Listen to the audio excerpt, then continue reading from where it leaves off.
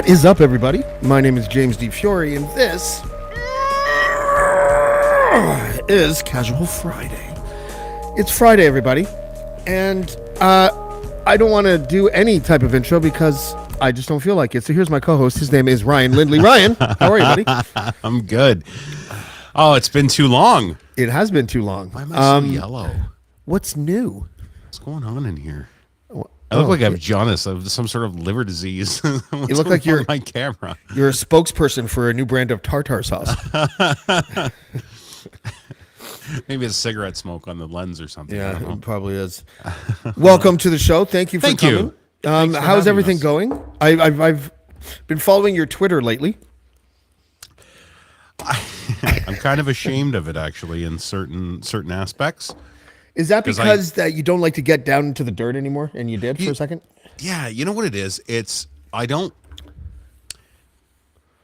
gonna borrow a line from Francis Ford Coppola. Just when I thought I was out, they pulled me back in. Yeah, and that's what happens is I get pulled into this bullshit just because people will tag me and stuff. Like just now, just before we went live, I got tagged in a tweet, and it was a reply,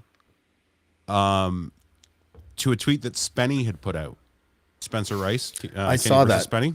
I saw that. And it was a girl that someone called him like the K word or something, right? No. Oh.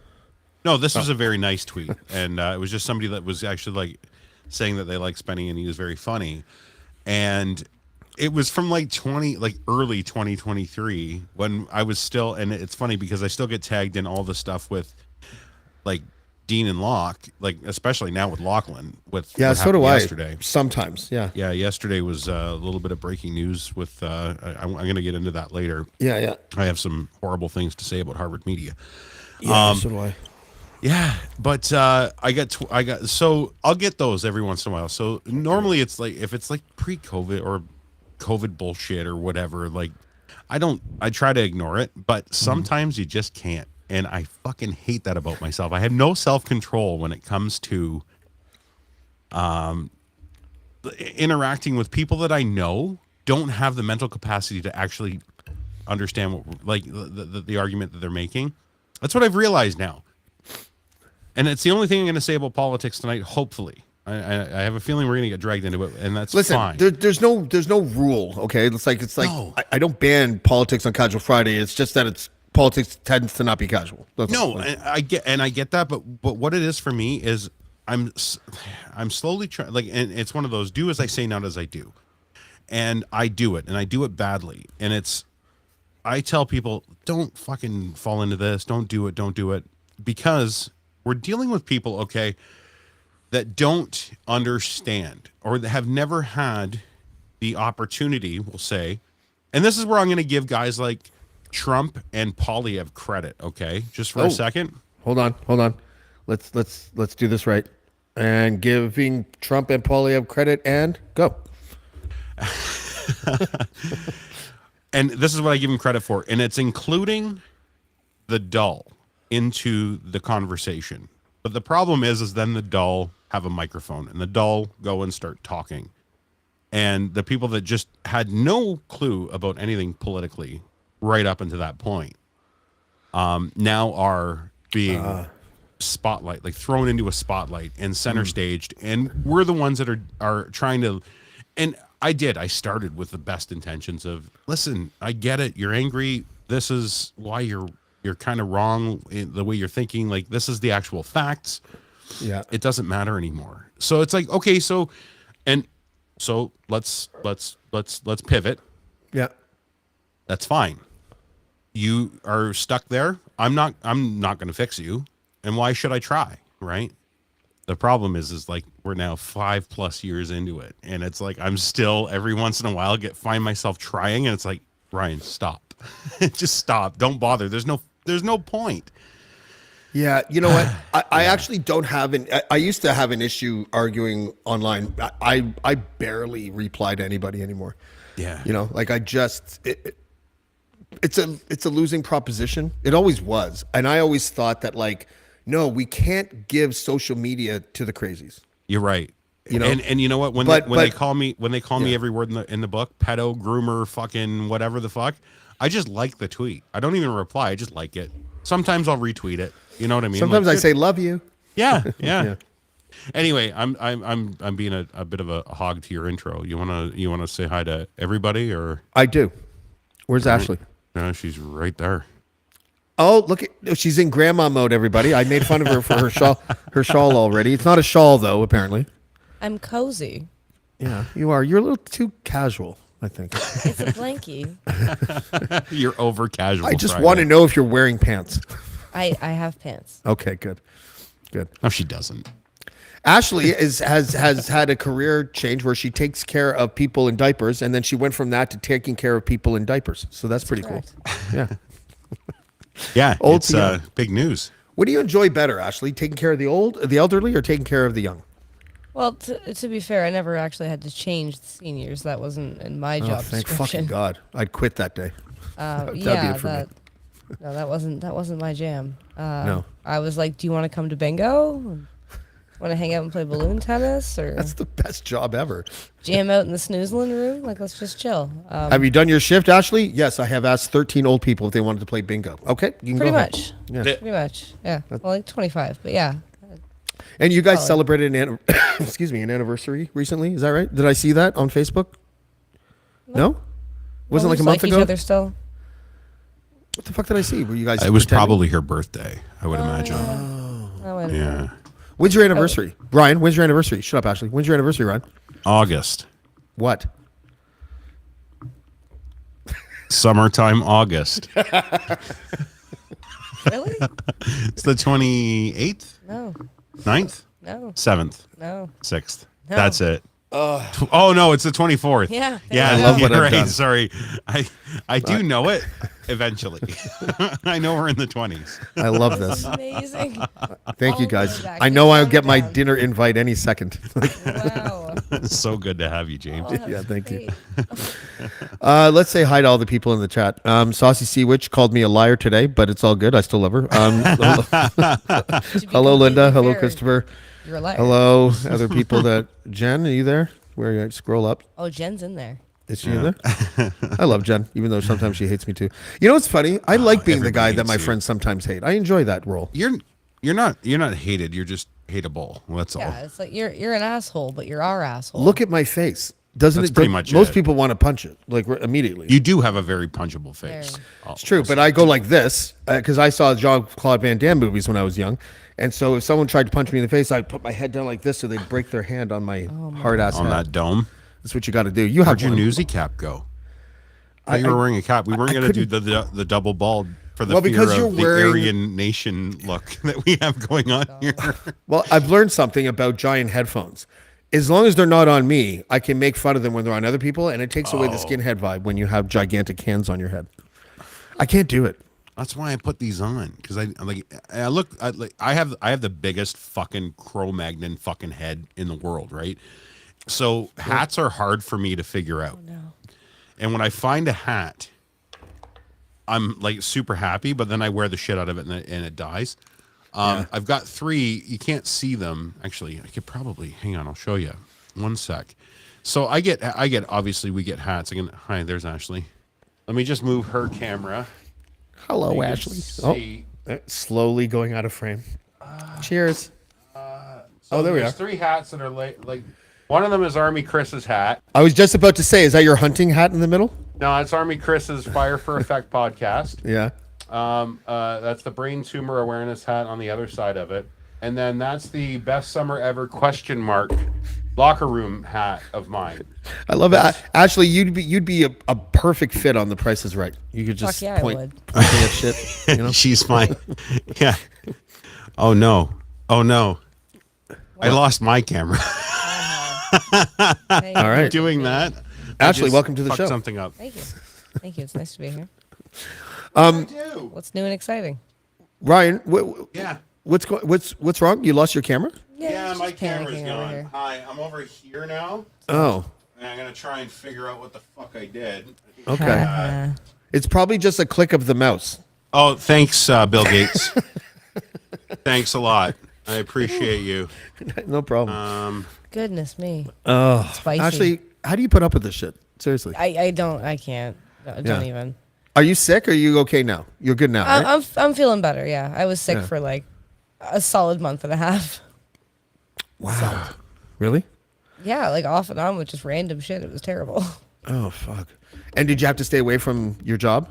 It was like off and on. It's like, okay, I'm better. I'm back. Okay, no, I'm going down again. That's why you were sick, though, right? Because you work with Oh, kids. oh God, yeah. Yeah. Yeah, I haven't had pink eye since I was 5. Of course, it came from another 5-year-old. Yeah, I love kids, but God, they're disgusting. You know? Yeah, oh, they're little petri dishes. All of especially, them. especially other people's kids. Oh yeah. Please, You ever been to please like a wash your friend's? hands. You ever been to like a friend's house and like one of the kids wants to like jump on you and hug you and you like the kid because you love their parents, but the overriding thought is always get your fucking disgusting little mitts off me, you little shit. But like you just- don't say that out loud, right? Like, It's the hands for sure on the clothes, and you're like, oh, right, but like it's to a point now where kids will come up to hug me and just not my 5-year-olds, like more like the 2-year-olds, but they'll just like wipe a nose on your sleeve, and you're like, come on, man, like, come on. I'll get you a tissue. You know I will lovingly help you blow your nose. Why you gotta play me like that? But they're so I've damn done- snuggly. I've done that. I was in my 20s, and this girl that I knew I was going to break up with, she didn't know that I knew that she cheated on me. We were on a ski lift in Whistler, and I hugged her, and I wiped my nose all over the back of her coat, and she thought I was nuzzling. You are a toddler. That's what you are. She cheated on me. Just a spiteful toddler. That's what's going on there. Look at. I got my shit figured out. Oh, Yeah, it's okay, Ryan. We got it. Okay, good. Yeah, they're sweet, but they're gross, and yeah. yeah. So I had Do you enjoy it though? Like, or do you Oh, I dread love going to it. work? Oh, you love yeah. it. Okay. Yeah, it's adorable. I have like a 40-second commute. It's hilarious. What do you? What is it like across the street? Yeah. Oh my god. Literally across the street. Are you Like, often late because of how close you are? No. I can see her area that she works in. I can see the window from our bedroom window. That's how close it is. Yeah, when Ryan leaves for work, if I'm on the playground with the kids, we can just like wave at each other. You can see Wow. my porch light from. That's great. That's pretty cool. I Yeah. guess. Yeah, If it's, you really love each other, you know. What was I saying Ashley's the other day? Ashley's Oh, carbon action incentive rebate is totally we're totally winning because she doesn't use any. She has a 0 carbon footprint to get to work now. Oh wow, that's true. Yeah. Impressive. I was funny. I was just because you guys are actually like a couple that I like because you guys are funny. You get along with each other. Clearly, you like each other and you love each other. And I was talking. I think I was in the chat actually in the Eager Beaver podcast, and I think people thought I was joking, but I actually do believe that the when I heard about Anna Poiliev doing all the shady stuff for her husband, all I saw was like a wife who supports her man. Oh my god. Ride or swear to die, God. baby. Ride or die. Like if you want to do a sweatshop operation with telemarketing for a conservative cost to help out your hubby, I'm down. You know, It's funny because saying. I don't know where I draw the line yet. Right? Like, clearly we're not there. well, you got to be. You're like a more of a tough love person. I think if the line ever came, you'd be like, babe, let's just regroup here. You know. Absolutely. I'm not just gonna bail. Like. figure it However, out. if you came home and like a body was on the floor, you'd be like, babe, we got to clean this up before the cops get here, right? Like. I don't know if I can like legally answer that. That Just seems touch your nose. dangerous. You're all good if you touch your nose. Yeah, there you go. Yeah. Please let the record show that the defendant touched her nose at the point of the Absolutely. conspiracy to commit body hiding, whatever it's called. Body hiding. It's pretty cut and dry. I'll take it. What was that weird food that I just saw on the screen, Ryan? That was pork belly. For Oh. some reason there, I got my random camera pork back. belly. It's so funny. There's not even an SD card in the camera that I use for my. Ashley has a better camera too. It's just so everybody knows. She doesn't always have to look like shit like she does. Not you. You don't look like shit Thanks. yourself. I mean, your camera looks like shit. But the good camera is actually sitting in my office, like 45 minutes away. So I don't care what you say. sorry. Kids like me. yeah. The Willy Wonka thing. Oh my God! Did you? How do see I? it? So what do I do here? What do you Willy mean? Wonka, Scotland. Yeah, Glasgow. Yeah, it was in Glasgow. Oh my God, guys. And is it a video? Oh my God. Oh, there's a few. There's pictures. There's There's videos. a lot. There's a lot of content flying around about this right now, and it's hilarious. Oh yeah, and I implore Sad. anybody right now, if you want to look at something that will make you laugh, uncontrollably. It was like 35 pounds, which is like $70 Canadian. Okay, $75 Canadian for people to get into this thing, and it was touted as like this crazy, a magical experience for like if you're a Willy Wonka fan. Fire And- Fest. Oh my God, Fire it was Fest for Fire kids. Fest for kids. Look at this. Is that Look at it? this. Yeah, no, but you got to find the actual the pictures of the like that they showed as the advertisement. Oh, okay. Yeah, like that. Okay, now scroll down a bit. It was janky. So okay, right there. Stop. Yeah. Second, no, up. This Second to the that one. That's what they advertised. You see them on the left? Oh shit. Like Yeah. they're showing shit like this, right? And they're like, "Oh, come in, it's going to be a Oh, magical experience." for That's your kids." AI generated. You can tell. right? All Yes, indeed all it of their is. ads were AI generated. Yeah. Wow. And then it turned out to be this. Yeah. That was the Oompa Loompas right there. Look at it. Oh my God. She looks like she's selling meth on the corner of Barton and like Windermere She is in Hamilton, pissed. East Hamilton. That is hilarious. Pissed. Yeah. That guy that was just there in the There. Oh, there it is. The one that you just passed. Right beside that. There. That's the ad. Mm-hmm. That's the actual ad. That's what it was supposed to look like Wow. on the left, and then what you got was what you see on the right. Fuck. Did they make money? Oh, it was 35 pounds of a They head. said that they had to refund everybody. It was because crazy. It was that bad. Like children were crying, and apparently, at the end of the entire tour, because you're supposed to get candy and shit. Like you Yeah. paid for a magical experience. They were like, "Oh yeah, just give the kids like a little handful of jelly beans, and a quarter cup of lemonade from Oh my Aldi." God. He's almost as much of a psychopath as the real Willy Wonka was. Oh yeah, dude. know? It was I don't even know what to say. Like they can't reach anybody for comment apparently. The people were phoning the police. They were showing up with their kids and they phoned the fucking cops because they were Actors. so Like the actors are speaking out, but like none of the organizers are available to actually. You But know what? They've been outed. Have you? I don't know if you guys have ever thrown events, but oh yeah. it is super stressful. Like especially sure. especially like when you when I was in my 20s, I ended up becoming roommates with the largest rave promoter in like the country. So I went from not knowing anything about electronic music to like throwing Tiesto shows, right? But eventually I became part of the team. I was like the creative director in name only. We just did a lot of drugs and hired DJs to play cool parties, right? But sometimes like we overextended ourselves and we tried to throw this conference called the Winter Galactic Conference. And we hired like 30 DJs and we thought we had our ducks in the row. And then we went to the convention center and we're walking around and I turned to one buddy and I'm like, I don't think we should do this, right? I don't think we can do this. It's like I'm 2 months scared. away. And but just the stress of throwing an event and then getting on the day of the event and then watching the House of Cards fall is like, so I'm going to reserve judgment on these Willy Wonka people because you never know what could have happened behind the scenes, you know, to sort of destroy everything. I'm not defending it. What you should do is cancel. Once you look at your sparse garage with glitter on the floor and a shitty rainbow hanging from the rafters, you should probably just cancel the A event. depressed looking Oompa Loompa. Oh my God. Like, come on. Yeah. Womp womp. It's got such like fire for effect vibes though, right? Like How does dare that you mean? let a child in here? not fire for effect. Sorry, I'm looking at the hat, and we were talking just about gonna hats. say, I was about to say, talking what shit does Fire Army Chris have to do Festival. with this? Yeah. No, not Army Chris's podcast is the production value of Army Chris's podcast is worth more than that thing was. That's Totally. the best part. Just go to Army Chris's house. You know, no one will call Yeah. the police. Yeah. No. He looks like he has a dope house. Like, did he build it He's himself got or an something? yeah. Incredible house, dude. Yeah. I was there last summer, well, the end of summer, beginning of fall. I was there for Labor Day, and dude, it is gorgeous. He's got a beautiful place, and his entire upstairs is like the master bedroom's up there, and there's like 2 other bedrooms, and then there's an ensuite. There's a Yeah. 3-piece, and then there's almost like a second living room area up there, and that's where his studio is. And it is the coolest setup I've ever seen for it. Like hacks like us.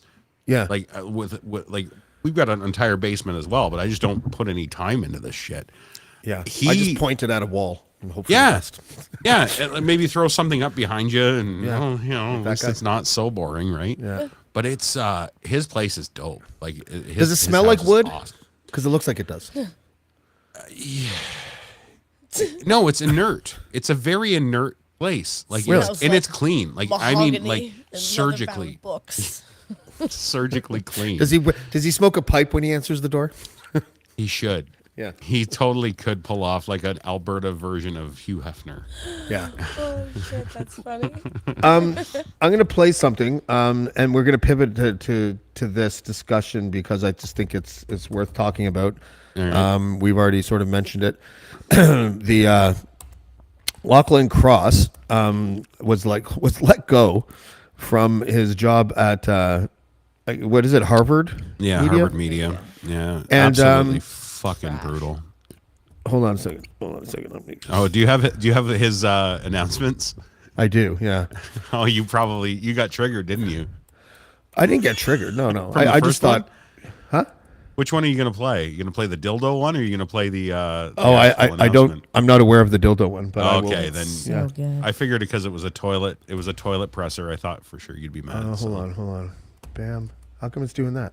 I think I'm just gonna find the dildo one to send to James. Yeah, do it. Send in the email, and he can play it after. The dildo one. Yeah, and he explained something about getting walked out of Cruise yesterday, and you know how when you get walked out of a job, you always have your box. Like, here's your box, Bob. Get out. Yeah. Yeah. Okay, so I'm Yeah, gonna play play this. his announcement here. Yesterday, I was let go by Cruise. That's not a joke, not an early April Fool's Day prank. It's real. I promised a announcement today. I wonder what it means to be let go on leap year. Nothing. Anyway, the announcement is I'm going to be on the Dean Blundell podcast on Monday. I have been a regular contributor to his podcast over, the last couple of years. He refers to it as my unpaid internship with Crier Media, and Dean is gracious enough to allow me to continue that with him. So I'm going to be on Monday, and I don't want to sit in a negative place, so I kind of want to do one show, talk about it, get it off my chest, and then move on. So anyway, Crier Media, you can go to their webpage, criermedia.co, for any of the links, but you can also find the Dean Blundell Show podcast on any podcast place. That's my guy. Apple. That's my guy. It's Classic so Lachlan perfect, right there. Right? Yeah. It's so perfect.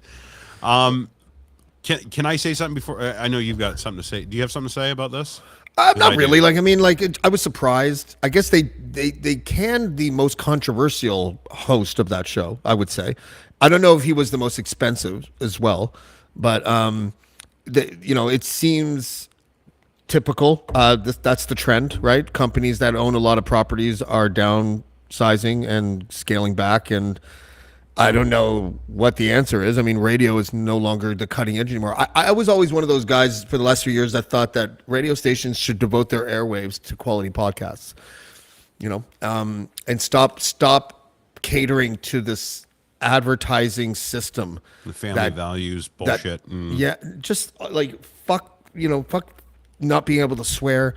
Yeah. Fuck these 30-second spots in between 3 minutes of content. Just revamp the whole thing. Use the radio waves for quality content instead of trying to stay living in the past where nobody cares anymore. Dude, when's the last time you watched a commercial? Yeah. The Super Bowl, maybe? Yeah. Yeah, you look forward to it because it's produced that way and they pay for it, and it's almost an event, right? And that's, I think, the death of the commercial side of things, and I don't have a choice. Appointment viewing is dead. For the most part, I'm sorry, but it really is. What's dead? appointment viewing. What's appointment viewing? Oh, do Where- you have where- to look at it at this time? Yeah, I have Yeah. to watch that show at 8 p.m. on a Thursday. You know, I can watch show whenever I want now. And most places, most productions are putting that out that way.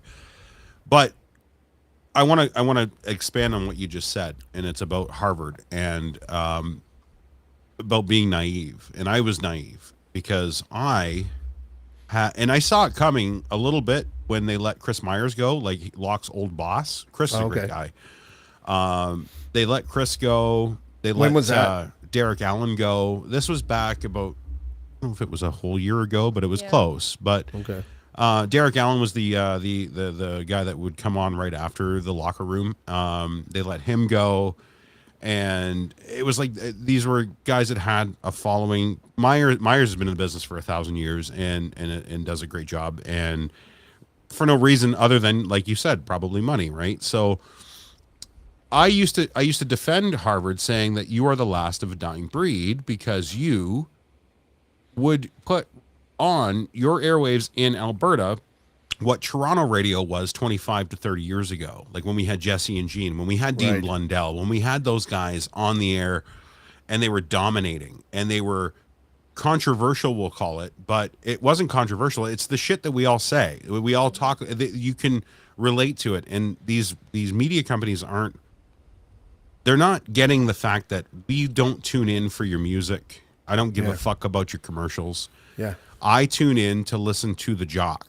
I want to hear the jock talk. And yeah, I'm a bit of a radio nerd, obviously, because of what we do. So it's a little different. But I'm telling you, what a fucking thing to let go. When you are the last bastion of classic listenership. And you're doing it well too. And you're garnering audiences on a national level and you're not even syndicated. You're doing it through podcasting. Yeah. The amount of listeners in Ontario that would log in online and listen live, so you would get your commercials out. You could have totally broke into a Toronto market.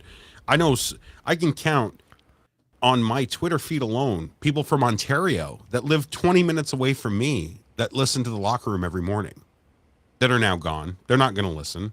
No. Jimmy and Grant are staying. Yeah, it's and I wish them well too. Absolutely. 100%. I love Jimmy. But they're going to have Grant. to flip the script a little bit, right? Like Something's. I don't know how they're going to. Locke was the quarterback, and he was the vibe, right? So, like, I listened this morning, and it was. I want to talk about terrible timing. Grant had a family emergency, so he wasn't at work today, and it was just Jimmy hosting the I don't morning know show. why I'm laughing. And you know what? I used to love when Lachlan would get him on to talk or explain. We used to have that segment called Jimmy Explains, and it was for a reason. Jimmy isn't funny. the best orator. He's not the best announcer, but in a group setting, Jimmy is the key to that show. Yeah. So yeah, they all had a place, right? And Harvard letting Lachlan go just proves that you are just following suit. They also let Pam Kirby go. Yeah. Pam's a friend of mine as well, a friend of Ashley's too. Ashley sent her a care package when I went last time. So, you know, like, yeah, you said about the swearing, right? Yeah. Again, I'll pull this up. Lachlan and Grant, everybody, they'd say bullshit. They'd say, "Oh, that's shit," and they'd get away with it because nobody would complain because it's like they're not being gratuitous. We live in the internet age. It doesn't make sense for us to live in a schizophrenic mindset where when we're online we can take swearing and when we're listening to the radio we can't. That's ridiculous. And that's it. You know? I just heard who was it? It was Bert Kreischer, the comedian, and Tom Segura were talking about this on their latest podcast. They were talking about how it was a video of two disabled people on a scooter, like one of those like mobility scooters. Yeah. It was like riding I don't know, piggyback. I don't know how you would do it on one of those, but they were driving through an intersection and a truck plowed into them and killed them both. We can watch that all day long. No problem. Nobody says a word. But somebody says Shit. the word shit on the radio, and all of a sudden the phones are lighting up. The CRTC is issuing fines, and they The didn't understand what CRTC they is a had. dinosaur. They didn't understand what they had. But then what I found out was apparently Harvard might possibly have some very Christo-fascist values behind it. And I don't know if that's got any, and this is all speculation, mind you. But I heard that, it's their higher ups are not, Was it They're not- because of his podcasting? Is that sort of what you're trying not to say? No, not the Oh, okay. podcast. I mean, just in general. I think they're trying to water it down like Bell and Rogers did with buying out fucking stations all over the country. Put on some milquetoast fucking jock that's gonna spin records and what's your favorite pizza topping? Like that's fucking compelling fucking now. And like I just watched it, like literally right before Locke made his announcement, one of their newer jocks, Tegan, had just put out a post. What TV show shouldn't have been canceled? And what a fucking terrible time for that, because every reply in that is, oh, The Locker Room is the TV show you guys shouldn't have fucking canceled, you idiots. The backlash is incredible online, by the way. And I got to give credit to everybody that listens to this show, everybody that listens to us, everybody that's followed our little crew of people in or out of Crier Media. I got to give you credit. Keep hammering those fucking assholes, because you know what? Lachlan did not deserve to lose his fucking job. Lachlan and I have had a unique relationship, as you know, but I count myself lucky that when I started doing this shit, that I had Dean and Lachlan, and their wealth of experience to sort of play off of and to learn from. Like Lachlan is a professional, and he's really good at what he does. Really good. And people really are drawn to his show and his presence as quarterback on that show. And it's just indicative of a very of an industry that lacks imagination right now, and all they can see is their ledger, right? That's it. Yeah, you're right, and that's it. What you just said, and they get talented jocks, young people. Don't get me wrong. There are young, talented guys out there who are scared shitless to open their mouth on that microphone because they think they're going to lose their job. But that must make for really brilliant content, Ryan. What color? What's your favorite color this week? It's every single one of them. They do the same thing, and they all go from the same milk prep site. It's actually called Milk Prep, and you can Is that tell. like breastfeeding? What's that? It might as well be. Like Jesus fuck. Milk prep. I'm Just so hold it, mad. really squeeze it. Yeah. I'm so mad about it. You know why? And I'll tell you, and it's selfish. It's not because Lachlan's my friend. Lachlan's a dear friend. Lachlan is a very good friend of mine. And it's not, I'm not hurt because he lost his job. I am, but that's not my priority. My priority is selfish. And that is, he was my key to radio again. He was the radio that I loved to listen to. I didn't care about listening to the, Alberta-based, the Edmonton-based commercials when I listened to the show live driving to work every day. I would stream it in the car just to hear what the guys were up to. I would call in. We would do, like barbecue bullshit and whatever. Mel from Dark Side of the Grill, him and I would do like different things. We had such a blast with it. It was old radio. Like it was the way morning radio zoo-ish shit without the hacky announcers was designed to be. Yeah. Jesse and Jean in Toronto, Dean Blundell, who came after Jesse and Jean, like those kind of guys. Even Tarzan Dan for a while back in the day. Tarzan Dan was fucking great. Yeah, and he did the later shifts, so you would get it on the morning and midday. I get it. You want to be able to put that as your hold music during for your phones. That's what people used to do back in the day. They would use a local radio station's feed to feed their hold music. So you can't, you want to be, PG for that. I get it. But when it's out of the hours, like that's when people were tuning in, because they were tuning in for the personality of the station. The Edge 102.1, the personality of that station for over a decade was Dean Blundell. Everybody kind of did they did their thing around Dean's persona. Exactly. And he brought such a huge persona and a huge presence to that station. And they throw it out, get rid of them. You know, like, oh, yeah, okay. And then they try to rebrand the station, and it doesn't work, and it hasn't worked since. They just announced last week a whole management shift at Chorus. Oh, wow. Right, the station, Sure, that'll or fix all the their problems. yeah, and none of it has anything to do with it being, you know.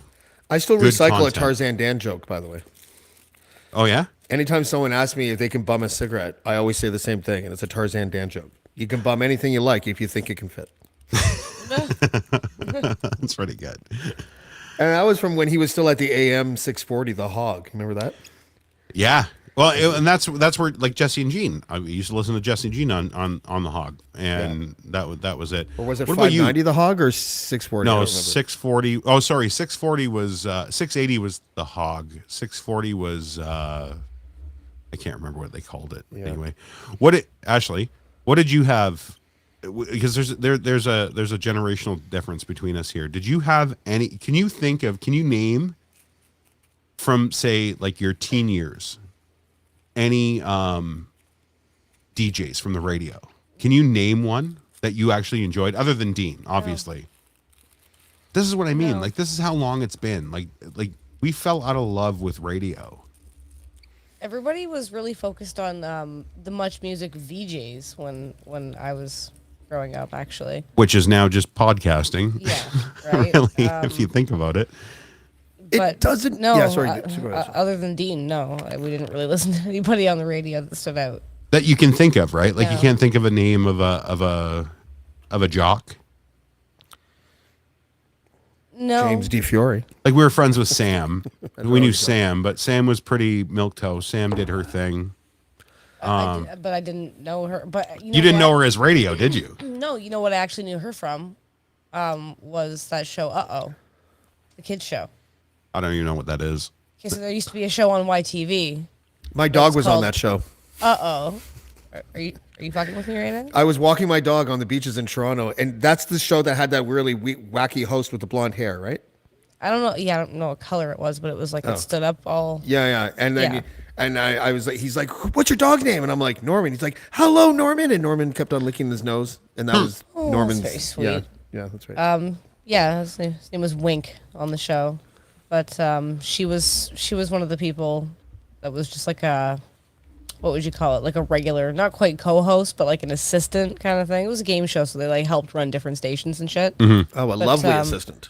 Yeah, she was, and there was like a handful of them, and they wore like funny referee shirts, and the kids would always get covered in like slime and goop, and they would say, "Uh-oh." And That sounds was like the you whole- can't do that on On television. television. They probably stole it from that.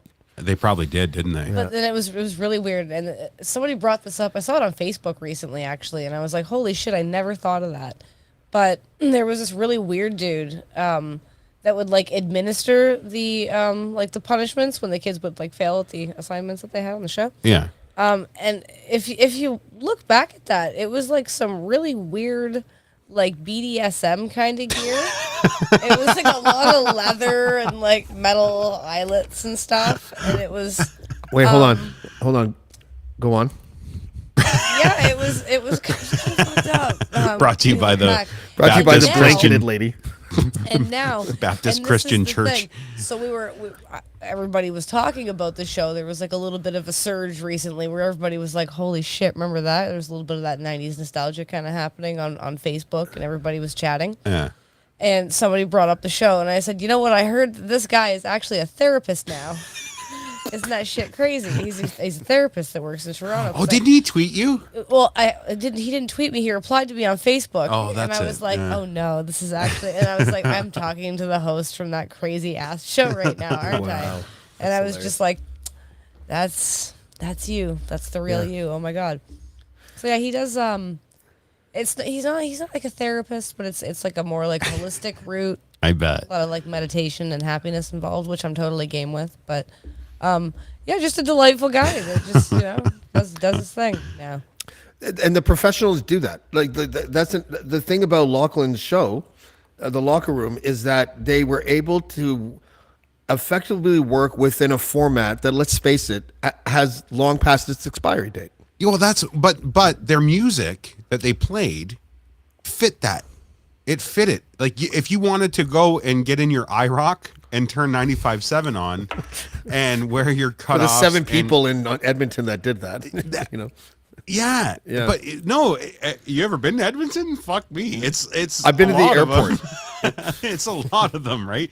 So it fit, and the market was perfect. But what it did, it also bled into other markets like in Ontario, and you saw it. Like we had Through podcasting, though. From the podcast, Yeah. it grew his audience into Ontario. So Harvard, instead of capitalizing on this, and they had a lot of opportunities. I'm going to give you guys some inside baseball about what happened with Crier. Like Pink Shirt Day. Pink Shirt Day is a prime example. From last year, you mean? Yeah. Yeah. Not 2 days ago, but last year, we had the exclusive rights, we'll call it, to all of the production of Pink Shirt Day. And while some of it didn't go as planned. Wait, hold on a second. Was, for Cruise FM, you mean? No, not for Cruise. Pink Shirt Day was on its own. That was a Jimmy initiative. And Jimmy, as the Jedi Jimmy podcast host on Crier. So the people that started Pink Shirt Day, like the Grand Dragons of Pink Shirt Day. The Grand Dragon. Yeah. I don't know. We were Grand Wizard of Pink yeah, Shirt Day. I pick a clan fucking Jesus moniker. Christ. Well, they're the number He's one got bullies. a patch on his jacket and a bald head, and I'm here with. I can't wait to this for this to I don't get even know what clipped. it is. What do you I'm a king. I'm a king. God damn it. But yeah, they were attached to Jimmy, not to Cruz or not to Harvard. They were attached to Jimmy because Jimmy was the advocate. He was the spokesperson. So Yeah. Jimmy, being a part of Crier with the Jedi Jimmy podcast, we integrated it.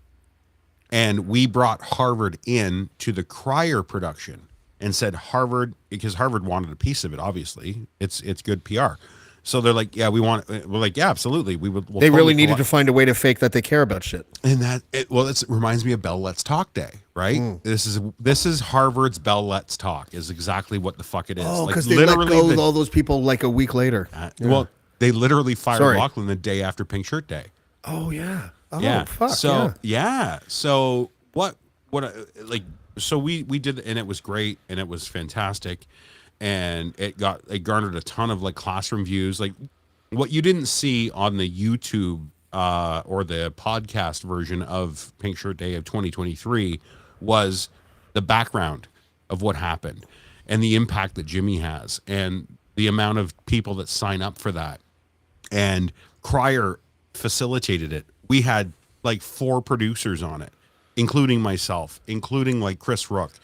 I'm waiting for Army the shoe to Chris. drop because I remember bad things happening for last year's Pink Shirt Day. Like, is that not where you wanted to get that into? was totally Sorry. no, it was totally political. Like Okay, that was internal politics that Okay, had nothing to do with the actual production. The production itself was righteous. You know what I mean? You know what it was? You guys didn't invite me to participate. I would have nailed that shit. I don't You're a bully. know what Not happened. a bully.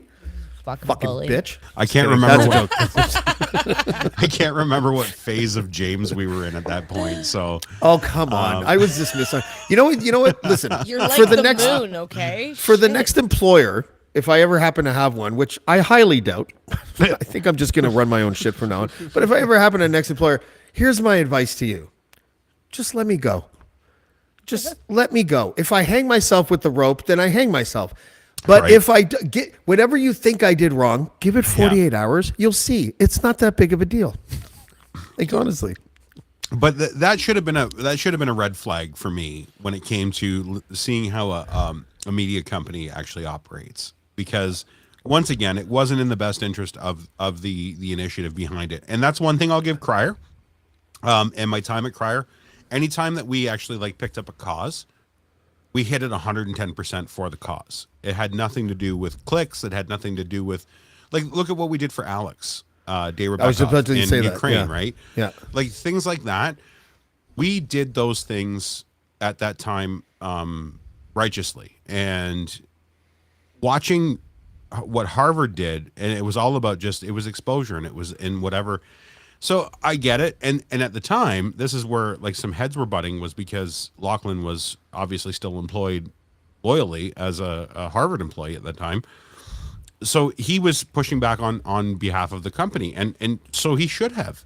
So there was room for that to happen, but it was like the writing was on the wall. Like, these guys are fucking jackals, just like the rest of them. And if you read the broadcast dialogue statement, that Hold they on a quoted, second. Hold on 1 second. Mom, here's your joint. Okay, go. airmail. I just threw it on the couch. It might have sunk between the cushions. Okay. Good go ahead. boy. The Good boy. the writing should have been on the wall. I can't remember where I was going. That was too funny. I hope your mom enjoys that joint. Yeah. Enjoy the joint, Mom. They didn't. 74. She's beautiful. That's right. By the way. That's right. What'd she Stop say? talking. Thank you. No, what'd you say? She said, I won't enjoy it, but at least it'll relieve me of my pain. My mom smokes like Cheech and Chong. Like, you don't understand. My mom, girl. she's looking at me right now, but I mean, we bought an ounce of weed like 4 days ago, and it's almost gone. Okay, Yeah. Marley? All right? Off you go. For a half ounce. My bad. Sorry. Yeah. Anyways. Well, that's nothing, bud. Anyway, to watch what they just did is I think they said in there, that's what it was. It was the broadcast dialogue quote in the bottom was, our radio division is our number one asset. If that's the case, why the fuck would you get rid of? And because again, that was just something to say at the time. and that's exactly it. It makes no sense. They're It just makes words. no sense at all. So It's like letting go the number 2 podcast on your network for personal reasons. Just kidding. That's crazy. I'm not. Listen, I'm just again, kidding. I know, Listen. but I don't want to get into that, and neither do you. I know we talked about this beforehand. And No, you know this is- what? Actually, what I think that we should flip it. Okay. There's a thankfulness that I have about Crier, and I don't have anything bad to say about them. We are all adults. I can disagree with the circumstances behind the way that we parted. Yeah. I can disagree with my content no longer being on the site, but I can still love the person that owns the site. It doesn't matter. These are differences of opinions, not differences of It's not personalities. personality. Yeah. You know? No, it's not a personal thing. and I agree with you. I wish some things obviously were handled differently in my aspect, and I know you are the same mind. Yeah. But you know what though? You know what? When I got unceremoniously ejected from Dean's show for the 3rd or 4th time, I don't remember which one it was. I sat there and it was funny because some people know this story, but I think I blew up on Lachlan or something. I can't remember what it was, but it was something. And then the show was over. I'm pacing around.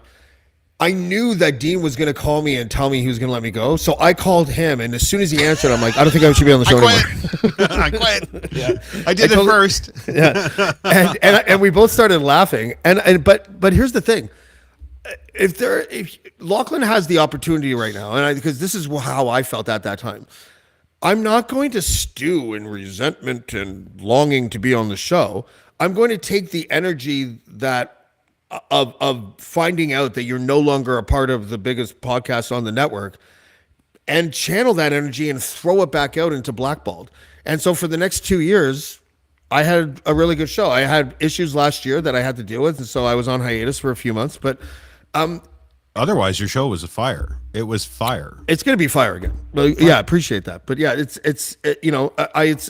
but it's really important. I think that people understand that like you have a choice when something like this happens to you, and your choices are basically 2 choices. You can either get upset about it and sort of focus on the lack of justice, or you can use the power of what just happened to you and redirect it into something positive. And honestly, I know that sounds almost life coachy, but like but it's Hey, true. Tony Robbins. I had to you learn tell that. yourself, then you fucking pay somebody to tell you. Yeah, Way to right? cope. All you need is Jamesy. Just hire me. It's better to tell yourself that, and it comes from within you. Yeah. Than hiring a goddamn life coach to tell you that. Like, Yeah. Right. That's right. That's why life coaches make no fucking sense. They just tell you what you're supposed to tell You yourself. think you're so fucking good at life. I do. You can just tell other people how to do it. Yeah, right? Imagine Wow. finding out all the problems of your life coach and you're like, what the fuck? That's what I'm saying. Like, bitch, tell me you're not in therapy. I dare you. Well, that's like your therapist going, when I talk to my therapist, Yeah, wait, and- what? And this is it, right? Like, we all need help. Fucking sit down. Get off your high horse. I don't know what you think you're doing. Yeah. You're so fucking special, aren't you? No, I'm not having it. I'm not fucking having it. This is the whole fucking mood. This is it. The ensemble makes that comment, by the way. That's true. I look fabulous, by the way. You do. Your I am shawl is not amazing. wearing It's a shawl to me. cheap It's not a t-shirt blanket. right It's a now. shawl. I'm not. For those listening on Apple and Spotify and other places, Ashley is wearing a shawl on her lap, smoking a cigarette with a demeanor that could only say, "I don't give a fuck." It's but very I'm still Greta lovely. Garbo. But I'm still lovely. Hold on, I you missed the am lovely part. wearing a really cozy blanket that my Oh. brother gave me for my Look birthday. at the pinky. The pinky comes up involuntarily. Do you see that? She's got yeah. syphilis or something. It Her says pinky's- sister on it, and then it has a bunch of delightful fucking attributes listed because clearly. I'm sorry, but you're designed sitting on for those me. attributes right now. Yeah, they're in her asshole right now. I'm gonna tell you to fucking sit on it too. Do a little Touche. spin. Literally. Well done. See, this is a morning show. This is something I would listen to on the fucking radio. Yeah, you know what's funny? Casual Friday does better than Noam Chomsky does. I don't understand. Like, no matter don't know what what big happened over name the guest camera. I have, Casual Friday always does better. There it is. And I don't know how to explain that. Like Because we're literally, smoking and swearing. the preparation that goes into the show around. is non-existent. No. It doesn't. Like Ryan before the show was like, I want to feature this, and I'm like, yeah, I don't know. You know who- I don't know how to do that. You know who prepared less than us though? James. Yeah, No, He's right. Less than the three of us. The people that put together that Willy Wonka bullshit. Yeah, that's true. that's true. That's Yeah. true. Yeah. We're kind of nailing it. when And it I'm comes to sorry, that. but people in the chat, you're not getting your money back. That's right. You know, Call the police. Call up Yeah. Bobby. that's right. Yeah, so that was the one thing. The other thing, I can't remember what I had something else I wanted to show you, which was really funny, but then I didn't have access to fuck all, so Let's I couldn't end the do it. crier discussion in a professional and Should we though? courteous 'Cause way. It was going really well. In courteous way by talking a little bit just for a second about David Parker. Just for a second. And that was a second. So moving on. I was just gonna say I'll put the camera back over to. I saw fucking your lap- face and I was like, There abort. goes lap. Oh. There's lap blanket, and because I have no comment. I remember the other thing you wanted to bitch about. What? Wendy's.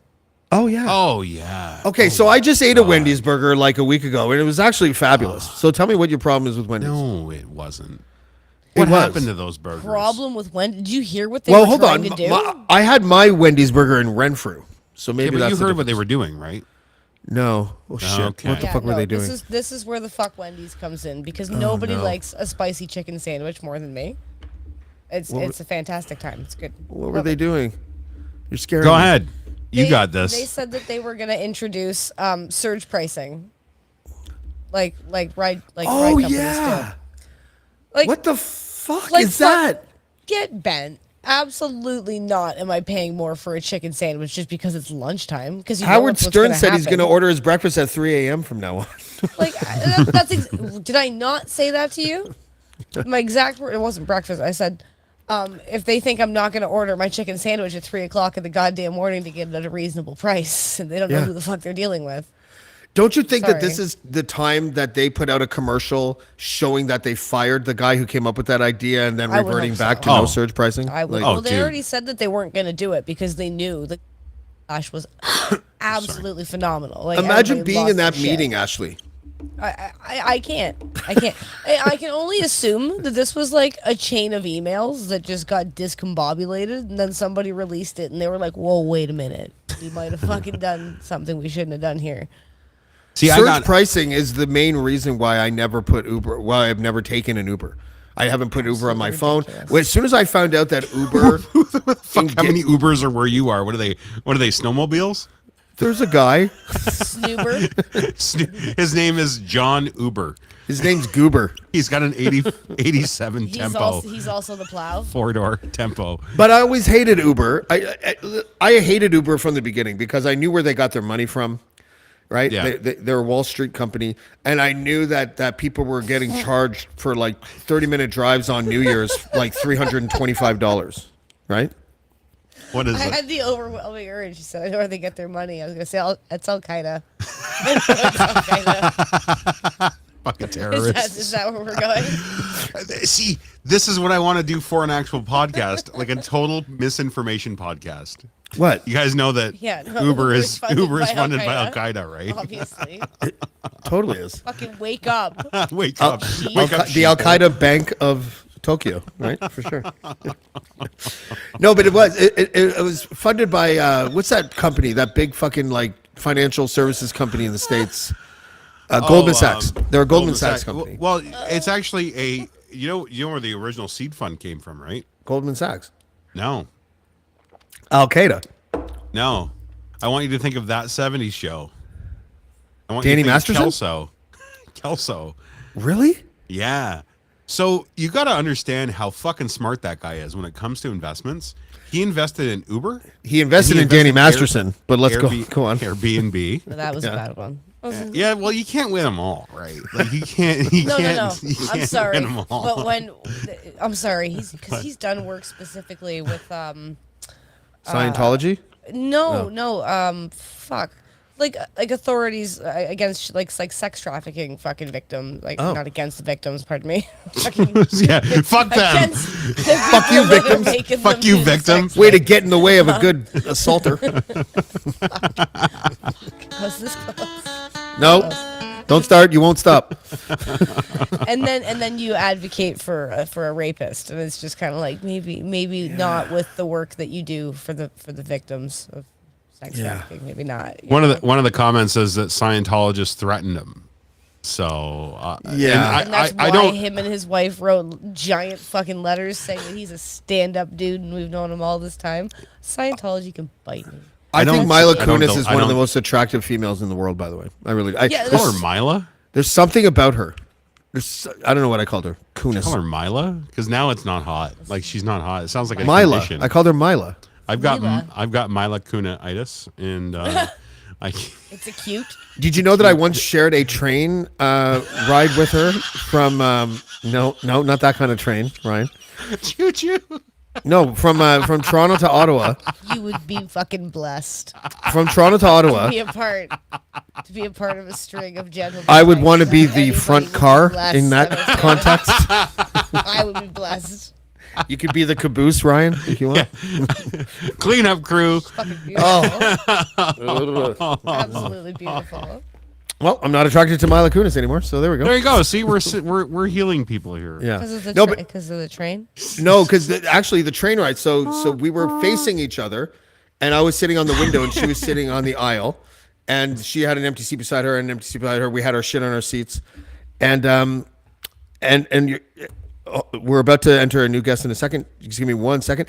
God. And then when he came in, or sorry, when the train pulled away, I was looking at her and she was wearing shades, and I was like, I fucking recognize this girl. Like I have a picture. I'll find it later. I recognize this girl, and I couldn't figure it out. And then she took off her shades, and I looked at her, and I was like, I know who this is, and I fucking looked away, and I was just like. And then the person came over and she complained about something. No, the lady was like, "Can someone sit there?" And Mila goes, "Actually, I paid for both these seats." Oh, And so she turned to me and she's like, "Can someone sit there?" And I'm like, "I have also paid for both these." I didn't, right? Like I just said I did. And then when they walked away, I looked at her and I gave her a sarcastic like, "How dare they?" And she's like, "Right?" I'm like, oh my God. Yeah. And Oh then my I God, asked her if she ew. wanted to smoke a joint because she's Mila Kunis and she was from that 70s show. And she's like, I can't. I'm working. And I'm like, you're our Mila Kunis, right? She's like, yeah, don't tell anyone. I'm like, I won't. Tell everyone. Can we share a shawl with some sister endearments on it? Because that'd be great. Everybody off board. She's so attractive. I don't know. Something about her eyes. Very She much has attracted two to different Mila colored eyes. Kunis. Really? Yeah. I only noticed not the colors, just the shape. What's that called again? Heterochromia. Heterochromia. Ashley's fucking great for this. Speaking of hetero, Hetero. Douglas Conner from the Daily Beaver podcast. What a segue. Douglas, What I a was waiting. I was segue. waiting for the right moment, Douglas, and I found it. Douglas, what member of that 70s show would you like to run a train on? Would I like to run a train? Oh, I know which one. Oh, the jeez. Balky, whatever his name is. It's like a That's the wrong show. Fez. That's Perfect Strangers. Yeah. Fez. I meant Fez. Oh, Welcome to the show. Yeah, I would, but then people would start accusing me of brown on brown violence. what are you talking about? No. Oh, violence. Wait a second. Brown Go on on. brown violence. Yes, you said run a tree into, right? No, run a train. Oh, run a train over her. Okay. No, sort of. It's all Sort love. of. Okay. Well, either way, The other love involves- train. It Yeah. involves something very big and hard going very fast into someone, right? Wow. This segment brought to you by Douglas Yes. Connors. Douglas Connors. Your porn name is now Douglas Connors. I'm leaving Ashley in the charge. members of the I gotta run Academy. and make a drink. It's terrifying. How was your evening, Douglas? It is very, very, very good, actually. Thank you. How was yours? Oh, pretty Delightful. good. You're looking at it. Well, sounds like Ashley, Yeah. tell him about the shawl. It's not a shawl. It's a blanket. Okay. And I don't know why James thinks I'm somebody's grandmother. Wait, he got that. I think you're far too vibrant and attractive to be wearing a big blanket for some reason. It's winter.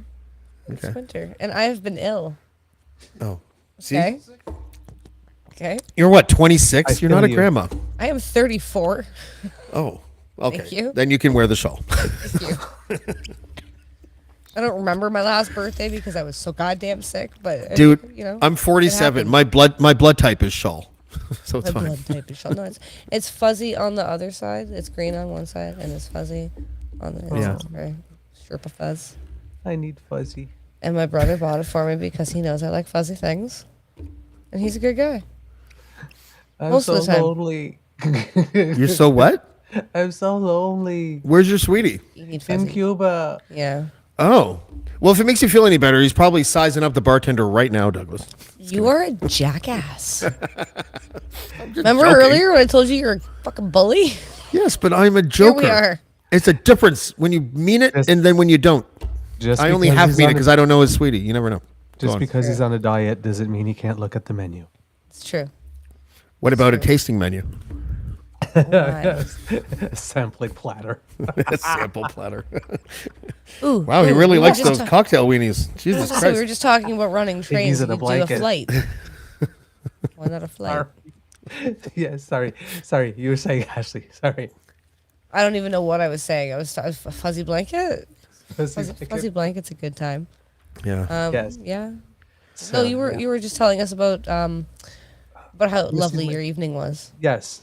But yeah, I'm missing my sweetie in that I'm a bit of a cuddle monster, and he's been gone since last Saturday. He doesn't come back till Monday, and I've not been at my best either. I've been a little sick as well. So, of course, when I get sick, I just want to get more cuddly, and I'm a little whiny. But there's no one to take care of me, so I want to come home. Is there a part of hate you that that. enjoys being alone? Yes. Okay. Very, very, very, very much actually. It's I'm naturally a bit of a loner and an introvert. Yeah. So I get peopled out. Like I'm social and I'm gregarious, but I get peopled out rather quickly. And your place is So- looking a little less tidy since Sweetie's been gone. No, pretty much the same. Are you sure? What's Yeah. that shit in the corner? He's so nosy. Shit in the corner. Which corner? No, I get that though. we're still in I like a renovation. recharge after peopling for sure. Yeah. And I So, and I people all goddamn day. So when I come home and people are like, "Do you want to hang out?" I'm like, "Absolutely not. Like I'm home now. Why would I want you here? Yeah. My day So is it's- over." So it's how would I put it? Everything changed with COVID, right? So we had before I was out of town at least 1 or 2 nights a week with work and all that kind of stuff, and then we were together all the time, and it's like I think within the last when we were first together in the first 2 or 3 years, there was like 3 months that we were apart because he went to Japan to do some research. Then there was a couple of times I was working on a play and I was in another city for 6 weeks for the run and like the last few weeks when you're preparing.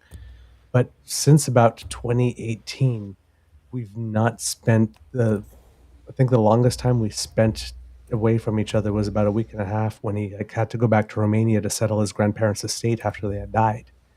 So this is like literally after 11 years together, we're getting to the point where 1 week apart is kind of really weird because you're just always there. So it's I'm enjoying the time alone, but it took about a day and a half for me to miss him. Aw. Like, That's what it's like to have a good relationship. Yeah. Like I'm happy he's there and we've talked, like this, he's sending pictures and all that kind of stuff. And I starfished in the bed on the first night, and then it's like every single night now I'm like, What? I'm sorry. Can you read? What's starfishing? Oh, You, like, Is that I had like a the totally train? different. yeah, you just like Is spread that out. like the train thing again? No, Yeah, no, that's no, what no, I was. no. I was thinking face down, ass up was the starfish. Oh, position, hang but on. that's Can you That's the tell us? reverse starfish. Can you tell us? chocolate starfish. Is that what you said? That's the correct. reverse starfish. Oh, sorry. Can you tell us about it slowly? Wait, hold on. Don't listen to him. Just be yourself. Go. Yeah. So you go. So yeah, yes. So I climbed into bed and I saw that I had all that room. I said, ooh, I haven't been able to take up all that room in such a long time.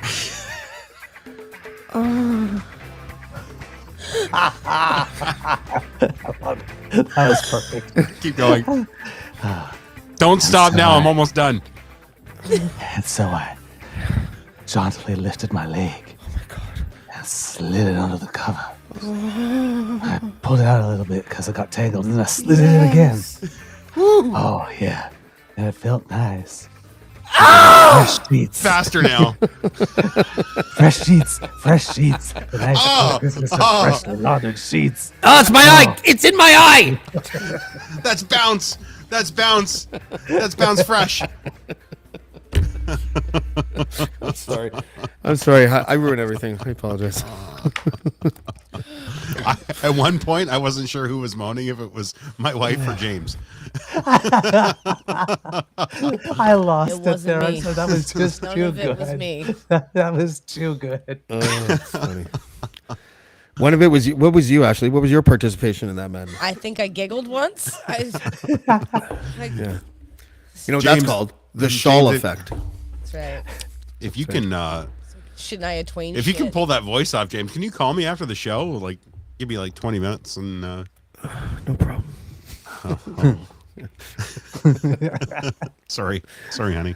That was fun. We should just end it there. No, I'm just kidding. That's right. That's the show, everybody. Good night. That's it. That's the show, everybody. We'll be back in 3 to 5 minutes. No, we won't. Oh, that's fucking hilarious. Gonna need a juice box, a sandwich, and everything. See, it gets mad every time I do this. Kid Jen's going nasty, y'all nasty. Oh, Jen hates that stuff. What's that?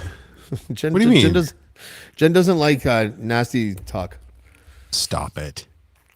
Listen, I can't tell you how I know this, and it's not because we've ever engaged like that. Just to get that out of the way, but Yeah. she's, don't worry, she's not I a know. fan. She's not a fan of the What? gratuitous.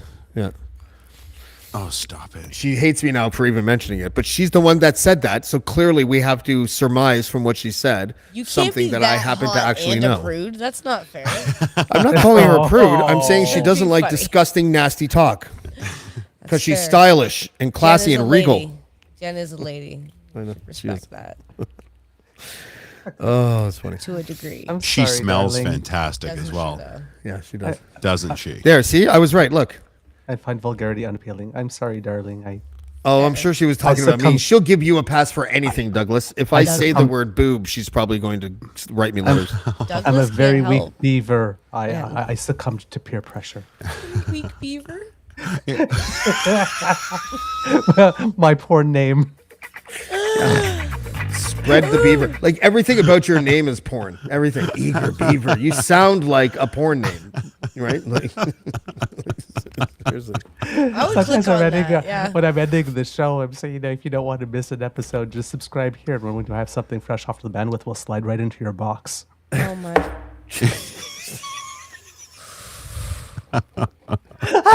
My goodness. That is so funny.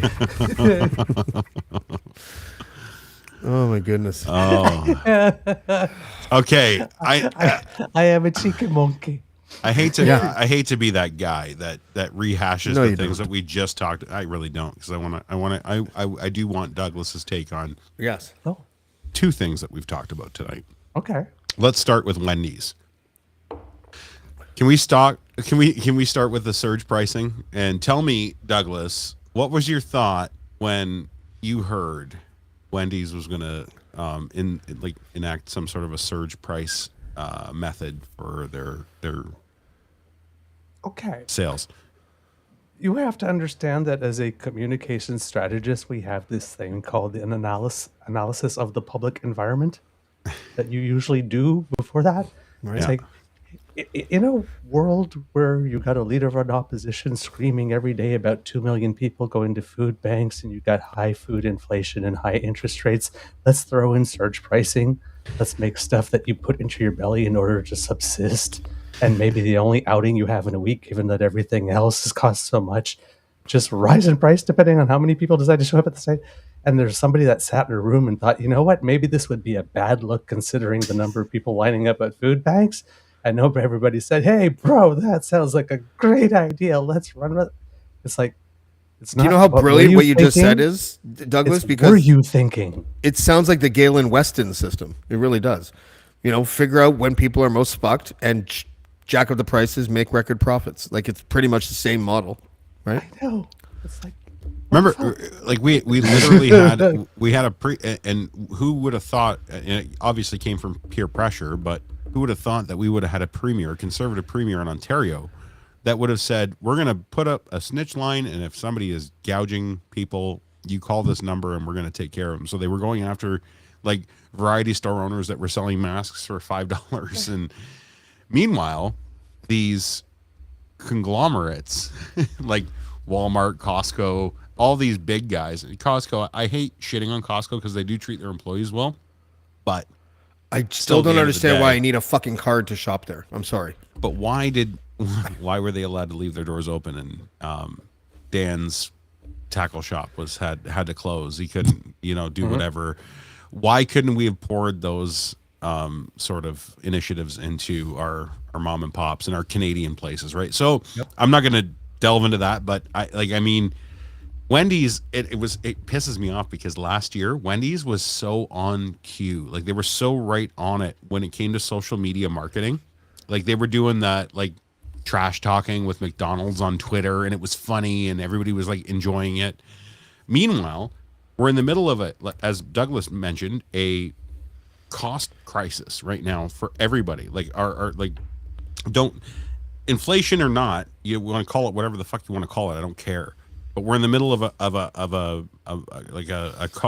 everything costs too much. So a place like McDonald's, who nobody, they're always the bad guy. Remember when people made up lies about them putting worms in their food and like shit, like they're always the bad guy. What do? They came up with a value menu, including like a medium drink and a small fry and a little burger for like $5. It's like, there we go. That's all people need to eat.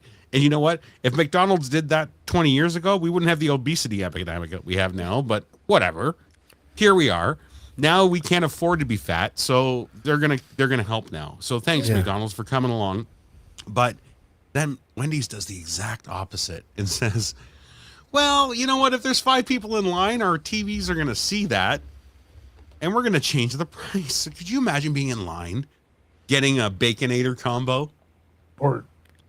And the guy behind you, like, I just paid $8.99 for that combo, and the guy behind me, bing, $12.99 because he was the 7th guy I'd in throw line. hands immediately. Could you know could what you I mean? imagine like being in line like this, and just before it's your turn, there's like a bus tour or something like that comes out and all lines up behind you? So you motherfuckers. You sons of bitches. I'm sitting there like this, like whoever's in that boardroom and says like, right now in these times, make the price of food totally more unpredictable. And thought, hey, again, This'll get us ahead. I would, if I were Wendy's, there would be a couple of people that would be fired, and it would be on the front page of all corporate news. Yeah, we got rid of them. There was a Cleaning publication. this house out. And There you was a need to know. publication. There was a publication. Naomi Klein, I think it was 2007, wrote The Shock Doctrine. And it was mostly about the concept of disaster capitalism and how during times of crisis, economic downturns, wars, that there are certain industries like weapons manufacturing and big oil that would gouge customers because they knew they could because of the way that society was fragmented and everything like that. I don't know why grocery chains aren't placed in that category right now. I don't know how you can go through the pandemic, receive like record profits while everyone is saying groceries prices are too expensive and just shrug as if it's not taking advantage of a populace that's stuck at home and can only buy groceries, you know? Yeah. Moss Crop actually had the Oh. best. Hold on. Can you put on that porn music again, please? I was just going to say. Bullshit. How ahead. you doing? Jesus fuck. Jesus fuck. Say that again, Bridget. Slower. I came in to try to clean things up, man. Like, can we talk about brownie recipes or let's lift it up a bit above the porn names? How about eggplants? Let's talk about eggplants. And peaches. That's a bold statement with a man that close behind you. Yeah. You know? We've seen his fucking eggplant. Bridget, it's Casual Friday. You have to understand. I adhere to no rules, Dude. you know? All right. Is anyone listening that's not my mother? We're listening, and it's not your mother. Okay. Go on. Definitely not your mother. May I? Yeah. I'm interrupting. How old's your mom? Oh, she's super awesome. No, how old is your mom? Oh, how old is she? 76. So Does she have internet? Does she watch podcasts? I fucking hope not. She's the prettiest girl in Renfrew, by the way. So, all I'll flip right. the script. Is she hot? Oh, She's- Oh, Howard It's gonna Stern. get greasy, Mason. right? It's gonna get greasy. Where are you, James? Come back here. All right, I'm just gonna tell you. So this is like truly awful, dirty shit. My name is Bridget Jane Mallon. So it's like BJ Mallon is not a good. I never knew that. I never knew that before. Welcome to It's Casual not Friday, a good BJ. nickname. my And wife. So I there's a parking lot that's for sale near my place, and Where is this going? I was just it's gonna say, what's it's going on going here? down. I'm gonna have to. It's going Gotta down. turn my camera off. So What's I was just happening here? like, you know what? I'm in marketing, I'm in communications, and I was just like, like we should do something good with that parking lot. I think I should buy it, and I should call it BJ's parking lot. And my friends were like, no, I don't think that you should call it that. I'm That's like, a Should have bad called it a idea. parking lot for BJ's. I'm like, well, I want it to be like a community hub. The and, BJ lot. Done. but Those are you called know, glory holes in BC, just so you know. So even though I'm good at communicating, I'm actually not that good at communicating. But I was seriously like, I'm like, BJ's parking lot. No, that could be really good. Like we'll have like a That's not good. no, not There's good. no part of that that's good. It sounds like that parking lot might suck. Just saying. Oh, dude, that's a good one. Yeah, Oh, that was a home run. Home run. James, I'm gonna go there. I'm gonna go. So I went to the Home run. So they're like That's doing second base. construction. They're doing construction and stuff there, and because I'm like how I look like, people don't think I know about construction. I've had 20 years of experience in construction, and I went to the parking lot and I was just like, "Hey, what's happening? Like, what's building here?" And there was like a guy in like a Toyota Tacoma, and he's just like, "I don't." You're not what I expected. I'm like, well, what the fuck? Are you doing soil remediation? Are you doing like a community hub? Respectfully, Bridget, what were you wearing at the time? And I only mean that because if you don't look like a construction person, maybe you just Carhartt. thought- She was wearing Carhartt I'm wearing coveralls. like my Carhartts, and I'm like, I don't know what a Carhartt uh, is. That shows you how much Carhartt manual bibs. labor I've Bib- done in my life. It's So it's think what bib it's jeans. what people in 2024 wear when they pretend that they're actually doing hard work. Oh, is that the fluorescent X on the? Is that? yeah, No, it's no. the style. oh, it's now the hipster coveralls. yeah, it's now Yeah. it's now Oh, hipster. It used to who be said good. that? That's his wife. Who said Ashley. that? But That's I al- Ashley so- right there. Oh, Ashley. You've not met Damn. Ashley. Okay, Damn, stop girl. pontificating with each other on air Ashley's and just awesome. continue the story, please. No, Yeah. mad respect. And so I have my big girl pants, which are my Carhartt pants that are covered with paint. And I also have some like super bougie Fjall Raven, whatever they are. Like, I don't know what any of those words mean. I don't know what But- that yeah, Fall no, Raven. they're like Swedish pants that have a thing with it. You can put an axe. Swedish on pants. Is it like Lululemon Face cream pants though? commercial we Oh, did. no, way sweetheart. more expensive. Way more. No, but does it make your butt look good like Lululemon Oh pants? yeah, do? yeah, yeah. We'll talk about Listen, that. there's talk nothing about that makes my butt look bad. So I've I know we've all seen it. You know what? want- it's There's funny a 'cause I diva literally cam, want a and pair there it of- is right there. I want a pair Hi. of Carhartt overalls Yo, to fucking dude, to work at a dude. daycare because they're cute. I get it. Like, We've- it's but when people actually work in them, it's like, yeah, that's what they're for. I want them because Actually, they're fucking thank you. adorable. Thank And you. you're absolutely right, Bridget. We've all seen your butt, and it's kind of epic. I've seen it in person, and I don't remember it because I was respectfully looking at her eyes. Thank you. We very saw much. it on this podcast when she walked through the back with her butt out in the podcast, if you'll recall. Do you guys remember And it the was- time? And it was a hot ass. James, So- and I'm gonna thank you very you're much. welcome. I'm not trying to be a dickhead, but She was thanking me for Yeah. looking at her Nice eyes. Ryan is what she was. Like, doing. thank you. I'm looking at You've your you've eyes. all seen my Yeah. penis, okay? We all know this. Right? I have not. I'm saving myself for marriage. But That's I'll have right. to And for those listening at Marriage. home, Paul is sitting on the screen now, but he's left his penis in the dining area, so he just can't show Yeah. it right now. I Yeah. have no idea what we're talking about, but I have to tell you, I walked down this. This is what's fun about being tiny white lady, where people don't expect you to know shit about shit. And so I walked down my street, and I've seen this foundation crew for like over a year and a half, and I'm just like, what the fuck is wrong with this house? And so I walked And it's in down. Westboro, by the way, which is like one of the most bougie parts Yeah. of the Ottawa It's super area. bougie. And this is honestly the worst of the best marketing I've ever heard. And I know the owner, and I've seen him, and I know his crew. And I just said, like, what the fuck is wrong with this house? And he's like, it's really fucked up. And he said,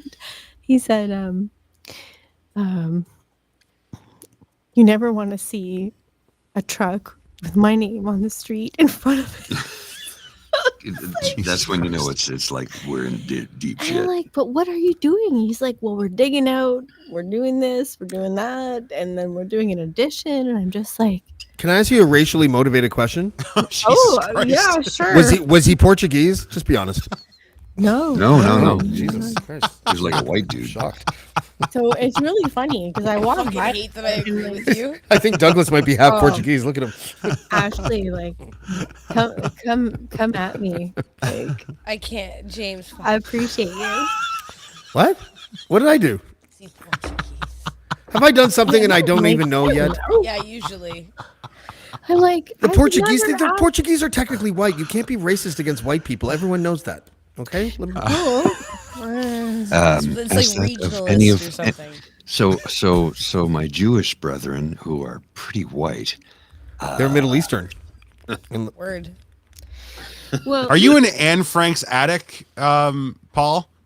What, Why are you whispering? Jesus fucking What are you Christ. talking about? What do Sorry, you mean? that was fucking Jesus funny. Christ. I've turned off his mic. I'm like, no. That's probably. But like, No, to you be- turned off a different mic. That's not my mic. Don't worry about it. Oh, do you want me to? Oh, fix No, it? come don't on. touch I know my what that phone. meant. You guys are talking in riddles that we can all understand. You don't touch No. my recording console. Is this thing on? One, So two. anyway, I like Like, say it like if that. I may, James. Yes. If I may, Please, just focus on me, Why Bridget. say it like Let's that? focus on him. Bridget, here, I'll make it easy for you, Bridget. Here, focus on me. There you go. what, I Oh, would hold like on, to hold tell on. you- Paul's still Oh. there. All right. That's better.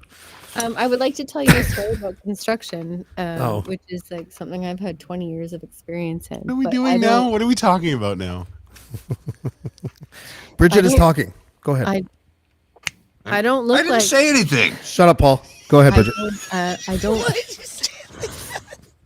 I don't look like I have a lot of experience in construction, but I do. Like I've had roofers. I've had roofers I've had. flat. Upper steppers. Roofers, I've had yard Flurries. workers. I've had pool Flurries. boys. grass No, bees, I'm nothing inappropriate, but I've had like Poolsies. May I refer to the title of the show, please? Casual Friday. It's also called Inappropriate Friday. Okay. James. So I'm like, Wait. Do that action again and make the noise. Thank you. so I've had, I've had roofers show up at my house to do like flat roofing and burn the roof. And they're like, I'm like, okay. The roof was on fire? No, they were doing No, well, a let Let flat the roof. motherfucker burn. Yeah. Whatever. Burn, And motherfucker. Oh, fuck, it's funny. Motherfucker burn. Anyway, I'm just like, so what are your credentials? He's like, well, I just got out of prison. And Yeah, I was so like, that- I would like, That's a job in itself. Jesus. right? And then like, well, I'd like a key to your house. And I'm like, well, Nice pants, by the way, lady. but I'm like, I'm like, well, why did, and I say this with full respect. I'm like, well, why were you in prison? And he's like, well, I killed a lady. he killed his stepfather. Because she wouldn't give me the keys to her house. What? He killed he killed his mother's abusive boyfriend. And I'm Oh, like, that's a happy story. Well, Oh, yeah, good. it's all right, yeah. and I'm just like, okay, and now you're gonna burn fire on my roof? I'm like, no, but honestly, That is the natural progression from killing an abusive husband. Right? That It's is- burning Yeah. a roof. you know what? No, arson first. This is so. Like, What if the body is in the attic, Ashley?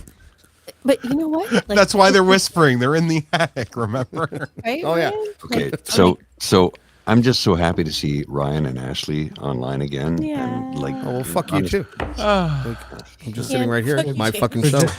I'm I gonna can see go. everyone but Jamesy. I'm gonna go one. Bro, more. you know how much I love you. Oh, fuck off, Paul. Sorry. I'm gonna go one more. So I'm like, Just kidding. Oh, good. We have Guys. more. Can you? so Yeah. ask me a question. I'm getting nervous. Are you? Well, anyway, so I went to the BJ's parking lot near my house. And there's a big That's not good. Ryan, music, please. there's Oh, yeah. I'm sorry. My bad. So there's a big construction truck parked there, and I just was like, I'm sorry, you're tuning me out. No, No, you're We're still we're going. adding to the Just adding cadence. music. And I gently walked up to the truck, and I just was like, hey, Can you do it less gently? Sorry. All right, I'll tell Bridget, you. your this voice is just too fucking nice. When you start talking about BJ's and gentle, I'm sorry, it's Casual Friday. We're all a little bit whatever. You Yeah. have to understand, we are not as good as you as human beings, and we think of no. things that are gratuitously awful, and you have to just accept that, even though we Okay. don't mean it in a bad way. Okay. I totally Look at take that Ashley's out. sitting on. Wow. we're doing the couple, So- the lap. Is this what we do now? The bald and the beautiful. Fuck yeah. Come in. All right, I'll tell Yes, you. the bald and the beautiful, because tell I'm not beautiful, but tell she you, is, your and camera's so Ashley much is, better. and She Ryan. can't hear shit. I'm so- listening, Bridget. All right. So all right, I'll tell you another story other than BJ's parking lot, which is like we're just gonna leave that alone. But I was walking down in my neighborhood and I saw this huge pickup truck. Sorry. Ah! Greatest wife ever. No, honestly. Ah! And it was during the convoy. That was so quick. And I was like fucking Dude, I was quickly. really angry, and I walked up to this guy and I said, you know, I just want to ask. I'm like, you've got a Canada flag and you've got fuck Trudeau, and I'm like, are you part of the convoy? And he's like, no, ma'am, I'm not. I'm just doing construction right here. And I was like, okay, cool, carry on. So, what's with the flag? You want to have sex with the prime minister? Like, what's I the don't hell? know. Could carry on in peace. And so I'm just like, well, I'm just gonna keep going on The a comment. walk. So I'm like going on a walk in the pandemic, and then I see this truck pulling up beside me, like he's following me, and he rolls down the window, and he's like, hello, I was wondering if you like to have a coffee with me, or if you need any renovations done. And I'm like, No. thank you. No, You should have told him I'll meet you at the BJ lot around the corner. but no, truly, like I kept his number, and I was just like, what the fuck? You is kept his happening? number. Do you have it Oh, right now? Because I'll phone it on the Oh, air. let's call. Let's call him right Let's call now. it. Like, I'm like, No. If you give the number to Ryan, he'll call him right We'll now. call it right No. now. Ryan, Yeah. I will find it. I will send it. But I'm like, this No, you guy got to do is- that now. That's how No, the no, yeah, content right works. now. No, Well, I'm they at want to do house, it live so we can record it right But now. He was not threatening. He was kind. Yeah, we'll talk about that. But he's Just I'm get the like, number. You just drove up behind me in your pickup truck and gave me your phone number from your Okay, window. can I just say something? I'm like, It is a "No, tough no, world. thank you." It is a tough world for men to No, try to meet thank women. He took a shot. He took a shot. You know what? You're right. He took a shot, and actually, baby, I remember you said to me, you know what? You respected the fact that he took a shot. Honestly, Yeah. And I he was- took it that way. I Yeah, didn't. and he was kind about it. He wasn't an asshole. And you He blew an wasn't rude. opportunity to allow him to experience the awesome sight of your husband's penis, because that probably would have happened, right? This was free ball. You know, that's unfortunate timing, Ryan, because it was at my expense and you nailed it. James. But honestly, like he was very gentle, and I'm like, that takes a lot of bravery to drive up behind a woman in a pickup truck and offer her a handwritten card and say, like, would you like to have a coffee? Can I help you with your house? Like, honestly, he was so gentle. I That's took- actually kind of, you know what? Legitimately, that's different and nice, and I'm It was sure a very lot of women kind. will go like, yeah, okay, so he was polite about it, you know. he was absolutely lovely. There's a lot of Was he- women that was are he predisposed to thinking that That's it's what I wanna creepy know. just because it happened, even if it happened nice. Of course, and gentle. no doubt, James. Of It- course, Was he good looking? That's what I want to know. Was he a good looking guy? Classically handsome? She's gonna say average. he wasn't me. Would you I would given him the say- old BJ? Oh, That was actually strangely no. direct. I would say, like, to be honest, I'm like 6 out of let's- 10. I'm like chunky. Okay, so monkey. yeah, okay, so But I'm like, so, you know what? A hardworking person. He saw a lady who was like nice and Mhm. open, and he gave me his card, and you know, he expected nothing from it. So, So outside of the political views, would you have considered no. like would that be somebody that you would have considered like possibly grabbing a coffee with or I'd I'm glad have you a said coffee. I would have had a Give me a coffee minute. with him. No, honestly, I would have had a coffee with him. I think he was a really nice person. yeah, but it was the fuck Trudeau flags that kind of like that was the red flags, right? Yeah, I'm just Yeah. like, It's like if you want to have sex with the prime minister, that's fine. Yeah, we heard that joke. You know, it'd be great if you put the fuck Trudeau flag over his face while you wrote him. And called him Justin. well, Like you call him by his name pretty while you sure were that like while you were- Augustus? What's his name? Augustus. I'm not going to do that. Okay, I'm going to give you one more story.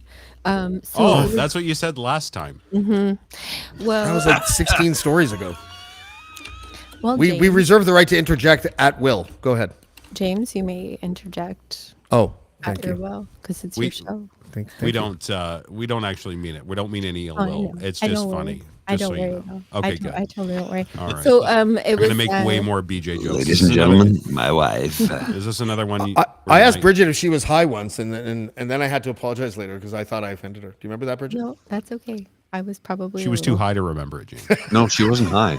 Like literally, she Look, wasn't. she's high. mad again. You can't do that to her. Sorry. I have insomnia, back. so I'm like, this is. I what remember that, insomnia James. looks like. Yeah. So it's Thanks, okay. Ashley. I love you. I remember all the time. You always got my back, baby girl.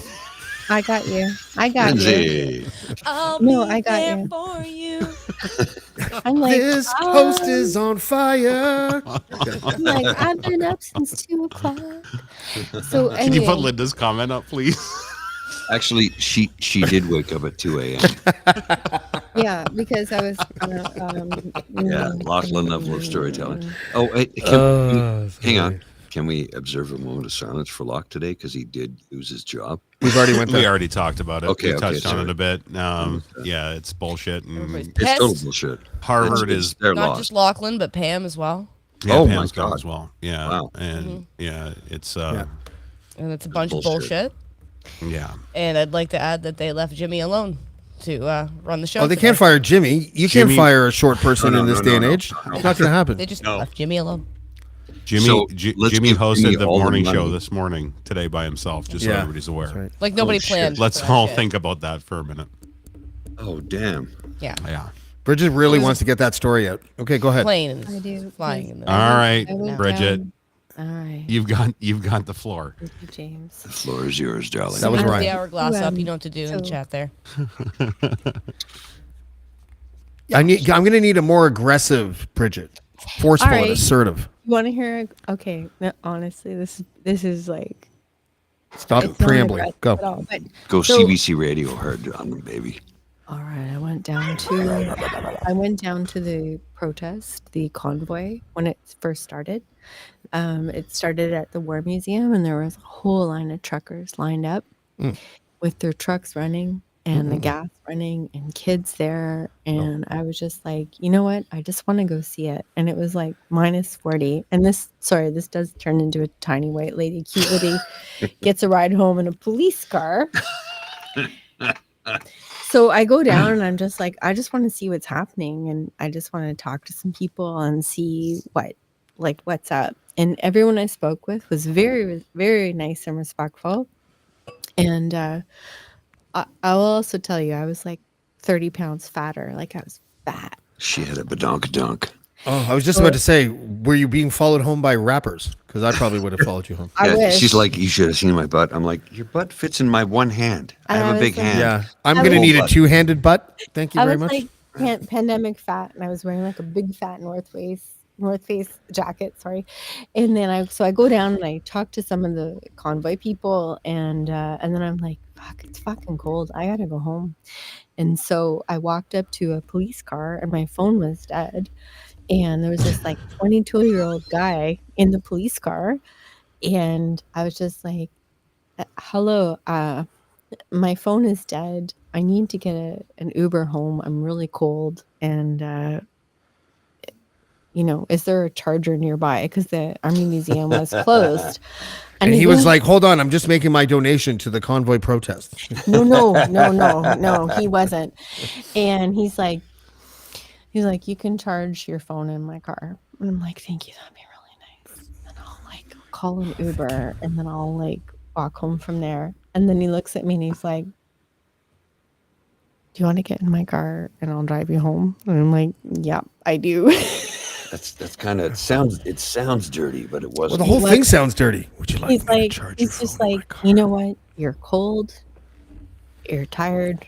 All I you hear seem is like- vulnerable. And he's like, I will drive you home. And I'm like, could you drive me right up to my door so that all my neighbors see me getting out of the back? He's like, you're going to have to get in the back. Do you know what they call? Do you know what they I'm call like, Jimmy at mhm. Cruise? They call Jimmy all middle Jimmy because Jimmy just told the middle of the story for the show. He starts in the middle and ends in the middle. Is that a good thing? Is that BJ, right? can you tell us where this story is going, or give us like a hint of where we're Okay. heading? Because you've got a captive audience.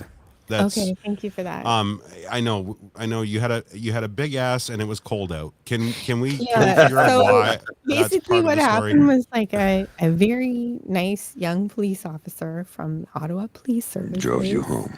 Drove you home. He's Yeah. like, Did he "Would smack you your like-" butt? He's like, you look like a tiny person who's cold. Would you like to get a ride home in my car? And I'm like, yeah, I would actually.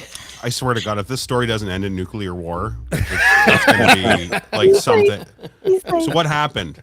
he's like, well, you're gonna have to get in the back because that's procedure. And I'm like, oh, okay, no, that's fine. He's like, I'm gonna Wow, open. chicka, wow, wow. Did he take Well, off his we've all gun seen belt when porn he that said, starts this is this way, right? procedure too? Yeah, this is porn. No. Like this is how porn starts. 90% of And porn then starts the way this started.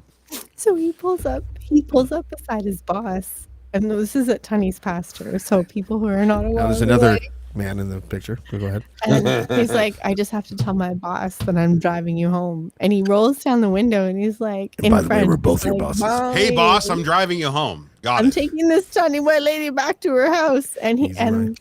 and this is before I met Paul, and I'm like, that guy's really good looking. Like, can you? I think Paul's aroused at this story, to tell you the truth. Well, I'm not freaked out by it, if that's what you mean. No, I mean, later on, I'd be like, baby, can you tell me the story about that cop again, please? Oh yeah, no, I'm Make just some like, shit up. I'm just like, yeah. Slowly in my ear. I'm like, Tell me about his nightstick. Yeah. No, I have no idea what that is. What was the procedure again? I was just like, I'm just like, I don't have to get in the trunk, right? Like, I just have to get in the back seat. Was it a summary conviction or an indictable offense? It's like you asked him, I don't have to get in the trunk, do I? Yeah, yes, you do. I don't have okay, to get, it's really I don't cold out. have to Like- do it. Okay, no, that sounds very reasonable. A good choice of taxpayer dollars. Thank you. Thank goodness it wasn't another zip fwop. Oh, another breathalyzer? No, I don't think I want to do that. Yes, That's all I got. I got nothing you else. forced that one. That's the blonde joke getting pulled over by a traffic cop. I know that joke. Douglas, what say you, sir? About I don't know. You have a look on your face, and I just Or- want you to be honest about what the look entails. We're Yeah. going to check out, guys, if that's cool. Yeah. Right. You know, I love you guys. It's been a lot of fun. Thanks for Have a great weekend. Thanks for hosting All us. right. We really appreciate it. But we'll see you. Take care. All right. Bye. Fuck you! Oh, I hit the wrong one. I'm sorry. That wasn't the button I was looking for. I was looking for the porn music. Watch I was gonna this. give Watch them- this. Watch I was this. gonna give them exit music. But watch this. One time I during the convoy I was really cold and a cop offered me a ride home and I took it. What's that? 12 seconds? And he was cute. I'm just kidding. We're just all fucking around. I bust my own balls more than I bust other people's balls. So I don't want I to wish get I some had hate. like a brake squeaking sound effect. I should get that Yeah. because that's what it feels like the show just did. To a screeching fucking halt. No. We're all good. This one time at band camp. That is a good story to tell. Ashley, can you please continue that story? Ashley, can you weave a tale about Bandcamp? Well, to be What was fair- the line, Ashley? I forget the line. No, Flute. you don't. You don't forget was the a line flute. at all, James. But it's one time at band camp, I stuck a flute in my pussy. Okay. Now that I have the clip now. Thank you. It was the Yeah, line. thanks, honey. You know how Remind this you that I works. work at a Catholic school. Well, then it would be more of a recorder than a flute. I stuck a priest in my Be put. cool. What? Oops. Oh, You mean an altar boy? Sorry. oh shit, man. No, you can't play that for altar boy. Oh, I can't do that. Oh, okay. No. That's not. That's No, inappropriate. no. whatever. Do you remember that time on the Dean Blundell show where Ali Mars and that other girl were on some balcony in Miami? And I was like, Oh, yeah. And the other girl, her name was Amy or something. I was like, And we had Amy, can Bonzi you do on? jumping jacks for me? And she did it inexplicably. And I'm like, how about you too, Ali? And they both started jumping up and down. And I felt bad, like a scumbag or whatever, but I just wanted to see how much I could get. And they just would do anything. Wait, it was that- so weird. She looks like she smells bad. Like bologna and air freshener. Like a pine bologna. tree and a Slim Jim. Yeah. Yeah, Yeah, you smell like a 7-Eleven at 3 a.m. yeah. And like she'd be greasy to the touch. Oh man! You know what the funny thing is that Dean and Lachlan reacted like I was trying to be like I really cared about their jumping boobs. I didn't. I just wanted to know if they would was actually do what I said they were fucking doing. What? Do you know what's, Lord, right you know what's funny about that? I swear to God, it's like a Mandela effect. I swear I thought it was Bonzi, but it was you. It was you. Excuse me? I thought it was Bonzi. Bonzi that doesn't have did the all that shit. sophistication to do what I was doing. Oh my God. I was true. just I trying to wouldn't see have- if I could you wouldn't have puppeteer that. people from across the globe. I know, Bonzi but- would actually want to see the boobs jump. I don't care about that. Oh, I really that's don't. fucking funny though. More of an ass guy. Anyways. Oh, yes. Yeah, no. Make it clap. Every time. Okay. Oh my. Ah. Make it clap. Ashley, what the fuck is I wrong? want to ask you a question. You don't know? You better ask somebody. What the fuck do you guys do when I'm not here? Ashley, you're the straw that stirs the drink, my friend. Oh, she really God, is. Missed y'all. Yeah. I missed y'all. This is nice. You, missed You know Joe? what she is? You know what I realize my wife is? Other She's than Ashley. my wife, she's my Robin Quivers. Like it's one of those I can get away with So so you're much Howard? shit. So while you don't she's have here. sex with her? Oh. I have racially And I charged. Do you think Howard and have Robin have ever gotten it on? titties. I just heard titties. I'm sorry. I don't know. Robin Quivers has huge titties. She has 38G. Bra That was my size. ex. My We ex had actually just that. talked about that. We just talked about she's got she used to be a 36G, and then it's gone up to a 38G, and the internet exploded and started making more Robin songs about it. It was really funny. I would My say- ex, the mother of my children, is 36G. When she was pregnant for the first time, honestly, she could just stand there and like it was like a sprinkler. Like she would just lactate, projectile lactate all over the place. You know what the craziest thing ever? My ex-girlfriend, who still remains my good friend Kelly, who just had a baby around the same time that we had our first, couldn't produce that chemical, that lactate or something. I don't know what it is inside breast milk. Lactate.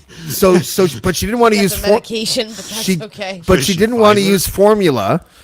So I one time had the privilege in my lifetime of handing a sack of frozen breast milk that belonged to my current girlfriend and handed it to my ex-girlfriend.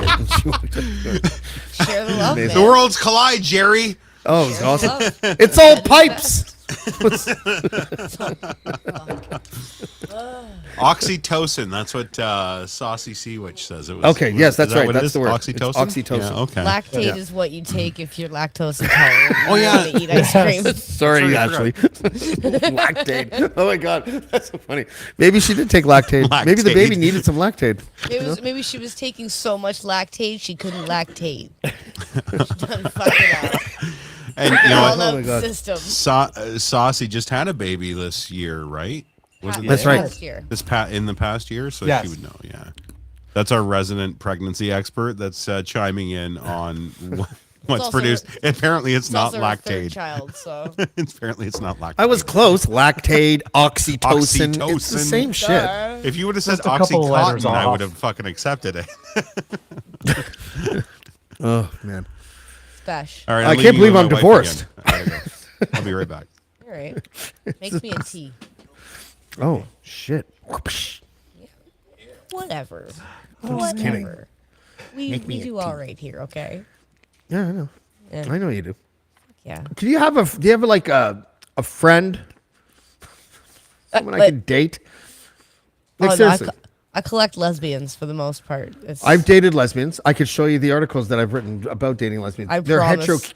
hetero curious lesbians. promise that my friend and her wife don't want anything. I don't want to date your friend and her wife. I just want to No? date one of them when the other one's not there. Oh no, that's not a Just thing. kidding. I'm just joking. Not a thing. The No. hetero curious lesbians are a thing, and I often become the candidate to, give them their curiosity thing because I'm non-threatening, I'm short, and I have short hair, and it Yeah. works. Yeah. I don't know why. It just works. I'm just saying, like, don't buy the bus ticket. You know what I mean? I'm not Don't- going to buy the bus ticket. I'm Yeah, really don't just come on down. trying to say. You know what I was really trying to say with that statement is that you're cool, and I like the way that you wife, and I want to find someone like that. No, I don't have any friends that are like very much in my boat kind of thing. Yeah, Well, I then have one, but she's engaged. Yeah, fuck all them. I don't care. No, two, both engaged. See, Yeah, they're I all don't really getting wanna date scooped, anyone man. anyways. Fuck, you're late. You're late by like just a couple months on each of them. What are you doing? Put a ring on it, motherfucker. Get in there. Find some. Again, I dodged a bullet by not the thing putting a the ring first on it. time. By the way, yeah, fuck, whatever. what? You talking to Douglas? No, I'm just saying. Like, I think he's telling you, he's agreeing that you put a ring on it. Oh, Yeah. Yeah, see, he knows. Douglas like twice a week channels his inner Beyonce though. Like it We all happens. should. We all should, including the country version. Okay. You want to get your country Beyonce? I thought on? that was Fucking fine. support that. There was a lot of music Yeah, I critics have that really. have theories on this, and I think I might just be a total psycho. But Oh, go ahead, please. allow me. So Beyonce is fucking amazing. Like there's no arguing that she is the queen. We're all aware of this. Yeah. Fantastic, talented, beautiful, like just all around stellar human being. Her legs, Jesus fucking Christ. Come on now, Yeah. right? Like exactly. Bow down. Yeah. She is a goddess. Absolutely. This new country take. This is something else. This isn't just like this is what I was feeling in my heart and I decided to release. That's Yeah. not what this is. This is Oh, you think it was a manufactured attempt to garner praise from an audience she normally doesn't garner praise from? no. I Oh. don't think that's it either. I think it's almost dipping a toe into that water to like get a reaction and prove a point with the reaction if there's a backlash. Like I feel like it was almost like a fuck you, I'm doing country, and if somebody's got something bad to say about it, then we're gonna fight. You know what I mean? And like I get that, right? What's But the it's difference between her and Taylor Swift doing country?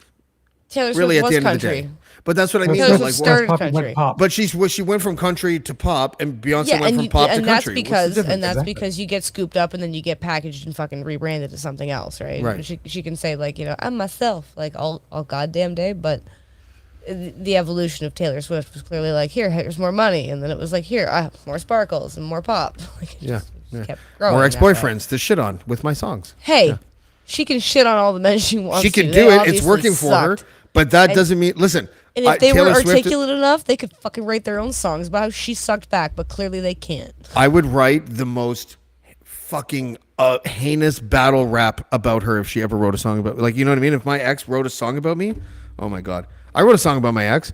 I played for people and they're like, holy fuck, are you okay? And I'm like, no, clearly. See, I see in the comments the taking note of all the racists, and I wonder if that's not what she was doing. Was like a fuck you, I'm coming in on your scene, and like I said, like I'm Beyonce, so we're gonna fight about it, like because she's gonna have fans that are gonna come with her no matter what, and like God damn it, I like it. I think it's catchy as hell.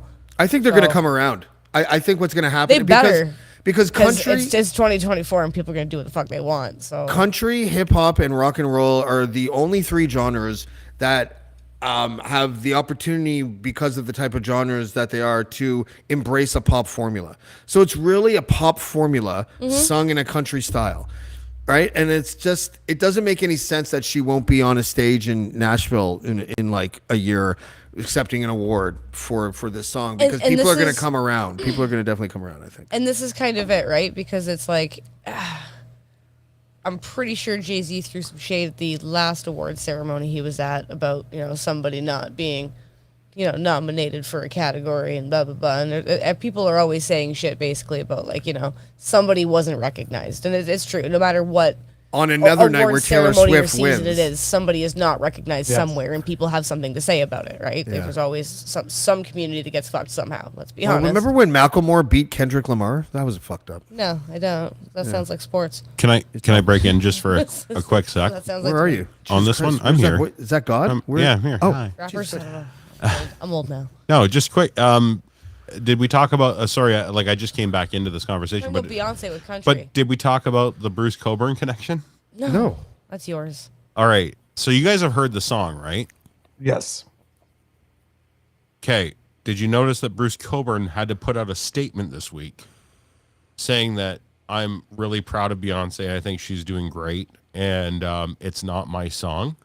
So you've heard the song. I want you to think about it, and I want you to listen to this. Don't. It's Franklin. It's not. It's the same song.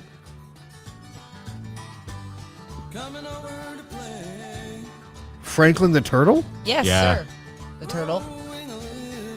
All right, that's enough, Frank. All right. So now find the Beyonce song when we get off the pod, because I'm not playing that. Yeah, no, I 'cause can that'll hear get it in us- my that'll head. get us Wow, thrown that up. is very similar. It's the same song. But he And still made a statement he's that's saying so that it isn't. gracious. He was so gracious. He said, I see the similarity, everybody, but it's her song. There's a It's million not- songs with G, C, and D. Exactly. And that's kind You of know? it. Like, And that's Yeah. it. So it's not the same song. Have you ever It's seen not that the clip same of what's the ginger guy's name again? Ginger guy? Ed The Sheeran? ginger pop Ed star. Sheeran? Yeah, Yes. the one that just won that crazy court case about it. Have you ever seen the Ed Sheeran clip on a talk show where he's like, name any pop song from the last 40 years and I'll play it in the chord of Yes. G, D, and C? That was his court case, and that's how he won. Oh, really? Yeah. He Oh, I won. didn't know that. I don't know anything about this. Tell me about it.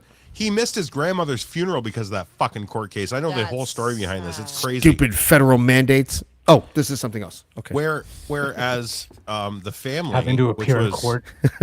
who was the guy that who's the guy that got shot by their dad? Suge Knight.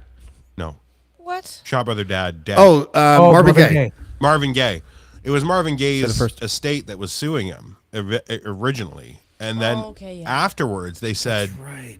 now that he's actually proven this, they're like, we're all friends, everybody's butts, you know. And it's Yeah. like, Good. He's right. This is crazy. We shouldn't have pursued this or whatever. And but he missed his own grandmother. He was very close with his grandma apparently, and missed her fucking funeral because of that. Exactly what you just said, James. G, C, and D. Yeah. You can't. There's only so many notes that we can play. Yeah. Okay. Also, some of them are going to sound the same. And Ed Sheeran has the distinct kind of quality of being literally the only ginger that people can rally behind. You know, like it's Yeah. It's Let's Get It On and I hate gingers. darn, can't remember. Thinking Out Loud. That's right. That's His what it song was. Thinking Out Loud Yeah. and Marvin Gaye's Let's Get It On. Yeah, and it is. It's very similar in timing, cadence, notes. They're 100%. very different songs, though. 100%. Very different songs. Yeah. Like, come on. I gotta go pee. Okay. You should do that. Okay, I'll be right back. All right. do a good job now. Aim for the hole, Bobby. We believe in you. Don't play with your cock and balls. Stop playing with your cock and balls.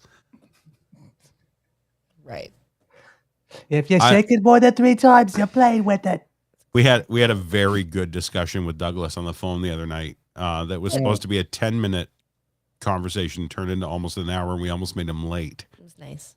But I'm gonna switch the camera because Ashley, the first thing she said, does he have FaceTime? I want to see his face. So now you have some FaceTime. That was what I said. There we go. Hello, I'm still lovely. gonna be Call here, Douglas but like, see his face. Just saying. Lachlan's a FaceTimer. He always FaceTimes. yeah, Lachlan always FaceTimes. He doesn't call, he FaceTimes. Nice. Yeah. Makes me happy. So Douglas, tell He us, holds the phone Yes. down here. outside of the True North Eager Beaver podcast, which is heard every day at 7 a.m. Eastern Standard Time. Smooth. And it is one of the number one, if not the number one, morning political podcast in this country.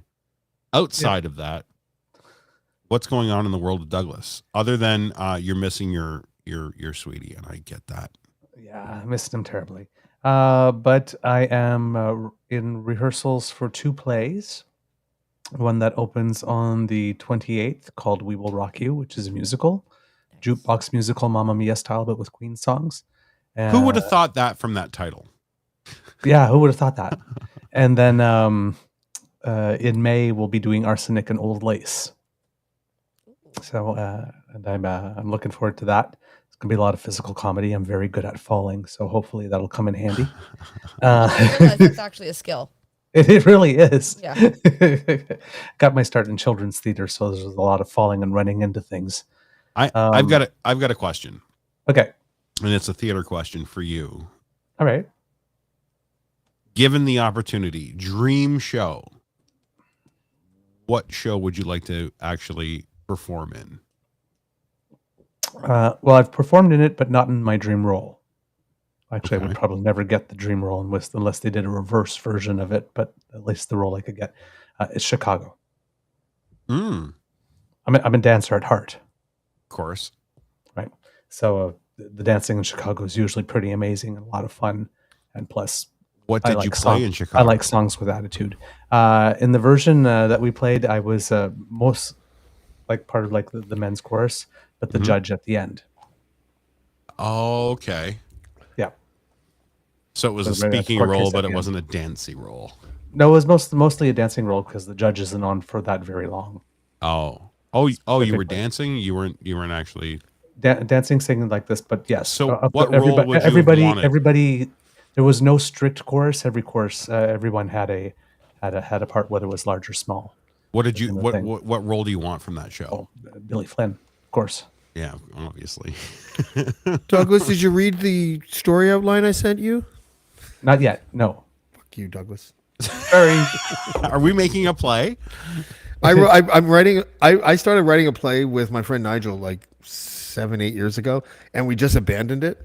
But I think it has potential. It's about a retired knuckleball pitcher named Deacon. It's called White Knuckled, and it's about, you know how knuckleballers don't have to be in shape because they just throw a knuckleball.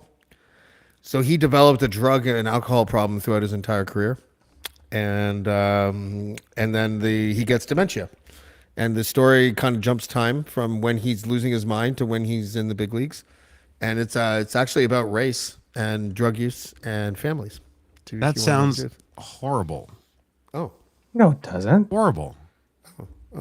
well, thank you. I love you, but when I go to the theater, I want to be happy, and that sounds like it's going to drag me right into the fucking wall. Oh well, let me flip the script a little bit for you. It's also like a hip hop play. Oh, so the people are rhyming. Yeah. Okay, so there's dancing along with the drug use and the I don't know if he's like chucking and jiving, but he's he's nodding his head and he's stacking, right? Okay. He's not dancing like Douglas is right now. I'm just kidding. Sorry, I'm when you just say kidding. That dancing does and actually drug use, sound I go pretty back to my rave days. Oh. Yeah. Oh, look at the white girl dance. I love this. There's the hands. Yeah. Those are the hands we've all been waiting for. So yeah, aside from that, so we're rehearsing for those plays. I'm doing the marketing Ashley's for in another one. Bollywood. And then the other big thing is in my curling league this year, for the first time I'm on a team that remained in A division all year, and we actually have a chance for the club championship. After 20 something years of curling, I finally have a chance for a club championship for the first time ever. Well, You gonna bring hurry hardware hard. home? Hurry Yes. hard. Hurry hard. Sweet, bitch. Sweet. Now, yes. Now Hurry the Hard odds is my are new very, porn very, name, by very the way. Slim. Hurry hard. No, hurry hard. I like Harry Quick Hard and to the better. point. So does that mean you're going to bring home some hardware this year, Douglas? That's the hope. But let's just put it this way: teams. I believe one, his hardware is coming home on Monday. when teams 1, 2, and 3 are teams 1, 2, and 3 for a reason. So How'd you do? We were leaving that. We haven't talked since that phone conversation, and you were kind of trepidatious about that that endeavor. How'd you guys do? about that endeavor. Yeah, you were going to play another A team, weren't you? Isn't that where you were going? Oh yeah, Is this yeah. code? What's going on? No. That Mine's one. being fancy. Oh, okay. You're so fancy. I'm trying to expose the audience to the other side of Douglas, who doesn't get to talk about this very much on his show because he's too wrapped in the real business of the country. Stop trying to expose Douglas. I'm going to keep that comment on the screen so I remember to tell the story after Douglas's story. Okay. Okay, go ahead. Douglas. So we didn't play poorly, but the team had just got back from provincials, so let's say they were in peak form. Oh, So yeah, we so it was like that's like the curling version of Cialis, is it? Viagra. What do you mean? They were like Hurry they were, hard. like, hurry Cialis. hard and ready to go, or Well, they had literally just paid like something like 5 games in a row in a short period of time, right? So when they came back against like the best competition that there is, so when they came back, they were. so it's nothing particularly like porn. smart. It's nothing like porn then, because if you did Nothing like porn. if you did 5 games in a row and then came into somewhere, you probably wouldn't even be able to show up for the game. So yeah, I get it. But you know, there are teams that lose to them and they get to the double digits, and we only lost 5-2, so we played well enough. That's pretty good. But Did you get your rock? Did you get your rock in the hole? on the button, Yeah, right on the button. right on the button? Sometimes you knock can't any find the other button, rocks? and it's Did just you knock, did you knock any other rocks out? Yes. Oh yeah, Yes, got some rocks off. hard. Got the rock right on the button. Had a couple Why of isn't there a Cialis commercial with featuring curling stars? curling Seriously. people. I It should be a pounded the- Briar Cup sponsor for Right? Christ's sake. when there was Hurry some hard, hurry hard. Sometimes I you did gotta some get the great rock on the brushing. button. You know, like just fucking do it. I did some great brushing. I pounded the ice real hard. That's right. Yeah, you did. Yeah, you did. That's right, Ashley. Yeah. Yeah, Good job. slid right out of that hack. Good boy. Good boy. Ryan, the music, please, Jesus Christ. Oh yeah, of course. Do I have to do everything? Curling is very My good. bad. The other day I was watching a show. I was watching the women's Canadian championships at one point like this. And then the announcer is like, oh my God, I can't believe they got through that hole. It was so tight. And I'm like sitting there and I'm like, am I the only one who heard that? Well, he is a slick player, Bob. And that ice is slippery. Yeah, hurry hard. The living room. So Miss Sarika, regular viewer of this show and your show, Douglas. Yes. She says, I've only ever been to one rave in my life, but I used to party at the living room in Toronto in 99, 2000. Well, do I have a story for you? You might have been there at this time. And I might have told this story already on the show, but in the year 2000, and I even remember the exact date because it was the date that I met one of my greatest friends that I still have to this day. Her name is Laura. I was at the living room, and before I went there, I was in my friend's car. And my friend put a line of white powder. Mom, plug your ears. And a friend of mine Earmuffs, Mom. Yeah. A friend of mine put a line of white powder on the console between the two seats. And he's like, help yourself. OxyClean? Yeah, he's like, help yourself. Billy Mays And so loved I that did this. shit. I did this like Hollywood line. It was probably like a half gram of what I thought was blow. But it was California K. Rails, baby. It was K. Oh Yeah. my God, are you serious? I had never done K before, right? So I'm standing at the. If Miss Sarika remembers, I'm standing. The living room. One of the unique features of the living room is that you could open the windows and lean against and look inside, and it was kind of unique like that. Most clubs didn't have that kind of thing. And I was looking at my friend Laura, who I just met, and then I put my head down like this and was like, I don't know how I feel. This is crazy. And when I looked up, Feel I like was got looking. horse-tranked. When I looked up, I was looking where I was just standing and seated beside Laura. I have This no is what memory of walking tranquilized over there horses at feel all. like. I'm sorry. Would you like to talk? I'm sorry. I said this is what No, tranquilized just wanna horses make feel fun of what like. you're talking about. Probably does. So I'm So we sitting. need So you to keep going. I don't know how I got from. I just put my head down like this, and when I woke up, 10 seconds later, I was beside Laura and looking where I was standing. And then I was like, Laura, I just did a half gram of K, and I thought it was blow. And she's like, oh my God, let's go for a walk. So we went for a Please walk. take away. To Alaska. We went for a walk down Richmond or Adelaide or whatever street that it was on. And every time I passed by my own reflection, I couldn't remember my name. I swear to God. And I was frightened because I could remember Laura's name. And I didn't want to tell her that I couldn't remember her name. So I just kept on looking at her. And she's like, James, are you okay? And I'm like, who? James. Who are you talking about? Oh, it was so bad. And I never did K again, by the way. But K is the worst drug ever. shocked. Honestly, it is not a drug you want to do. It's for horses. It's like ivermectin. You don't want to do it. You know? K is for horses. It's good K is enough for horses. me. I was just gonna say K is for horses. horses. It's good enough for me. It really is. Horses start with K. Yeah. No. Anyway. Oh, by the way, can I tell another story? Something that please. recently happened to me. I'm not It's going your to. show, man. I don't want to delve into to the specifics, but I'm having legal issues, and so I have what's called. I'm fucking shocked. Yeah. So I have what's called I have what's called a Breaking news, surety. everybody. Do you know what do you guys know what a surety yeah. is? Yeah, who is it? Okay. Well, first of all, Who is one it? of my Is it- sureties. Not a shorty. Oh, there we a go. surety. Go Shoddy. One of my sureties is right there. That's my mom. Say hi, mom. Go Charity. It's Mom. your Hi, birthday. Mom. Okay. We're gonna bail And then I him have out another like it's shirt. his birthday. And then I had another surety. Okay, so this other surety Go. is someone that we know that I don't want to say his name. Okay. Came through in the clutch. Was like, and didn't have to do this, but was like, I'm going to pledge $10,000 to be James's surety. And I was like, why the fuck would you do that, right? So, not because he would ever have to pay it. I will go to court. But it just seems so outlandish, especially because he's in rehab and has had his law license suspended about 2 months ago. Oh shit. Right. So Oh. I'm thankful. And so at the time I was living with my mom in Whitby. I was Get rid trying of to that- make arrangements Get to rid of move him that back. comment. It's driving me nuts. Okay. I was trying to figure out how to get myself back here. So I had to get my mom and me back here. And the process My takes a mom's while. and me. So this surety, I'm going to put friend in air quotes because he's no longer a friend.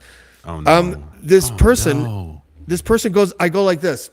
He calls. It's like a week into me living with my mom's, and literally my life was like this. I'd get up, I'd drink a coffee, I would type, I'd watch Netflix, I'd fucking type again. I'd eat dinner. I'd go to sleep. That was my life, right? Yeah. And so he's asking me, how's it going? And I'm like, actually, it's going really well. He responds like this, don't fucking bullshit me.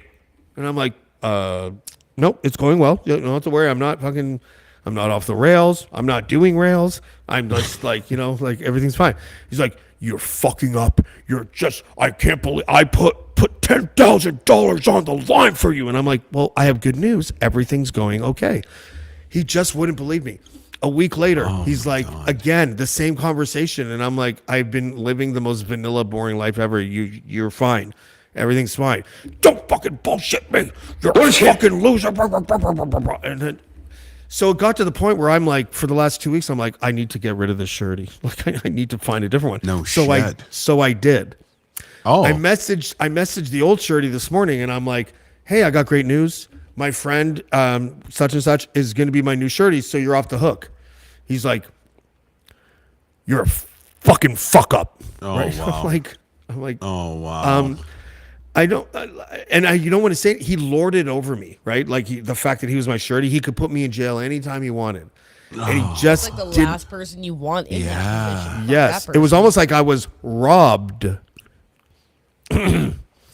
Oh, that Yeah. doesn't tickle. Oh, that doesn't fuck tickle me. my chin at all. Yeah, it's not supposed to. But the problem was I sought advice from my new surety. I'm like, I really, really, really want to let this person know that I am never going to be friends with him ever again, and I am walking away from the friendship. And my new friend, my old friend, my new surety, George. Actually, he's been on the podcast before.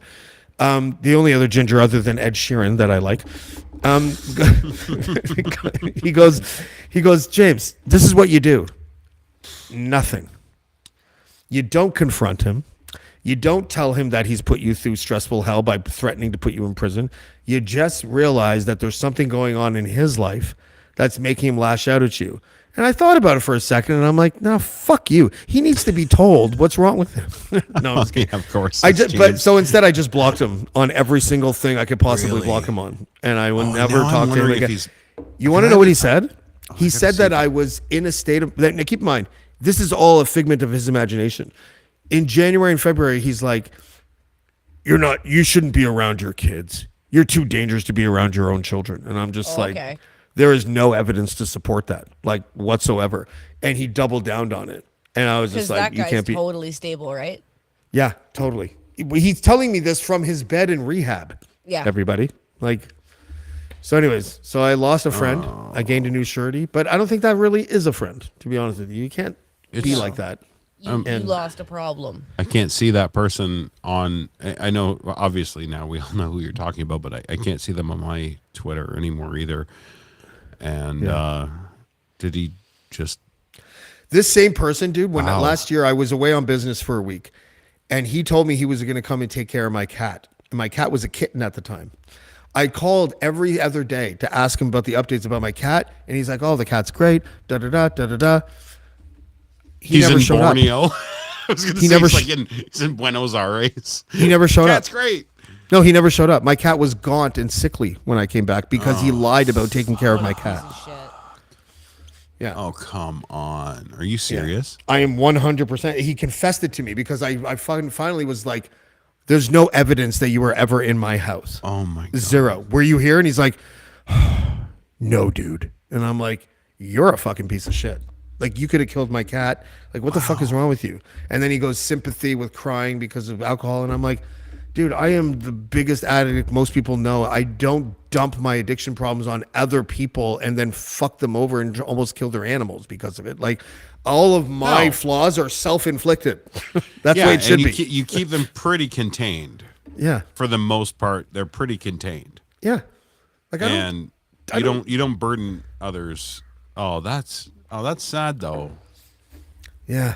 I thought we were I thought that was a I thought it was a lifer. Yeah, same. You know, because I had conversations with him back in the day. Yeah. I'm gonna call it the day. Okay, back in the day. And he seemed incredibly engaged, incredibly I don't even know what the word is, concerned, invested. And it was like, okay, thankfully we have somebody in that capacity. And you know what, this is now number 2 of lawyers that I thought I could trust. Well, there's your problem. Remember the Jesus other guy Christ. from Ottawa that was doing the tweets during the convoy trials? That guy that turned out to be like an absolute piece of shit. I can't remember his name now. Like that's how JB? like, I'm just kidding. I threw him. No, an actual lawyer. Somebody that actually has a career. Douglas is so mad at me right now. I threw that out. JB and I don't get along, Douglas. That's all. What was his name? Okay. Do you remember his name? Yeah. Oh, there. Thank you. Saucy's got it. James Bowie. That guy. Remember James Bowie got like fucking nailed for like sexual harassment for like 1,000 fucking clients God. but during the convoy, he was doing the right thing. He was like quote tweeting things. He was doing Karima. like threads. He was working with Karima too, wasn't Yeah, he? and he was doing threads for the trials, right? Yeah. And so you thought, okay, this guy's a pretty decent dude. Turns out he wasn't a fucking decent dude, right? Allegedly. Nah, he was trash. What was the other guy from the statistician Ryan? that Ryan guy. Ingram. Ryan Ingram. Yeah. Fuck me, you know what I mean? Like again, Immigrant. immigrant. But That's every it, time yeah. we had that Jesus guy in the Christ. show, when he left the show, when we were on Dean's show, we would talk openly about how he has the look of a serial killer. Yes, yes. All he was missing was the fucking Jeffrey Dahmer eyeglasses, right? Yes, that's right. all he was missing, and he would have fucking fit the profile. But Yeah. and we all said he's got that weird antisocial, I don't know, panache. But what's the word, Douglas? Help me. You know better than Panache. me. No idea what you're talking about. It's not panache. What's the aura? The aura, that weird The that- whole ass vibe. The disposition? vibe. It's just a vibe. He had that vibe, right? And I overlooked it because like the stuff he was saying was book smart.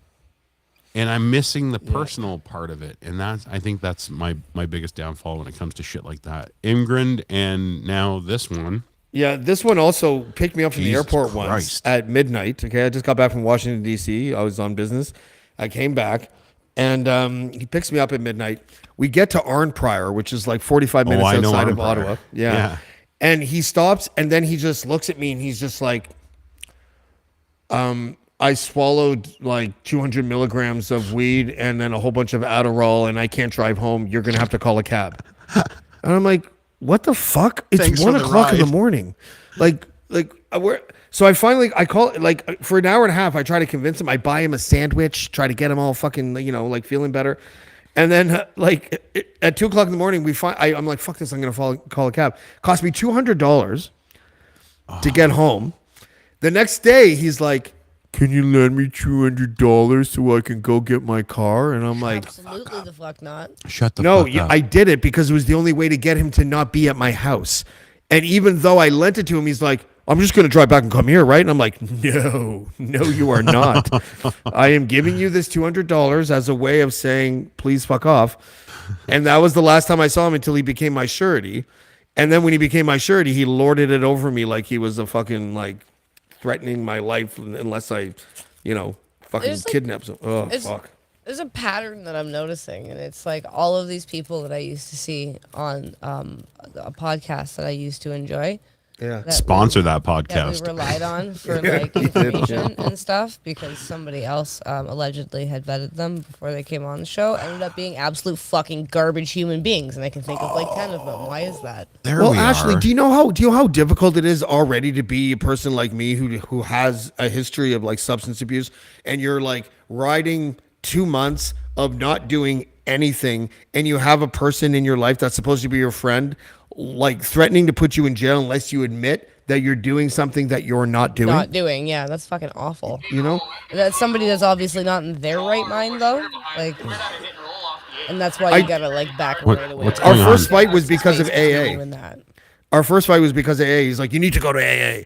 And I was just honest with him the way I would normally be with anyone. I was like, I can't really do AA because of the higher power thing. I don't want to fake it. They do like the Lord's Prayer beforehand. I'm just not down with that. But I'm totally down with addictions counseling. And by the way, I set that up. All I have to do is get back home, set up my surety so that I can see my kids, and I already have an appointment waiting for me. Shut the fuck up. You don't know what the fuck you're talking about. Like literally like that. And no matter what I said, he was just like that. Yeah, no. I was a liar. I was high right there. I was doing rails off of my mom's tits, I guess. Whatever the fuck he was thinking, right? Sorry, Mom. Sorry, Mom. Earmuffs, Mom. Yeah, earmuffs, Mommy. She's outside. But you know what I mean? It's like, and you know what the irony is that he was the one person that I was always, like, if he would call, I'd be like, when's the last time you did drugs? I'd be like, 10 minutes ago. Like, I would tell him all the time, like, when it was. And Like, for why some would reason, I lie to you now? When I like, even though you're my surety, you're still 400 miles away. I'm with my mom. Even if I was doing drugs right now, I would tell you, because it doesn't mean I'm not gallivanting or doing anything stupid, except for the drugs part. But, like, you know, he just wouldn't believe me. He was programmed to not believe anything that I said. I put my mom on the phone. Okay, I'm 47. I put my mom on the phone. I'm like, can you talk to this guy? And she's tell him like, I'm straight. yeah, she tried to, and then he calmed down and everything, but she was like, what's wrong with him? And I'm like, Yeah. He's he's already a lawyer tweaking. with a suspended license in rehab lecturing a person. There's a lot of issues going on there, I think. Like, Yeah. that's like, I don't lecture anybody. I have no business lecturing people, you know, like, and if you told me that you were not drinking and I was like, fuck you, you're drinking, and you weren't, that was the way our conversations were. Like, it's just Like, so fucked up. why would you say I am? Like, I just. Yeah. You almost killed my cat, Dick. Well, I would just say, like, well, you have no proof of that, and I have no, like, you know, I'm not giving you a reason to believe that, so that's the end of this conversation. Like, I would not be hearing that from somebody. So, yeah, so I would drive the 400 miles to punch somebody for that. That's rude. Oh, my God. Very rude, especially when you are, you know, doing the thing that you're supposed to He be owes me doing. like $700. And you know what he said to me the last time I Chris. brought it up? I've given you so much good legal advice. How funny is that? You How don't funny even is have a that? law license, dude. Like, I don't know Yeah, what to tell right? you. That a lawyer actually is on the receiving end of a bill. Good for you. Yeah, right? It's like it's groundbreaking. Absolutely fucking ignorant. He was My projecting. God. That's what he does. Oh, you know, and that's and this is where. All right, I'm gonna jump on your soapbox for a second. Okay. Mine or Douglas's? No, yours. I'll let Douglas take it over as soon as I'm done. My box has gotten enough action. Baby. Oh, do I gotta find the train whistle again? We'll be gentle. If there's anybody that's ever made me question anything, it's Douglas. Just so you guys know, like straight up, like I would totally get wooed by Douglas if we had like a date night. I promise. I'm sorry, Look at his Ashley. face right now. I would I'm looking understand. at my wife right now. would I understand. promise. Like he's the only man for me. How upset could I really be? You're right. What's it But- called? Middleman Philip? What's it? Lucky Pierre. Yeah. Yeah. Can I put a chair in the corner? There's a Middleman. chair in the corner, Same right? That was the translated version. No, but can we? And I don't know, like a lot of people that are in like the viewers of this show, the people that follow what we do, and I appreciate you guys. I love you guys. And I love that you you still accept us on this side of the fence of certain things. Yeah, Even we're though kind some of freaks. No, I mean from content, like a content Yes. creation perspective, Yes. right? And I appreciate it, and I like that you guys. What I like is the diehards, like the diehard fans of our shows and the Dean Blundell show and Crier Media and what we do outside of Crier, have the mental capacity to be able to like absorb both sides of things and realize that, you know, like the internet is a cornucopia of Trash. not just trash, not all trash. You know what I mean? But So they what's know the how to cornucopia? decipher it. I missed the noun. Trashicopia. The internet. Content, the The content content, cornucopia okay. of like what we do and how different it was and what we were aiming to do with the collective together. Even though we've all branched off now, except like some of us are still there, some of us aren't, and that's it. I love that. Like, and I love everybody that's still there. I mean, when you can look at what has transpired just over the last 3 years and the people that have passed through and the words that you've been told to take and that turn out to be fucking absolute bullshit and like horrible. But you still stick with us and you realize that it's a learning process for everybody. Like I can't blame somebody at, I'll just say it, I can't blame somebody at Crier for knowing better because we all didn't know better for those people that we're talking about now. So I won't hold anybody accountable for that. Like I There's can't. nobody to hold accountable, right? Like, Not even that. we It's all just like, learn people sucked at the same time. and that was it. But you notice that when you learn someone sucks, we threw them off the island. And When you learn someone's what? when they sucked, like Oh, when yeah. somebody I sucked, don't know, like man. a I Ryan felt sorry Imgren, for James was Bonzi. there for a while. James Bowie, James DiFiore. We threw him out. You know, I like, it felt was- sorry for Bonzi, to be honest with you. I we- thought yeah, Bonzi we was. all- That's a I different. thought That's a Bonzi- different. That's a totally different discussion, though. I'm Yeah, talking okay, about. okay. I'm talking about this. Like these. Why did you these put sort me of- in with this sexual abuse? I was kidding. I was just joking. Because no one saw that footage. I left before you did. You fuck. That's true. You know? That's true. Like, so you can't hold people responsible for that. Like the intention was good, and there was never any ill will when it came to platforming somebody like a Ryan Imgren or a Rob Kivlikin or a fucking whoever. A Mark Slapinski. We had fucking Mark Slappy. Slapinski. That was the serial Remember? killer guy. That was Yes. this. Yes. You know, like we had that guy on because he duped us too. You know, Yeah. so the other really angry guy. who was that? Oh man. Tom Marazzo. Yeah. No, well, Tom Marazzo, we knew who he was. Chris right Guy? away. Oh, yeah, That's no. where shit started to, and Yeah, that got a little bit weird. this is where shit got weird. The David Parker thing that's in the same camp as the David Parker shit with me. Yeah. Is the what's his name again? Douglas. I'm sorry. Tom Marazzo. Tom Marazzo, like we watched that show. We watched actually Paulie fucking was on there and he laughed at Paul's concerns, and Paul like he came animated and he came emotional about what had happened. And unless you lived in downtown Ottawa, you don't know, you can't relate to it. So you might think it was like theatrical, or you might think it was but no, these are people that lived through this shit for 3 fucking weeks, right? And Paul came and like poured his soul out and just told him, this is what you fucking did to me. Your cause did this to me. And he just laughed at it. Yep. And that was allowed to go on for 4 fucking hours, right? Yeah. The David Parker interview, it was allowed to keep going without fucking intervention for was fucking an kid hour and a gloves. half. Kid gloves. It wasn't even kid gloves. It was, I'm not going to challenge any of the shit that you're fucking spewing. So And I think we need to point something out for Douglas, is that we're not trashing anybody no, right now. We're just no, because I know Douglas is still a part of the Crier family, and you know what, I love the idea of what's going on with that. I think that is a revolutionary fucking place to actually do especially what Douglas is doing, because Douglas, no matter the noise that we're talking about right here, Douglas's podcast doesn't stop. It doesn't hear it. It takes it into consideration, and it either debunks the fuck out of it or it makes fun of it. And that's, both of those fucking options are great with me, as long as it's factual.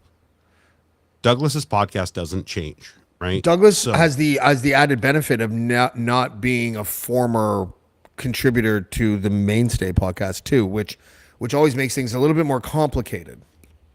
Yeah. Right?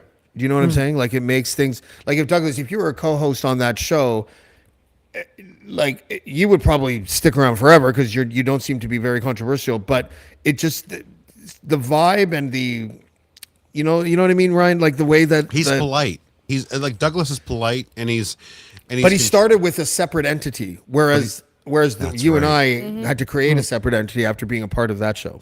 That's it.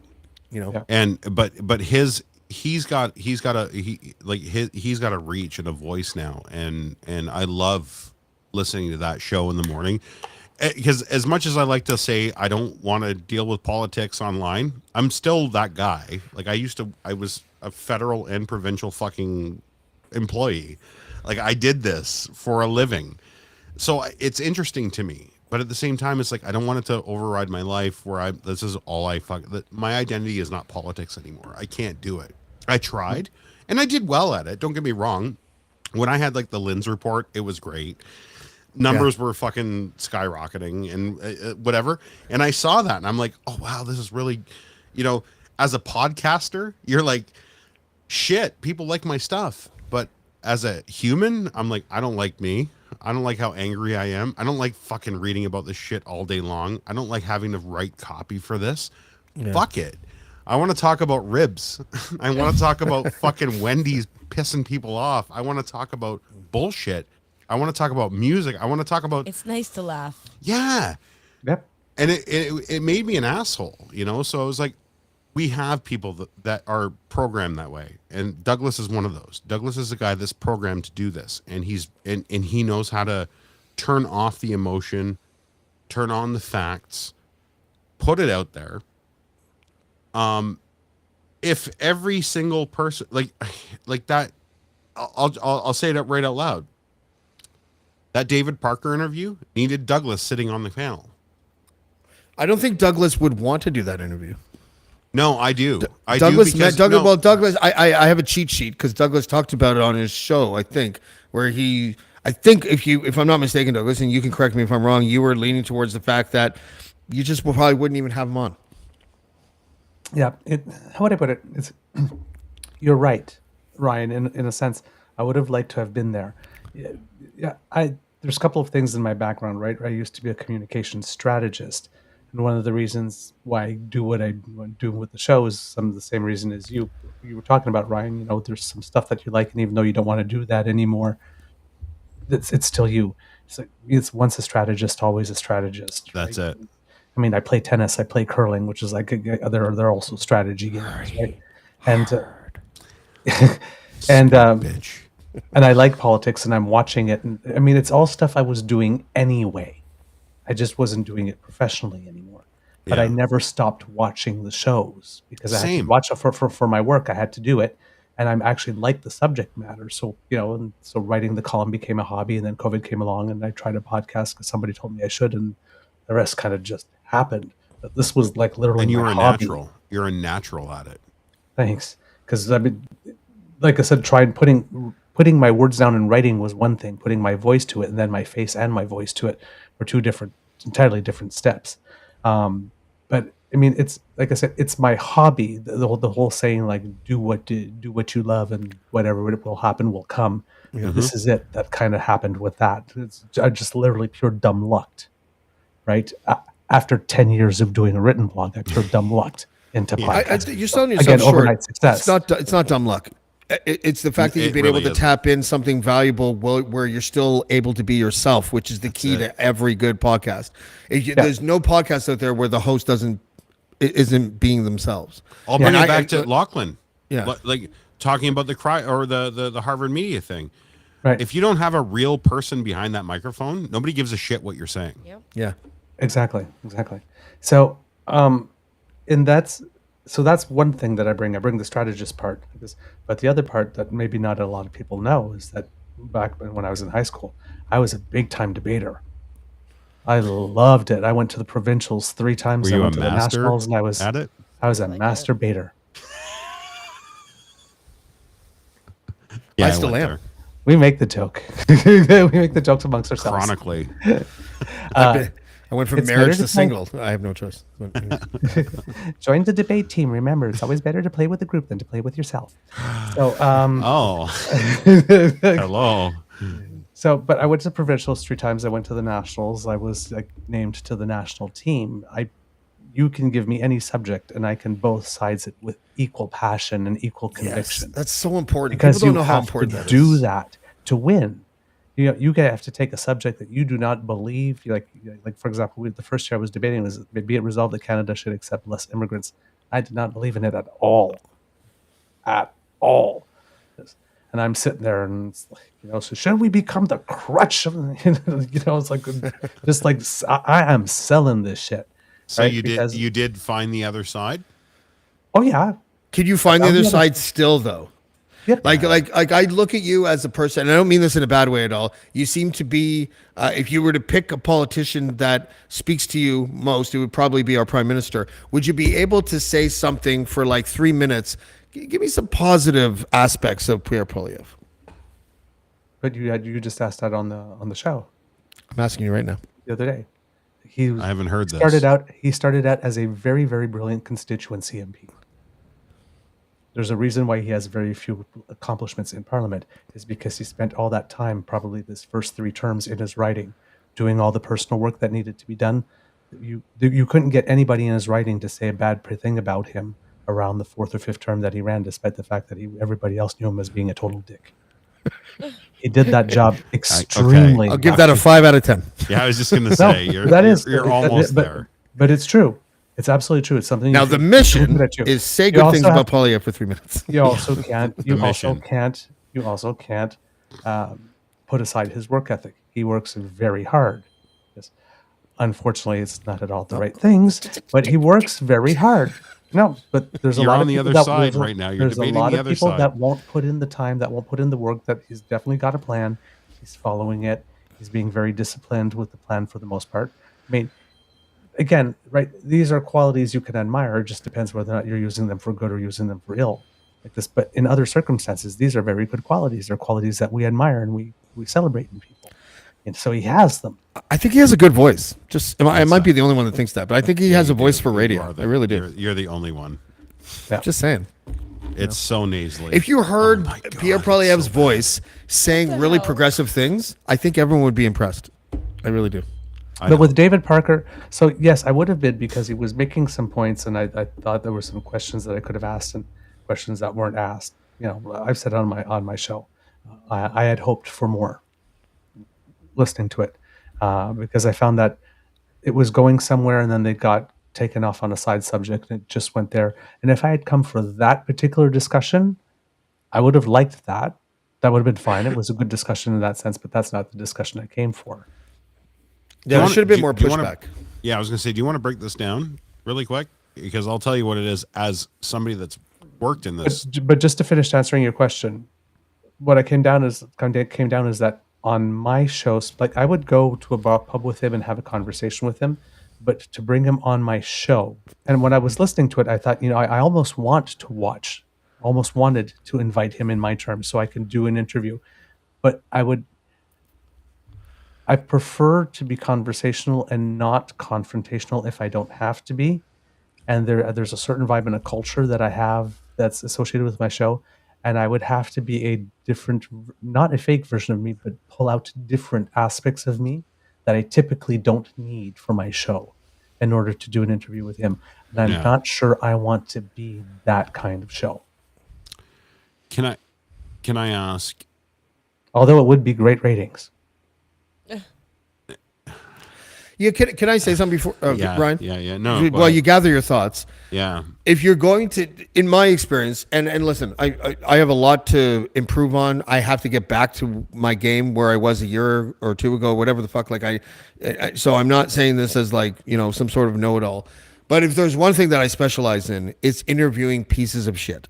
Okay? And when you interview pieces of shit, you have to do it in a way where the audience understands that you are not letting them get away with things. You are giving them rope so that they can then suspend themselves off the metaphorical bridge by their own necks. And if you don't do that, then you didn't really execute the interview the way it should have been executed. That's just my take on it. So my question is like when you hype up an interview like that, and I don't want to do this. I really don't. I'm sorry. Well, I don't just want to do it. this. Just temper your language. Don't worry, you're fine. No, I don't want to come across as that guy, right? But it's gonna sound that way, and whatever. Ask it matter of factly. When you have presented yourself as somebody who represents a certain ideology, and you say you're going to have that person on, somebody that is on the opposite, like, I mean, Christine Anderson.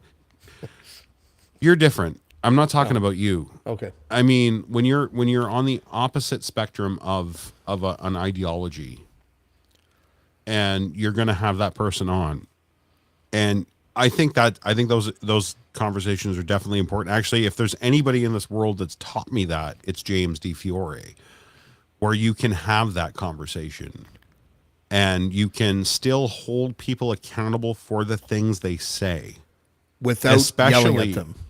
especially in real time, without being disrespectful, without being just matter of factly, like you say. Can you please just give me some receipts for what you've just fucking said? You know what I mean? Like, that's what I look for in a conversation. We've lost that. And if there's any silver lining to the death of the only, like, one of the only conservative prime ministers that I fucking respected was Brian Mulroney. Stuffed envelopes filled with cash notwithstanding, but go ahead. Sure, whatever. They all do it, James. I don't fucking care. They all fucking do it. We're not going to You not caring is the reason why they do it still. But at the end of the day, yeah, if you can literally hold yourself and our country to a standard, like, we're not going to change it. I promise. These podcasts with 400 or 500 views a fucking show are not going to fucking do it. None of this is going to do what. It's not going to happen. We can have these conversations, though, and try to educate the people that are watching, and maybe they'll have a conversation with two people, and maybe they'll change two people's minds. Right. That's Circles what we of do. influence. That's right. So, at the end of the day, if Dexter, let's put it in perspective. Dexter only kills bad guys. only kills bad guys, right? But he's still a fucking murderer, and he's still doing something fucking bad. Yeah. But if it The makes you feel any Shield, better, the the Shield. writers killed him in the last season. Michael Chiklis from The Shield was a Right. shitty fucking dirty cop who was only shitty and dirty and took fucking bribes, but did the right thing. If I had a fucking prime minister that was taking money and padding his own fucking account while everybody in the country was prospering, go with God, motherfucker. I don't care. Just keep it up and make sure that we're all taken care of. We don't have that. So we have a divisive fucking society. So when you have somebody on your show and you're going to talk about these things, these divisive topics, at least, like, you don't have to be rude. At least ask for a fucking receipt. And if you can't show me your receipt, I'm gonna bust you for shoplifting a fucking ideology. You're a pariah. You're a piece of shit. And all you're doing is fucking you're using buzzwords and fucking you're praying. Like I said in the beginning of the show tonight, Douglas, you weren't here. I said we've opened the floodgates. Back in the day, the dull people never cared about politics. All of a sudden they do, because we found politicians that want to fucking they knew how to tune into them, and they knew how to take a dumb person. And I'm sorry, the loudest people are the dumb people now. And those people are the ones that those guys know how to play like fucking fiddles. And that's why we're in the mess we're in now, is because we've let dumb people into the game. We opened the door. Instead of having an IQ test at the doorman was asking, hey, who was the prime minister before this one? Fuck Trudeau. All right, come on in, sir. That's what we do now. We let everybody at the table now. And and don't get me wrong, that's democracy. That is democracy. They all have the opportunity to have that voice. They all have the opportunity to block out education. They've had opportunity and the right to be stupid. But now all we do is focus. We went from tactless to factless. Yes. Yeah. Yes. I'm a rapper. Thank you. Oh, it's perfect. You should write a song about that. Douglas, I want to get your thoughts, but I just want to say something quick because Ryan just reminded me of this. Someone told me the other day when they listened to a podcast I did, I don't know, it was like maybe 2 months ago or something, where I talked about how like 7 years ago, Breitbart offered me a pretty lucrative job. And I was like, nah, because they wanted me to just be like Ezra Levant, basically. And I was like, I don't think I could. First of all, I don't think I could do that. just as a matter of like stamina. Like I just can't keep that type of bullshit up. I might be able to act in one episode, but you know, and they offered me like I think it was 120 or 100 grand a year, whatever it was. I just couldn't do it, right? And I needed the money at the time. But someone told me the other day, they're like, listen, like if you don't pick a lane, you're never going to make money podcasting. And I know what he meant when he said that. I don't necessarily agree with him because, as to your point, Ryan, there is something I think that audiences, especially people in the middle, are really craving right now, which is the ability to see a person or a host or a journalist or whatever that is truly unbiased, that doesn't let their opinion or their thoughts on an issue seep out of their adverbs and their vocabulary and cadence and just gets on with it, which is why I treat Max Bernier the same way I treat Sherry DeNovo. Right? Like I those are way on the opposite sides of the spectrum, and I treat them equally because it's not about what I think, it's about what they think. And this person was like, you'll never make money if you approach it like that. And I was like, I don't agree with you. I think people want that. I understand that you can make money representing one side or the other in very ideological ways. I understand that business model. yeah, we see it. Yeah, it exists. But don't you think there's room out there for people that will give Sherry DeNovo and Max Bernier a platform? And I know this sounds very self-serving because this is who I am, but I guess I'm just very hopeful that once I get back into the group, I can find an audience that's just not made of one color or the other, where I can have a plaid audience, you know, where like, yeah, that's what I wanted. Same here. Yeah, that's what I like when I bring up Mulrooney. And I hate to say it, Mulrooney's death comes at a fucking pivotal point where we are when it comes to the conversation about politics. And what I do like is both sides of the media, the left and the right-leaning, whoever the fuck you listen to, are all saying the same thing about him. And he was a statesman. He was Canada first. Yes, he had some policies that were fucking not liberal friendly. They were not. he would be a liberal if he existed today. Like they were, and that's what I'm saying. They were also not conservative friendly in today's standard. But back when politics actually just were politics and not identities, that's exactly what we needed. We had everybody was on the center, and some people kind of leaned this way and some leaned this way. Right. And they were able to massage it where they weren't accusing each other of fucking bullshit, like absolute bullshit. And I mean that with every part of the term. It's bullshit. The shit that gets spread now. And it was because, and I swear it was Trump. Trump did it. Trump was the accelerant on this incendiary. Like we had a smolder. We had a smolder, and we were able to keep that smolder under control. And as soon as the U.S. media, which infiltrates our fucking society here, if you want to talk about a wall, I say build a wall on the fucking television, and don't let us watch what happens down there. For fuck's sakes, I don't want to see. No, I'm sorry, but half of the alt sides of each thing, be it fucking what's her name, AOC, or fucking what's the trailer park green, those two things shall not meet. You know, like we never used to have that. We all had common sense in this country. I don't know what happened. I don't know where it went off the rails, but I do, and it was media.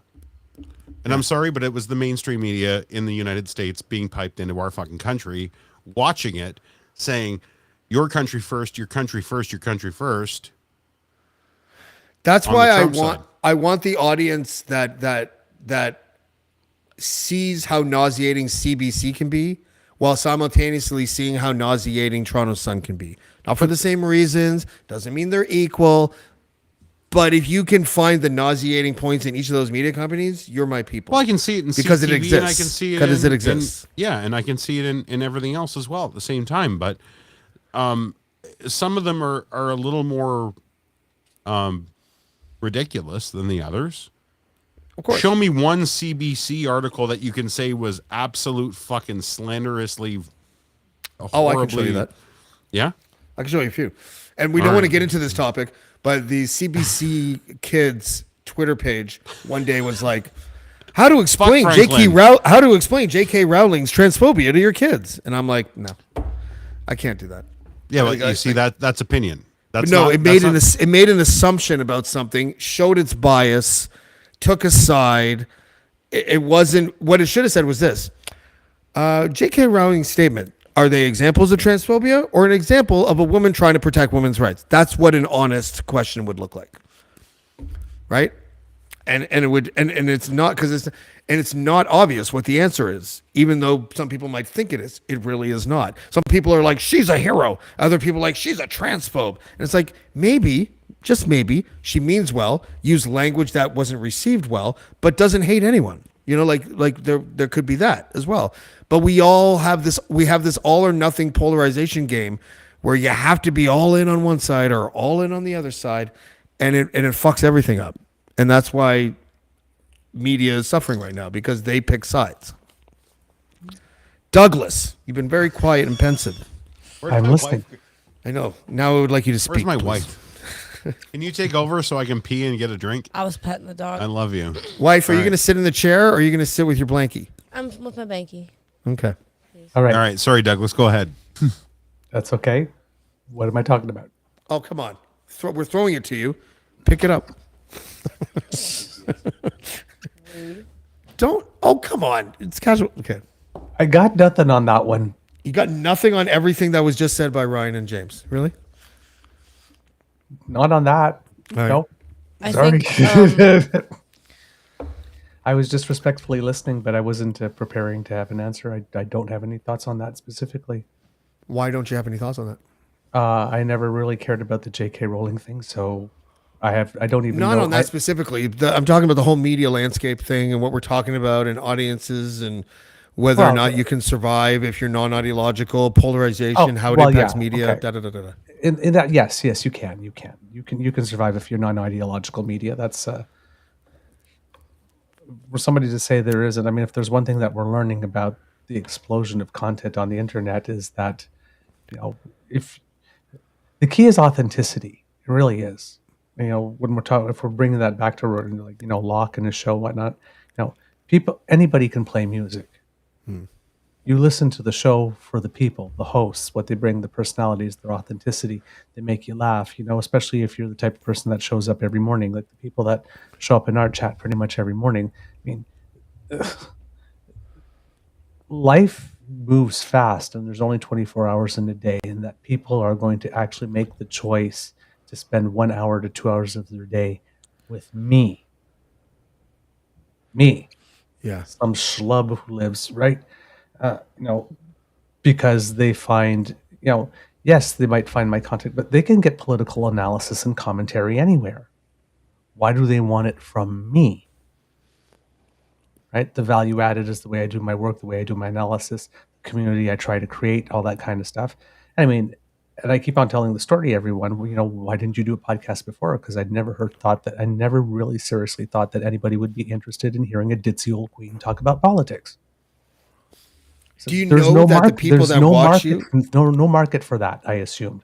And I learned out, I tried it, and there definitely is a market for that. There's someone for everyone. There's a market for everyone. Some markets may be harder to bring together, maybe longer to find. But if you do it and you stick at it and you maintain a quality product and maintain your authenticity, no matter what happens, your audience will find you. You also reflect the views of your audience. Like your audience and you agree on most things, I would say. Well, I mean, I assume that would be for anybody on their show. On their show, their audience would agree or... Dude, my most avid listeners hate me half the time. Yeah, I mean, you have to. One thing that I'm learning in podcasting is that your hate stands are sometimes your biggest fans. Yeah, So like it's Jen kind of and Saucy interesting. Seawitch and Linda and Michelle DeCorby. I know that they have some sort of affection for me, and I definitely have appreciation for them. But 50% of the time, I'm pretty sure they think I'm fucking just completely out to lunch. And by the way, I want that. not in an artificial way. I like the discussion that it fosters, except when it discusses, except when it's on the Eager Beaver chat, and then I feel like I'm getting attacked, and then I cry and I leave. So, but other than that, But I want you to think about it this way, James. If those people didn't give two shits about you, they wouldn't call you out on your shit the same way, and then keep coming back and calling you out on your shit. And did he just show his penis to you? no, he did not. That's later. Well, I'm just saying, it looked like it. But I'm just saying, like, you don't typically bitch people out that like you don't care about. have like some type of feeling behind, right? Like, why would somebody check your ass unless you know? I appreciate If the you were honesty. being an idiot, like most of the time, people are just gonna like love to watch you crash and burn. So if somebody's like, James, shut the fuck up, you're making an ass of yourself. It's probably because they care about you. And I have the added benefit of knowing that most of the time they're wrong, and it's okay. Yeah, yeah. That sounds like something you would say. It is. I literally just said it. Yeah, you did. You did. It came out of your face hole. See, look, you're right. Look what this Saucy Sandwich. It's because I love you that I give you the tough love. See? Michelle care, DeCorby. wouldn't Two show things up. can be true at the same time, James. Sure, that's fine. I don't know what that means, but fuck it. You know, like, and then of course, Jen scoffs, and that's what I expect Jen to do at me, and I've learned to accept it, and it's fine. No, but you know what I'm saying though. Like there's a lot of times that I do wish I had Douglas's relationship with his audience, because Douglas has a relationship with his audience, and it's because of his personality, and we don't have the same personality. They love him. No, really? They love him. They respect his opinions because they're often a reflection of their opinions. If he gets upset, they get upset. You know, like I feel like when I get upset, people are like, "What the fuck are you upset about?" Like, and I think that that's okay. But it would be awesome to know what it's like to have your audience actually like you, as long as you know. Be gentle, James. I have to admit, it's pretty damn fucking awesome. Right? Holy shit. I have And to say. I'm Oh, even that's like funny. that. I'm an audience member where I'm like, what did I say the other day? I'm like, if your nipples tighten in the next 5 minutes, Douglas, that's just me sending you good vibes. And it just fit, funny. right? Like Yeah. it just fit because was you're so well wonderful. liked. I have It to deal with was the fact that wonderful. I am absolutely not well liked, and I have to deal with that shit. And I don't know how I'm trying to own it. Is what I'm saying. But it's our personas also. I mean, you know, you will have the controversial guest. You will ask the stir of the pot question, right? You will ask. You know, I totally see you asking a shit disturber question, not necessarily because you want to be a shit disturber. You just want to see how the other person will handle it. I mean, you like how humans react. Sometimes you ask a question just for science. Right? It's like, let's see what this person Habitual will bear do if I ask poker. him that. Right? Will they climb the curtains? How big are their eyes going to get, or something? Like I could see the wheels turning. Andy Lee, I did that. Yeah. Yeah, but there's just for me, Let's it's not talk about our knees. because my focus me.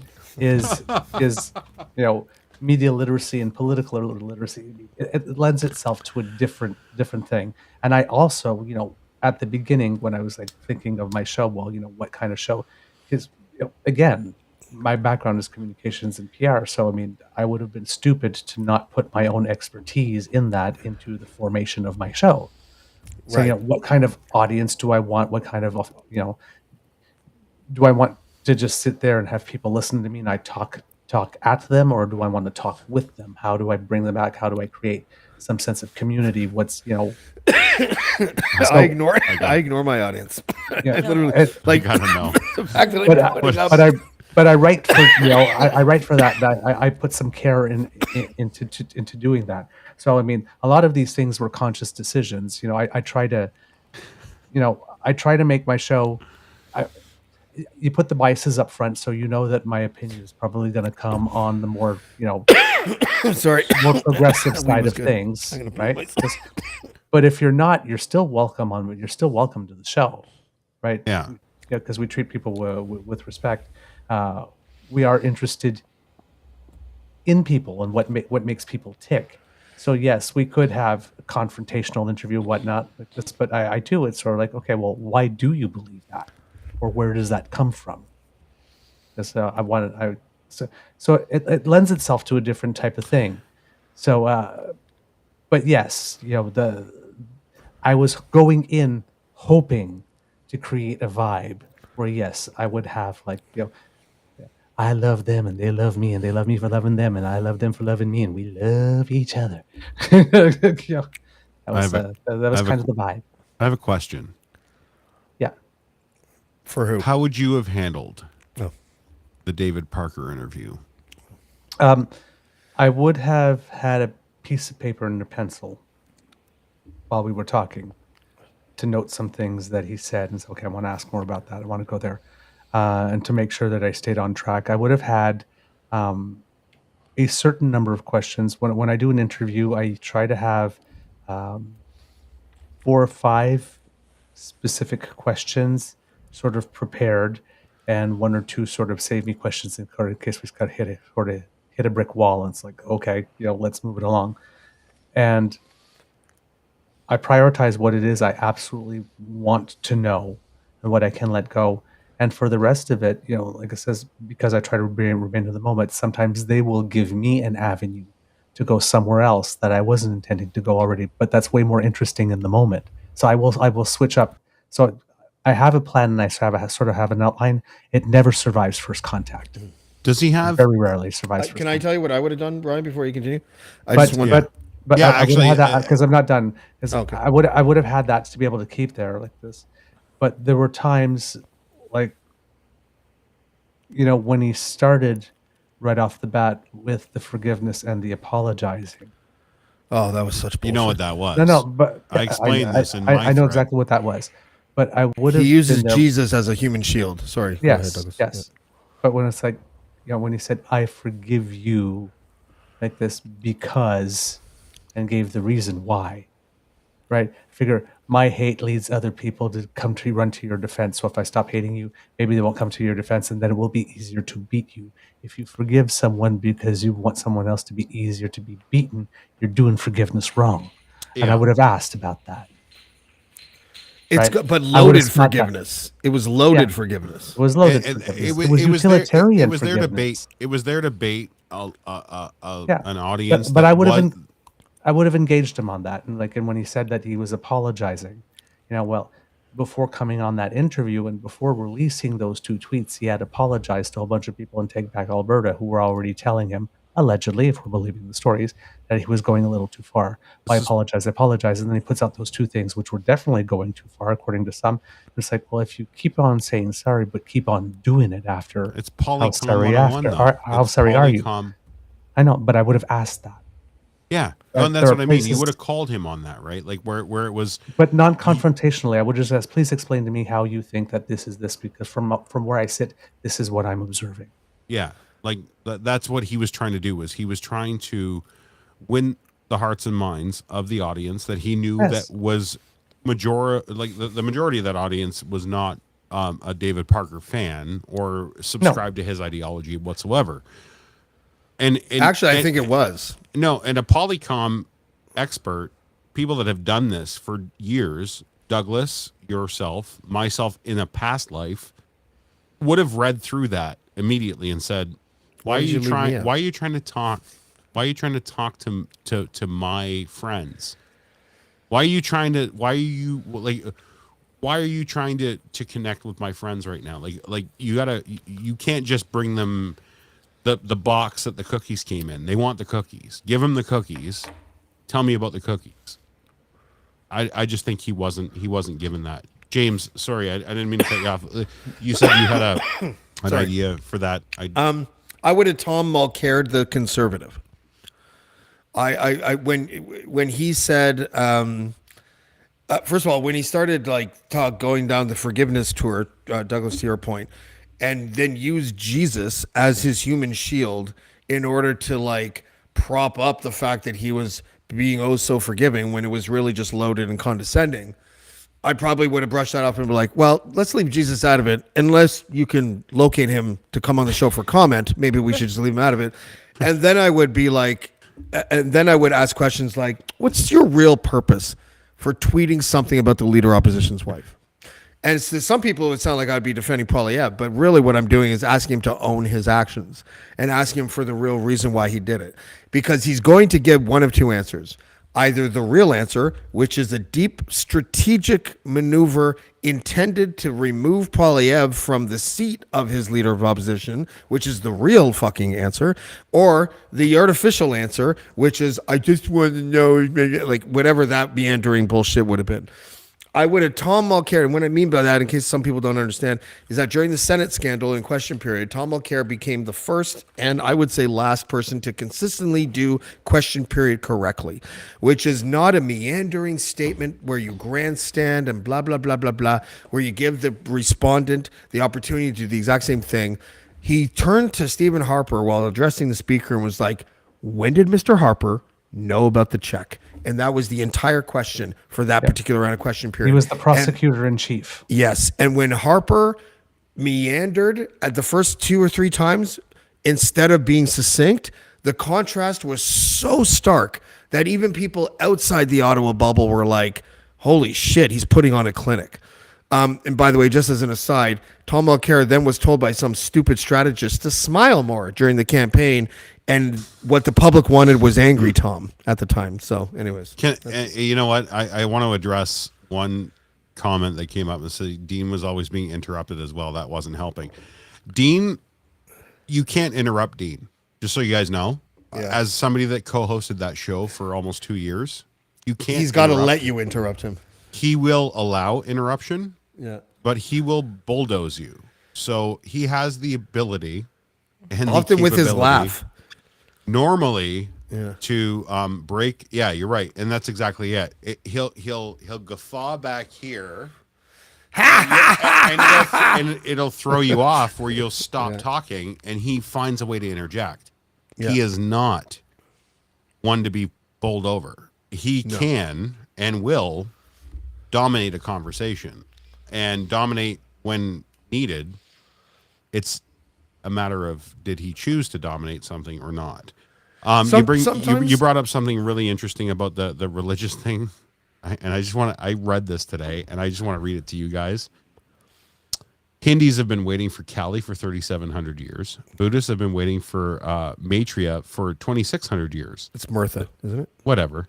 Yeah. The Jews have been waiting for the Messiah for 2,500 years. Christians have been waiting for Jesus for 2,000 years. Sunna waits for Prophet Isa for 1,400 years. Most religions adopt an idea of a savior that state the world will remain filled with evil until that savior comes. Maybe our problem is the planet is that, or on this planet, I should say, is that people expect somebody to come and save them when they just need to do the work themselves. Here we are. And now we're using it as a crutch for people, the weak and the feeble, to rely on. That's all. So you want me to have a priest on the next Blackballed? Well, you had Sherry DeNovo. She is a minister. You know what's she funny? She is a minister. Yes. That's a great example, by the way. I agree. I disagree with Sherry DeNovo on a number of issues. But what I like about her is that her underpinnings are such where she wants people to talk to each other about issues. So she doesn't plant a flag and then chain herself to that flag. She'll plant a flag and take a walk because she was in politics for 11 years. She was an MPP for Parkdale for 11 years. So she understands, and she was never in power because she was part of the NDP. So she understands what it's like to talk to power.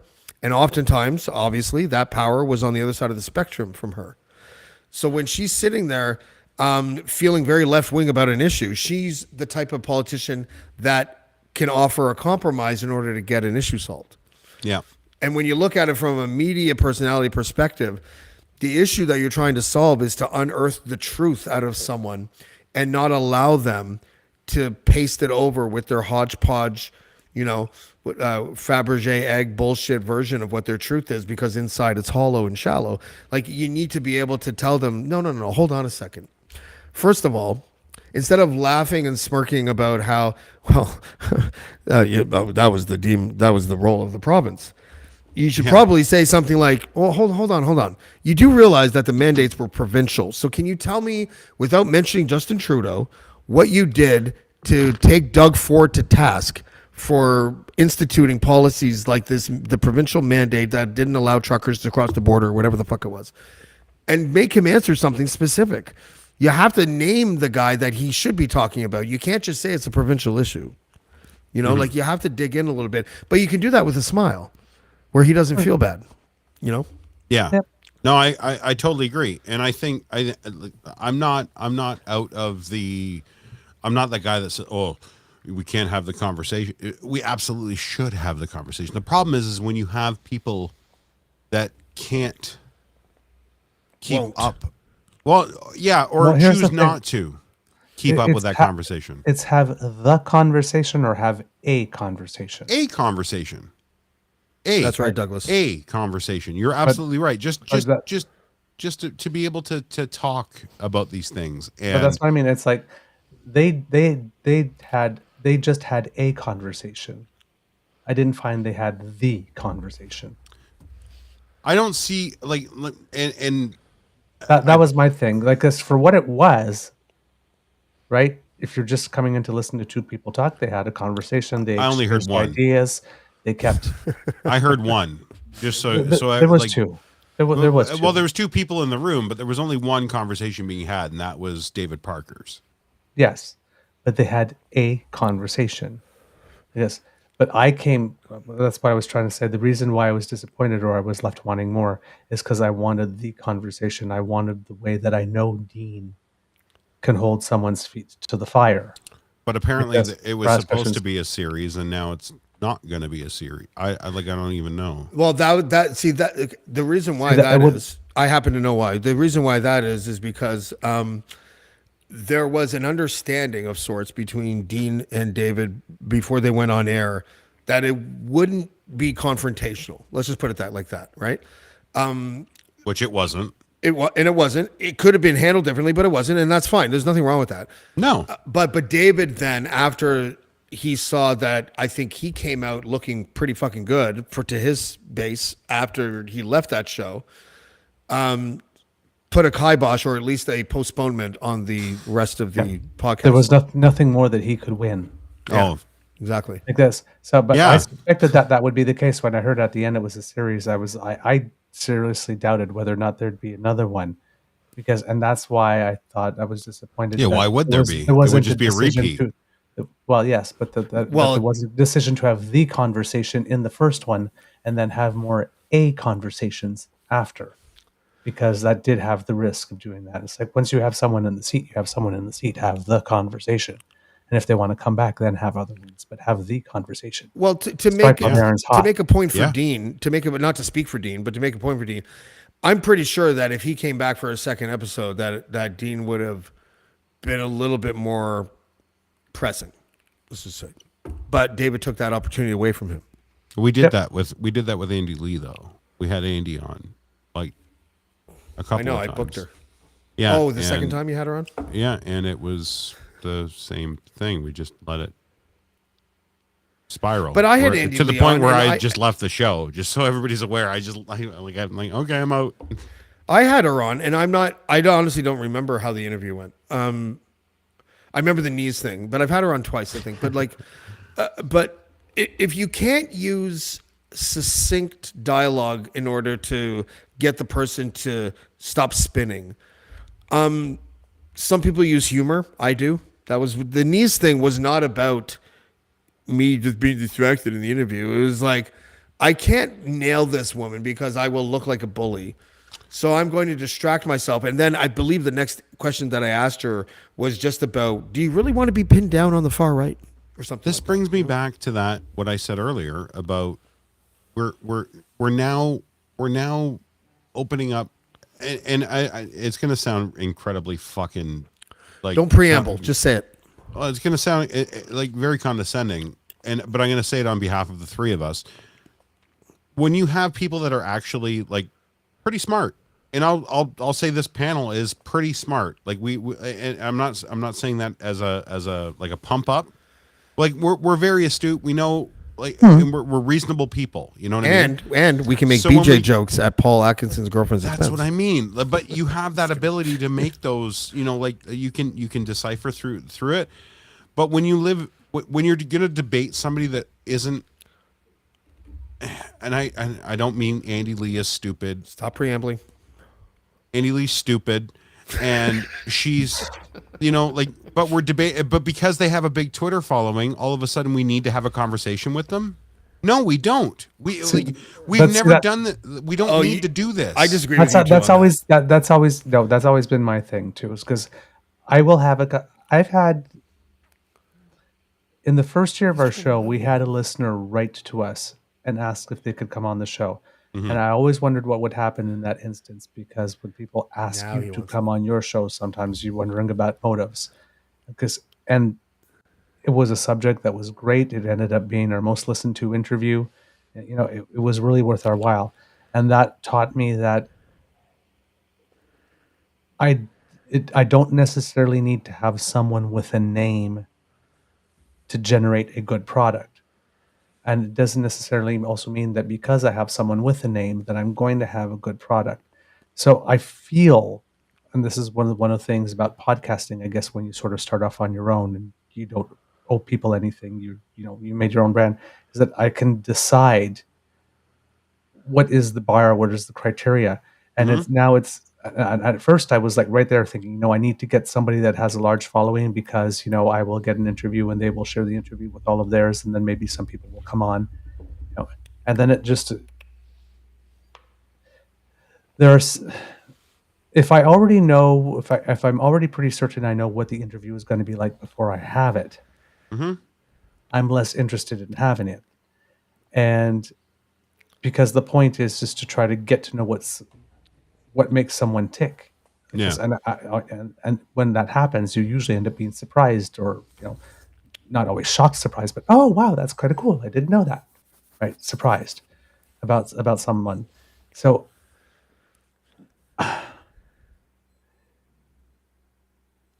I don't have to go for the name, and because the person has a large following, that's not the criteria that's going to decide. It's whether or not I think that they're going to have an interesting story, and whether or not I think my audience is going to appreciate them, whether they agree with them or not. Right? Because Senator Brazeau interview was kind of like that. Yes, because there's a lot of people that might have known him from before and not have liked him or had a bad impression, whatnot, or he's a conservative, or was, or because not so much with the conservatives, but right. Yeah, but he he's had a an stigma interesting. to him. Yeah. Yes, exactly. But he's a very interesting human being who's come a long way, who's done a lot of his path back to where he is in public, in front of the camera, so we can see him. Yes. And right now, he for a consistent amount of time, he's been doing his job as a senator very well, and he had a couple of initiatives going on right now that were kind of important and timely, and why not? But but again, it was the fact that even though he had a past, he has shown a behavior consistent over a certain amount of time, and there's a story there about your path and your journey and whatnot that makes someone interesting like this, rather than just talking about policy. Yeah, we talked about some policies and bills and stuff, but it's the rest of the stuff that you're bringing. That's what's to the package. That's what makes people want to listen, right? But also contrasted with the fact that that Brazeau and Douglas probably don't see eye to eye on like 50% of issues. Yeah. Right. Yeah. Right. But you don't have to talk about that. What you just said, Douglas, and was when brilliant. we had Brooke Chen was the same thing. Well, Douglas, what you just said was brilliant, though, and I'll throw it back to you. Sorry, but the idea that it's about what they've been doing and saying that aren't policy affiliated, but at the same time, the audience can see the contrast between the way that both of you think. Yep. So you don't have to talk about it. It's just sitting there, and then you get to see the good side of a person who disagrees with you. And that formula, being able to see the good side of a person you disagree with, is foreign to most media outlets completely. I'm gonna throw this right off though. Okay. Just with a quick and then Douglas, you take it back, because you're absolutely right. In theory and in like books, you're 100% on point, but I'm fucking tired of people that got sober telling me that they're just better people now. I fucking hate it. I fucking hate it. I know, but Kevlar. better people now. You know what I mean, though. But at the you are same in time, that chair, Blanche. You are a better person now. but at the same time, if you're gonna tell me you're a better human being now because you're sober, then get the fuck out of politics because you had no idea how to fucking control yourself. But Are you talking about that being Brazo? said- Yeah. Oh no, Brazo doesn't use sobriety as a way to Yeah, propel he his did. image. Oh, yeah, he did. He told the Yeah. story. I thought he No, told no. the story in a way that was we did. Well, Of course we'll he agree to did. disagree. Of course you think that because he's conservative. If it was I'm a not liberal that was saying conservative. that, you'd say he was using it for his advantage. But here we are. I'm not So- conservative. No, Yeah, okay. I'm not. The difference though, Ryan, is that most of the time. Okay, let's just say this. I agree with the spirit of what you're saying, but senators don't get elected. So who's he pandering? No, they're to? appointed, and it doesn't matter. But who's You he still have a pandering to voice. now? No, he's got a voice, and he's pandering to his own fucking ego. You know, I just as most sober people do. Just so I- you know, sober and non-smokers. Everybody that's quit smoking, that smoked for 40 years, out there looking at me going, "You're still smoking? So you were smoking fucking 5 months ago, Dave. Fuck you."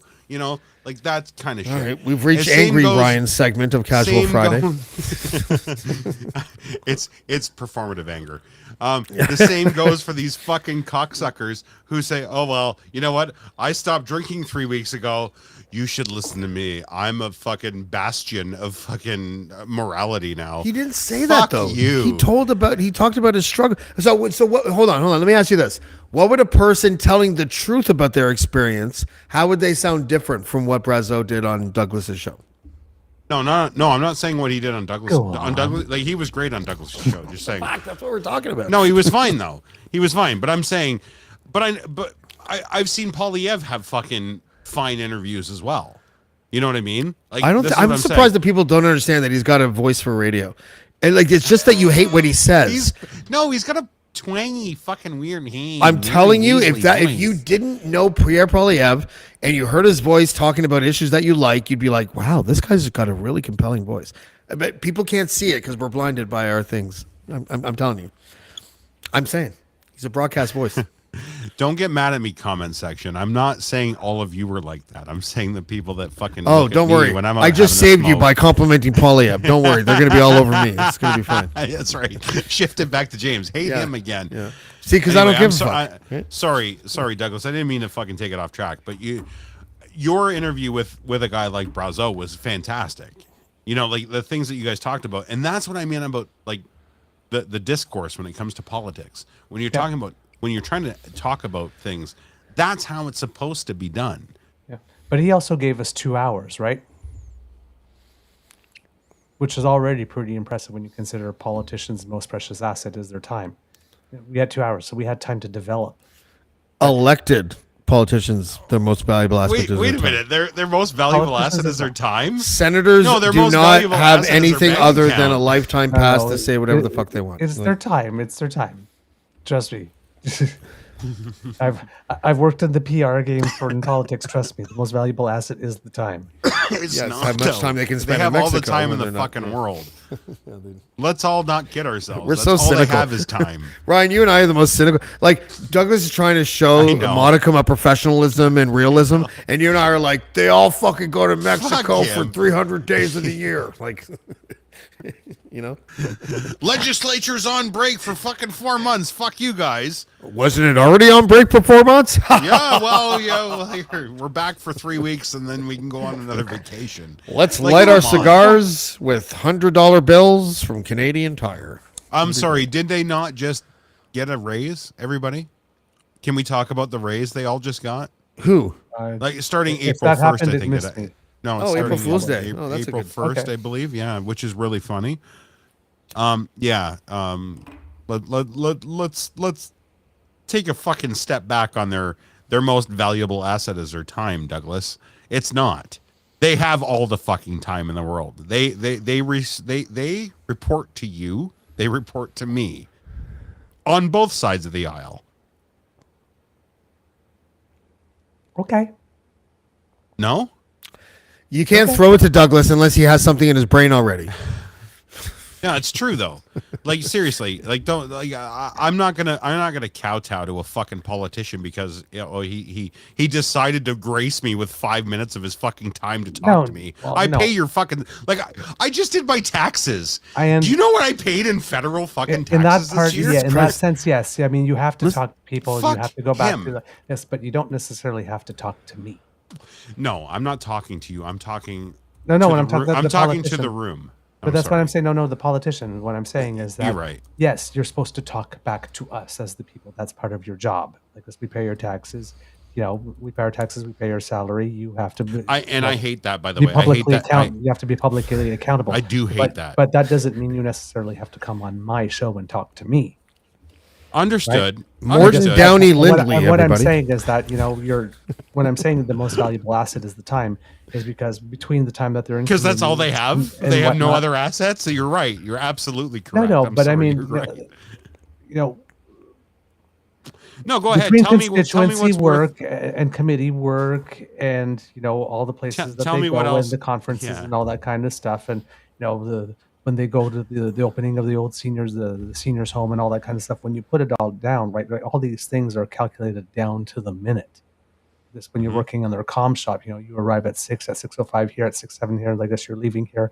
You've got half an hour to get there. You've got 5 minutes to eat. You've got a telephone meeting here like this. So I mean, they are scheduled like you would not believe. So when when they can turn around and say, you know what, yes, we want to come on your show, we'll give you 5-10 minutes. That's one thing, but we'll give you 2 hours. But Not if the cheese is too hard on the private plane. That's a completely. It is a completely different thing. But Yeah, what I'm saying is that the benefit is by having 2 hours, you do a different type of interview. I'm not that worried about not. No, being you able can to actually get have to a subject. conversation. There's going to be some time. If there's a subject that I happened that I missed an opportunity, chances are something else will come up in the conversation that will circle back to it. I don't have to break the conversation. Oh, by the way, I forgot to ask you this question and break the flow. And something will happen that'll be able to bring it up again if I make a note of it. Right. Much to the chagrin of many people, probably listening right now, that's the Joe Rogan effect. When people tried to learn about Bernie Sanders by watching him on MSNBC or CNN, they got 7 minutes, then a commercial, then another 4 minutes, then a commercial.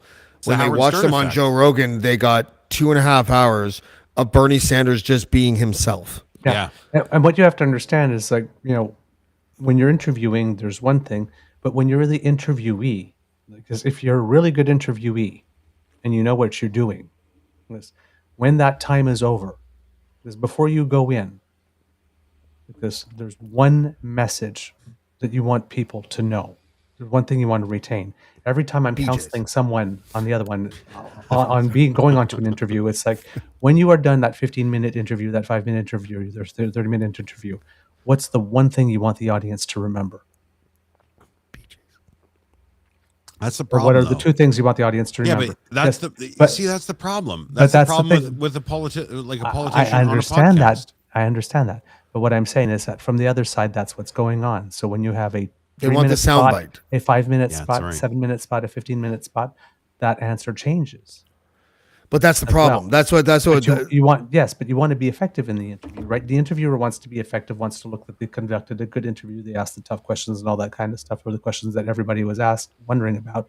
And the interviewee has a message to give out. There's a natural tension there, right? So when you have a little time, you have the opportunity for that person to get that out, and then what?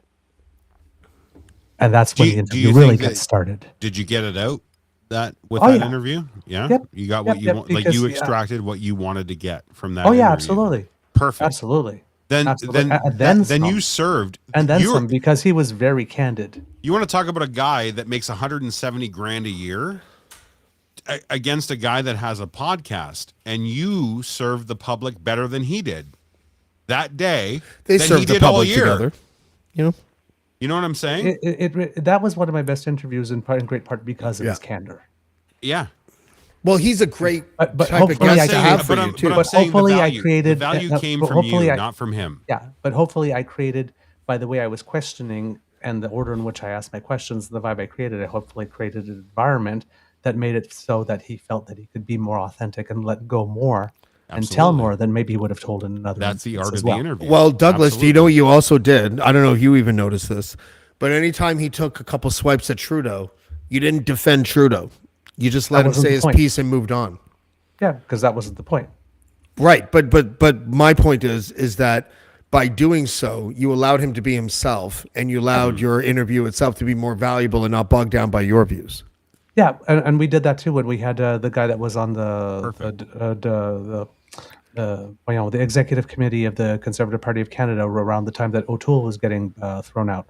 We had Bert Chen up a couple of times, and we asked him specifically, well, if not, he didn't support O'Toole originally, but he went behind him. But who did you support? And he thought that Leslie Lewis would be a wonderful candidate. Just like Parker. Now, Paul and I, Paul and I, both of our eyes sort of went. Because you're a racist? Yeah, Just kidding. Racist. But Unbelievable. But that's it.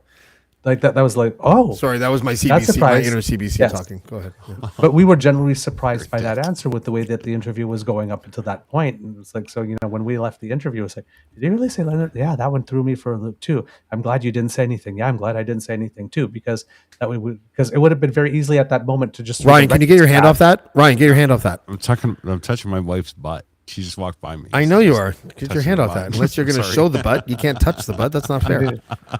Like this, but in that moment when he said that, I heard the record scratch in my head, and I was like, Leslie Lewis.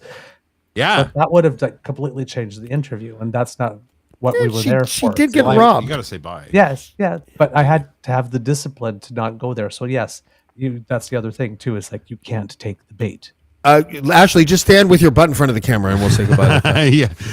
He just said, Ashley, stand with your. She didn't have her cans on. She couldn't hear. Ashley, stand with your butt in front of the camera so we can see what Ryan was touching so rudely while we were trying to have a discussion. And Wow. we could say goodbye too. Yeah, she's leaving. Yeah, no, Sunk to this point, have we? she's Well, leaving. the shawl's already halfway. Well, the we're- shaw's already gone, so it's halfway done. We're good. We've delved into the fucking dirge of Terrible. politics. So Come on, we're Ali already in the Mars. basement. You can do it. I'm just kidding. That's I'm right. just- That's greasy. My wife smells like bologna and air fresheners. Pine trees and Slim Jims. I Febrezed it for you. Oh, good. Oh, She dang. braised it. Where'd the turkey baster go? Oh, never mind. Oh. What? That wasn't an Ashley. I used the lavender Febreze tonight, honey. I do have a great ass though. You know what that makes, though? How would we know, Ashley? Shut up, James. You're not looking What? at my wife's ass. I'm not looking at anything but her knees. You know? We know because yeah, but Ryan we know said how you so. are with knees, okay? Knees We are just talked about nippleless Andy breasts. We know all they because Ryan said so. She's got a great ass. Everybody, I'm sorry. Guys, we're in hour 3. I can't be held responsible for anything that I say at this point. No, we're going off the rails rub now. those knees. Rub that patella. Oh my God. Keep going. Keep going. Oh, counterclockwise. Patella. Counterclockwise. Imagine I was really into this, Oh, and my I'd be God. winning so bad right now. If this is really me. He's already touching it. You give great cap. No, you know what, Douglas? Yeah. I Douglas, got both hands below the desk right now. All of our heads are. Oh, never mind. she's gonna have a smoke, so she's gonna stay for a second. Look, but Vaughn, no yeah. hands.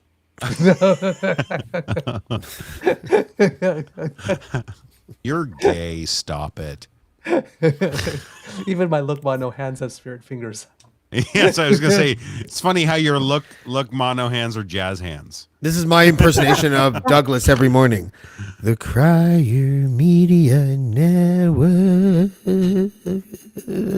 I can't do your vibrato. And then your jazz hands. You are listening. No, you've done some incredible work on that show, and I know we joked about it earlier, saying that hey, spend 3 minutes telling us something nice about Polyev. But now I'd like you to spend 3 minutes telling us something terrible about Justin Trudeau. Oh, shit. Okay, hold on. Let me get my chili. Don't answer until I get back. So let me get my. James did eat I'm made just kidding, chili. Douglas. You don't. Now he's gone. You don't have to do it. It's fine. Get me I'm just still getting kidding. started. No, you know what? Some My days I'm like, point has "Fuck, always man." been. Yeah, my point has always been we've got to figure out that, you know what, some people just don't belong at the table for the discussion, and that's always been a thing. But you know what, either side brings those people with them. We're gonna talk. We'll talk for you. You know what I mean? I understand where you're coming from, but I'm gonna find a measured way of delivering that to the floor to make a decision that's right for you to a certain extent, we all have to give and take. That's what democracy is give and take.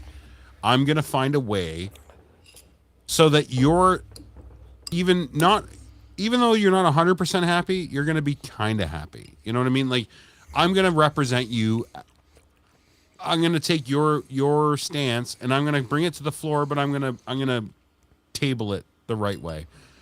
And this is where, like I say, the death of a guy like Mulrooney, yes, we can all look at certain things. NAFTA, like we wouldn't have had the NAFTA deal that we did without Mulrooney. Okay.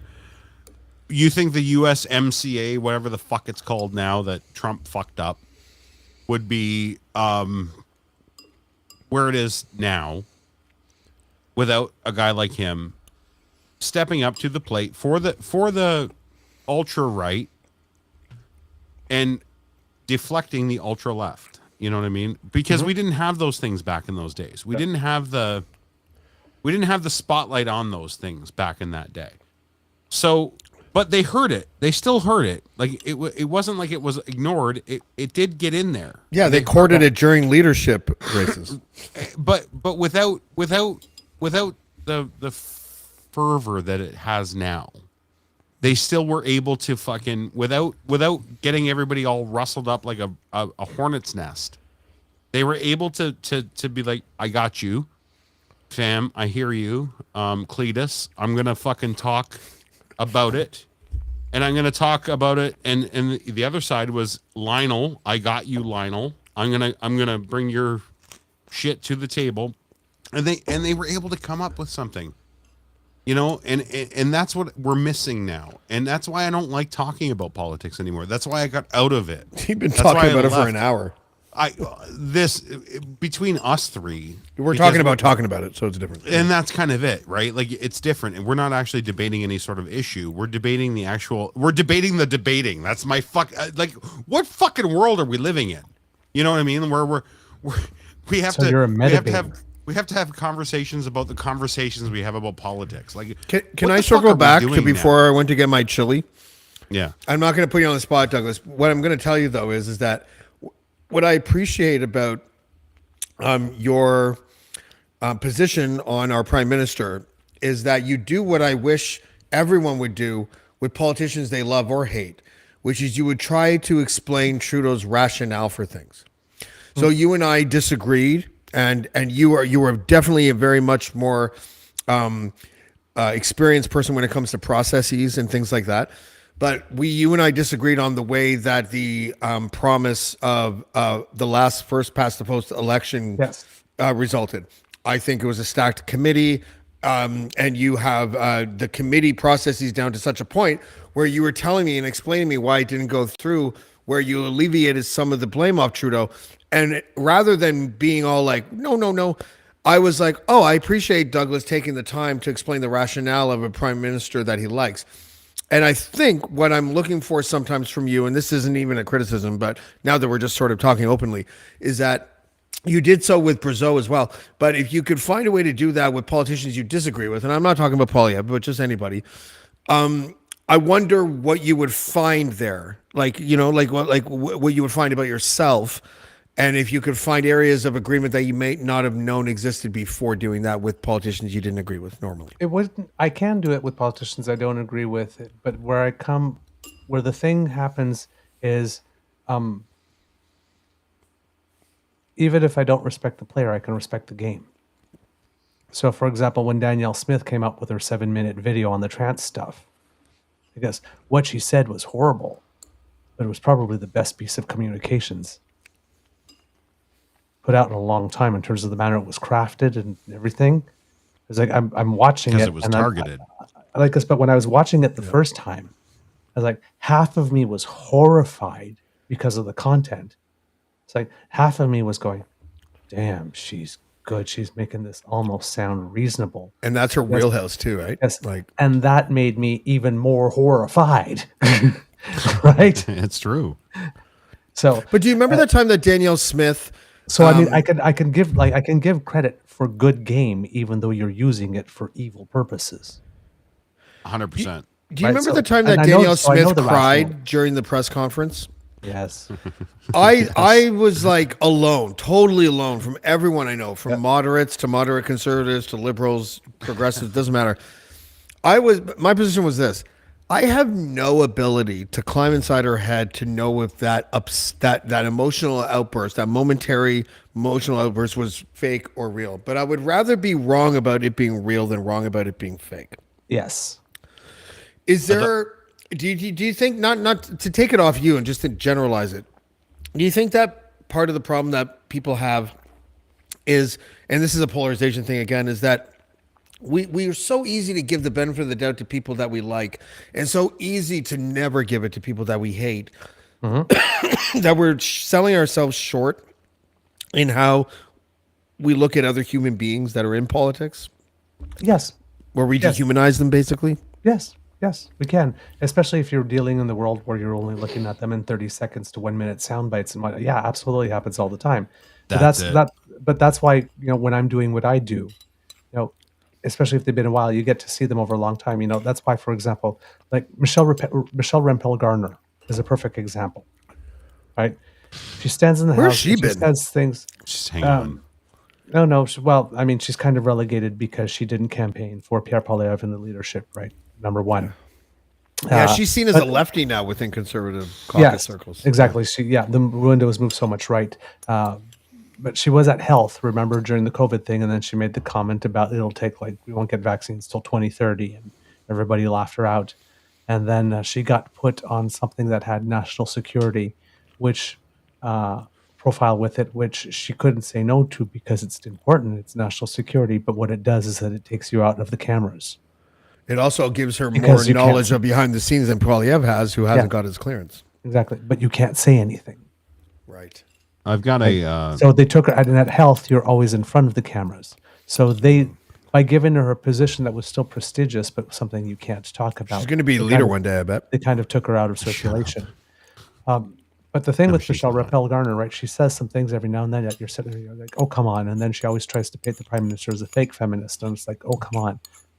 But in her personal life, right? This woman is pretty much a sommelier. She knows wine so well that she could, she's as close to sommelier as you can get without being. Are you calling her an alcoholic? I can't tell what's going on right now. No, wine aficionado. Oh, I thought you were being like, she's such a drunk. No. The sommelier is like the wine. I know what a sommelier that is. comes to your That's table. why I thought you were calling her a drunk. I thought you were just- No. Literally, she is. Oh, she's a box wine drunk. We all know that. That's fine. I don't. And that's just a I fact. don't know if I can say that, but all Well, no, know I is can that- because I've watched every video that she's put out while she was drunk. In case you haven't noticed, Douglas, this is the Ryan Lindley portion of the Casual Friday episode where he turns into Robert Downey. No, not Robert. Robert Morton. What's his name? Robert Morton. Yeah. And there was, she's taken a lot of positions that are pro LGBT. Morton Downey Jr. Sorry. She's not she has taken, she wrote that article like the WEF because she doesn't get what all the fuss is about. She's been there and all that kind of stuff. So she will take some stands, right? So when I'm looking at her like this, she is someone I would have on the show that is from the other side, because I can ask about one side of her and the other side of her and how she feels, when she's going against the party, and how can she sit if she's pro LGBTQ? How can she sit next to Garnet Genuis? I can ask all these questions, whatnot, and have a sincere conversation with her, and it wouldn't be confrontational, because she's not so far out there that I know that I won't get just the propaganda message all the time. I'll actually get a real person for some point of the conversation. There'll be other parts of the conversation where I'll have the politician with the mask, because there are messages that she has to get out. But there are other topics of conversation where that mask would come off. You're right. I was thinking of the other Michelle Ferrari. That's the drunk. Okay, you're right. Yeah. But in the same breath, though, There's something milfy attractive about her. Anyways, go on. Right. No, there isn't. She's got a huge forehead and fucking weird eyes. Stop it. There's lots of things you could place on that. Sorry. But Sorry, at the same time, sorry. I need to ask. Okay. Yeah. It's after hour 3. I'm allowed to say anything I want. Okay. Well, and that's kind of it. Like we're in the screeching brakes portion of the show. My mouth is on fire right now. So like literally on fire because I just had chili. So I'm going to ask about the chili next. but I need to get this out of the way first. Yes. Morton Downey. We're Jr., talking about the please. humanity of things, and we're talking about the decorum and everything else, and actually having that level of I wouldn't even call it professionalism, just humanism, we'll call it. There you go. And I'm going to ask you something, Douglas. That's Sure. it's a little, might be not offside, but a little Is it a gay controversial. question? No, it's just a controversial about how we deal with these people, and like every time that you actually like interact or tweet or talk about somebody, it comes with usually a derogatory nickname. And I'm wondering why that's okay, but it's not okay when we're talking about it in the discourse like we're talking now. What? Say that again. Like What are you when talking? like call like Pepe Le Pew and Trollier and Yeah. Like mostly on the right though. You don't usually aim that at the left. You always aim it at the right, like at the conservative politicians. Why is that? Because he leans left. Yep. Okay. And you called me a conservative earlier, so maybe you that's shouldn't put labels on people. But see, that's the thing you have to understand with the show, right? It's biases up front. It really is. My biases are all up front. They're on the table. You know what angle I'm coming from. But I'm still going to give you facts first. I'm still going to give you analysis that doesn't go into sophistry, that doesn't try to twerk things. And then I will give you my opinion. So when it comes to like, and I'm going to say it, it's a trope. It's a definite like. Please don't like bring an up trans stuff. I'll get fired. No. But there's also part of it is also just, to be totally honest, there's a snark element to my humor and whatnot, which I'm hoping, it gives an entry point for people to come into. I have a bit of a sardonic or caustic sense of humor from time to time, so that's fine. But why doesn't it transcend on both sides? That's my question. Like when you're going to be because he leans you're left. a pundit. I lean left, but I would do it the other way too, if somebody was doing stuff. The nicknames are reserved for people who are particularly egregious in how do me a favor. duplicitous they are. And the thing is how would I put it? I don't know how to explain it, but I would use them. Sometimes they're there just because I find the opportunity. Hey, I'm petty like anyone else. But other times it's, it's like when I hear conservatives complain about they always get bad press. It's like, yeah, but have you seen what you're doing? It's like, are you getting bad press because the press is against you, or are you doing bad press because you're doing shitty things? So if you want better press, do better things and act better. Chances are that's going to go a long way. So I believe in truthful, not neutral, so I can't treat both sides the same if I'm not seeing the same thing from both sides. But if I saw, people on, like, for example, I've been taking a huge strip off Jagmeet Singh lately. Yes. So I can do it for the other side, but I have to see consistent behavior over time that would warrant when not everybody gets a nickname. You have to do something to earn it. Perfect. Hang on. Everybody shut the fuck up. What I'm doing is I'm watching the comments, okay? And Yep. I watch what, like, I'm trying to avoid everybody that I love, including this panel and the people that are in that little sidebar that we have here. I'm trying to avoid them for fucking falling into a silo. And I want you to understand why somebody like Douglas is able to do what he does. And when you see it and you see somebody like, you're fucking, you do this, you do fucking that, you do that. Ask these questions. If somebody was to actually ask what I just asked Douglas to explain on the other side of this fence, they couldn't do it. That's the problem. Actually, on both sides of the fence, because Douglas is more in the middle. All I would hear more of a was blackface. Blackface. It's like, okay, well, he addressed the blackface thing, right? So, but we keep bringing it up. The thing that Douglas keeps bringing up, or the things that Douglas keeps bringing up, are relevant and current, and they just keep happening. So he keeps on saying them, and he's calling it out. So don't fall into the silo of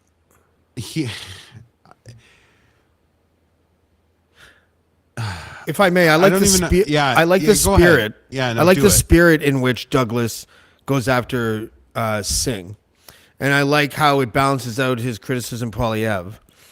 I don't necessarily agree with the criticism. What we're able to find, and I think this is about honesty more than about bias, is that I think Douglas, I think you, like, whether or not you're officially one or not, you are pretty much a liberal in the sense that you're a centrist. Yes. Right. And traditionally the Liberal Party is the center, conservatives are the right, and Yes. NDP is the left. Right. Yes. So you just happen to fall where your honesty allows you to, Paul. Yes.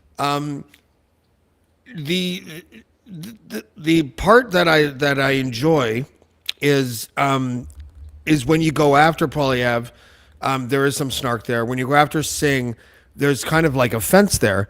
And I think in a way it's because you see that Trudeau and Singh should sort of be on the same side. What do you think that it does? How do you think that it impacts, if at all, your ability to interview people from all sides? I don't think it impacts at all. You have to understand that with Singh, I don't believe that they should be on the same side. Specifically, for Singh, my main criticism is, why are you working so hard to create all these programs, only then to not do what you need to do to make sure those programs can survive for a term or two so that they become ingrained? If But you know the answer to that in is the 'cause program, But he I doesn't understand believe that. But he believes he can win, and he has to believe that in order to be. I leader. know he has to believe I could win, but there's a different thing, right? Every time I go on when I go on the curling ice and I'm playing against team number one, I believe I can win because we have beaten them twice in 7 years. Yeah. So I believe we can win, but I'm pretty damn sure most nights that we're not going to. Like this. Now, I don't believe that we can't, and it doesn't mean we Sweet don't play bitch. hard. It doesn't mean we don't give all we got. That's right. But sometimes the goal is, if we can lose to them by less than 4 or 5, that's a good night.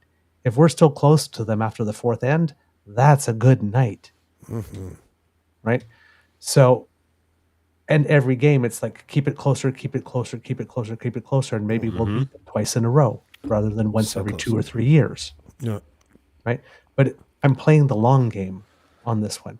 But I go into that match realistically. Like, I'm going to do my best. I'm going to throw everything I have at it. It's probably not going to be enough.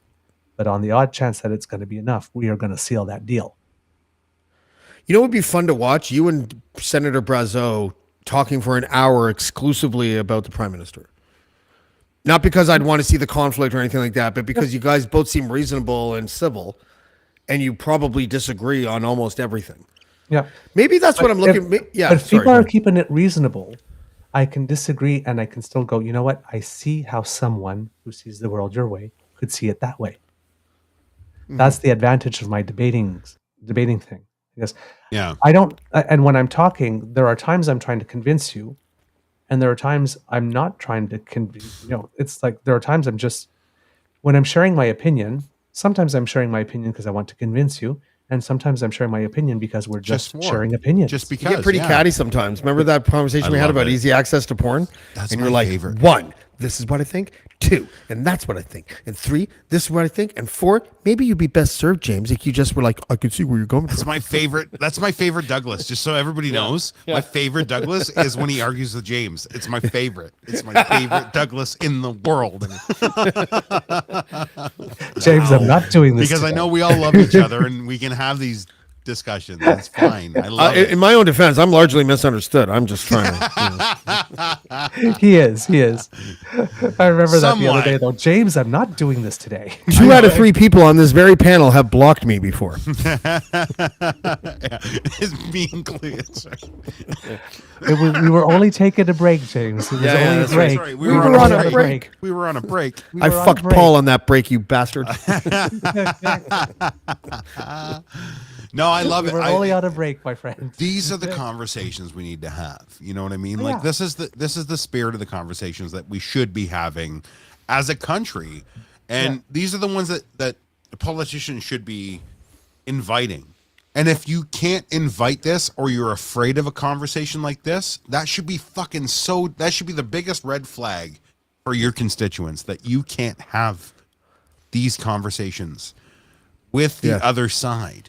And if somebody can't have that, like we're watching in Durham, the by-election in Durham that's going on right now, we're watching conservative politicians just not show up because they can't show up. Because if they show up, they've been instructed not to show up, because if they show up, they're going to get fucking steamrolled.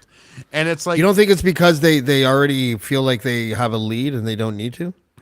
that's a big portion that's of part it. of it too. Well, but that's protectionism. But is that's what that I'm- democracy? that's one of the things Isolationism, on my yeah. show. It's like I do not know why we do not have a law that says that you are not allowed to interfere with the citizens' right to cast a fully informed vote. Yes. Yeah. Yes. If you don't show up You for work a Debate should be question- mandatory. absolutely. I 100% debate should be mandatory. Dude, I debated in the Toronto mayoral election against Yes. Doug Ford, Joe Pantalone, George Smitherman, Rocco Rossi. I debate and I got to tell you, I had no fucking idea what I was doing. Nobody does. But the night before, I called my friend Laura Creedon, who I mentioned earlier when I did the K. Yeah. And she was in PR, and I was like, Laura, she's like, James, I'm so like, she was going to the event. There was going to be 3,000 people in the Art Gallery of Ontario while I debated subjects that I just simply didn't know about. So I did some superficial research, and but the day before I was like, Laura, I don't know what the fuck. I've never debated before. I don't know what I am doing. She's like, Yeah. What do you want to close your eyes, James? Okay, close your eyes. And I'm like, oh yeah. She's like, no, not that. And then I was like, she's like, close your eyes. And was like, I want you to visualize. And I'm like, go on. She's like, the debate stage. And I'm like, still. Tell me slower. No, but she was like, but what she was trying to convey is like, what do you want to happen? I'm like, I want to say smart things, and I think I want to laugh here and there, but I want people to applaud what I'm saying because whatever. And she's like, visualize that. She's like, then go over, to your notes, find something specific, a good point about each of the debate topics, because they gave us the debate topics beforehand, Right. and then go and say those things. And I was like, that's great. Do you remember Rocco Rossi? Yep. So tall and bald, right? And Joe Pantalone, short. Both of them are Italian. So my opener was, hi, my name is James DiFiore. As many of you probably don't know, I'm related to both Joe and Rocco, because I literally look like a combination of the two, right? and they got it, right? And they laughed. And then I felt comfortable. And what I learned about that experience is, afterwards especially, you know who the friendliest person on that stage was? Rob Ford. Rob Ford and I had a couple of moments together when Joe Smitherman or George Smitherman was talking, and I leaned over to him. He was sitting beside me. I swear to God, this is true.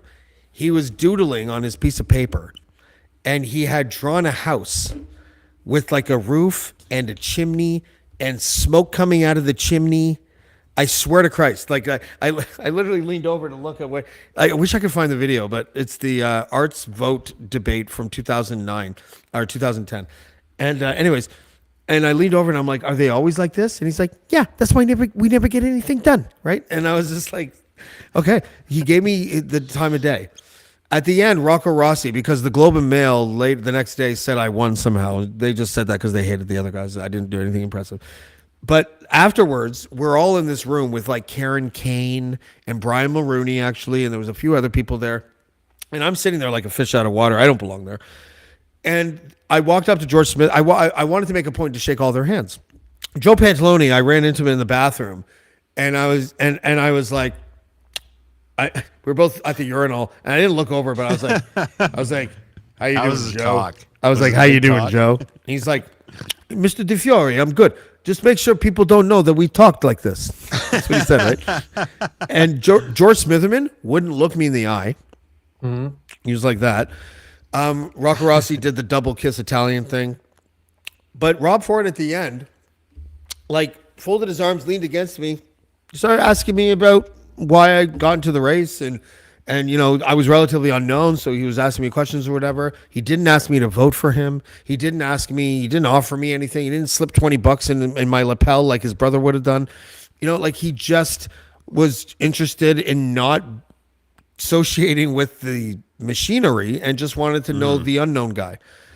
I'm not saying that Rob Ford was a good mayor or anything, but that is the kind of shit that I think that the retail politics. That's what kept getting him elected. That's right, and the retail politics and lefties do it too. Nathaniel Erskine Smith, dude. Yep. When he first got elected, was in my riding in the beaches in Toronto. I was managing a campaign of a Liberal candidate that lost to him, and then I went to a couple of his events and stuff. But the point is that he had that retail politics too. So it's not about a Rob Ford or Nathaniel Erskine Smith. It's about the act known as being personable. We need that in our media. We need that in our public leaders. We need that in our discourse overall in general. We need that in our fucking fellow citizens. We need that. My whole thing during the pandemic, like the rollout of, like, I had, and again, here comes my stupid naivete. When I saw, like, Doug Ford and Justin Trudeau, like, collaborating on things and getting shit done and, like, trying to, like, push shit forward. My naivete when it comes to that, like, we just need to, do. Once I started watching it fall apart, that messaging, like when they were trying to get the messaging out.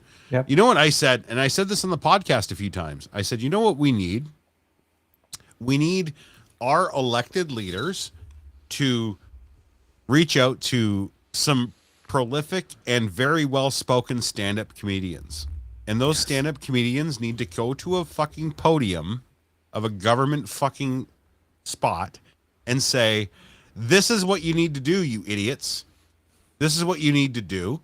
I'm being told this by smart people and blah, blah, and make it funny and make it relatable and make it personable I look at comedians in a way different light now, just because I know that there are way better communicators than our politicians are. Yeah. 100%, 100% better. You will ride or die somebody like that, like a George Carlin or a Seth MacFarlane. Shane Gillis. I'll use the right. You're gonna take a guy like Joe Rogan, and I'm saying you need to take these voices that people actually listen to, because nobody's listening to Justin Trudeau. Nobody's listening to fucking Pierre Poilievre. Nobody's listening to fucking Michelle. Yeah, Pierre. exactly. You don't remember her name. No one's listening to his thing. Nobody's listening to you. But you know who they're listening to? Donald Trump. That's why Donald Trump got fucking elected, because you watched him on TV and he had Free some media. ratings. Yeah.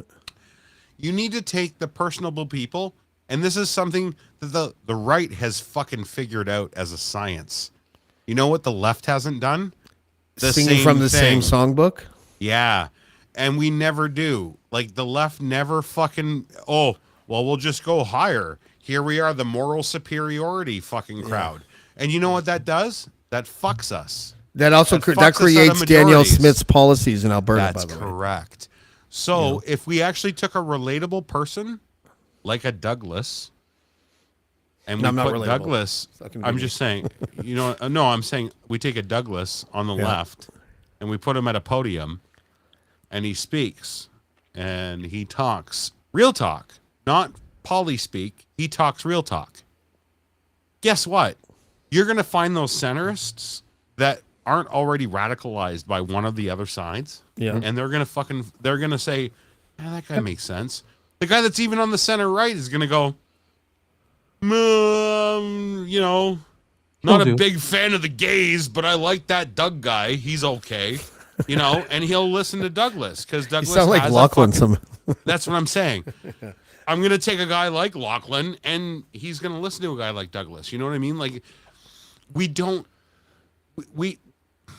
on this side, and it's been that way in democratic Western society politics for fucking decades. We take for granted the art of politics, not just the matter of fact. And yes, you can come with all the facts you want.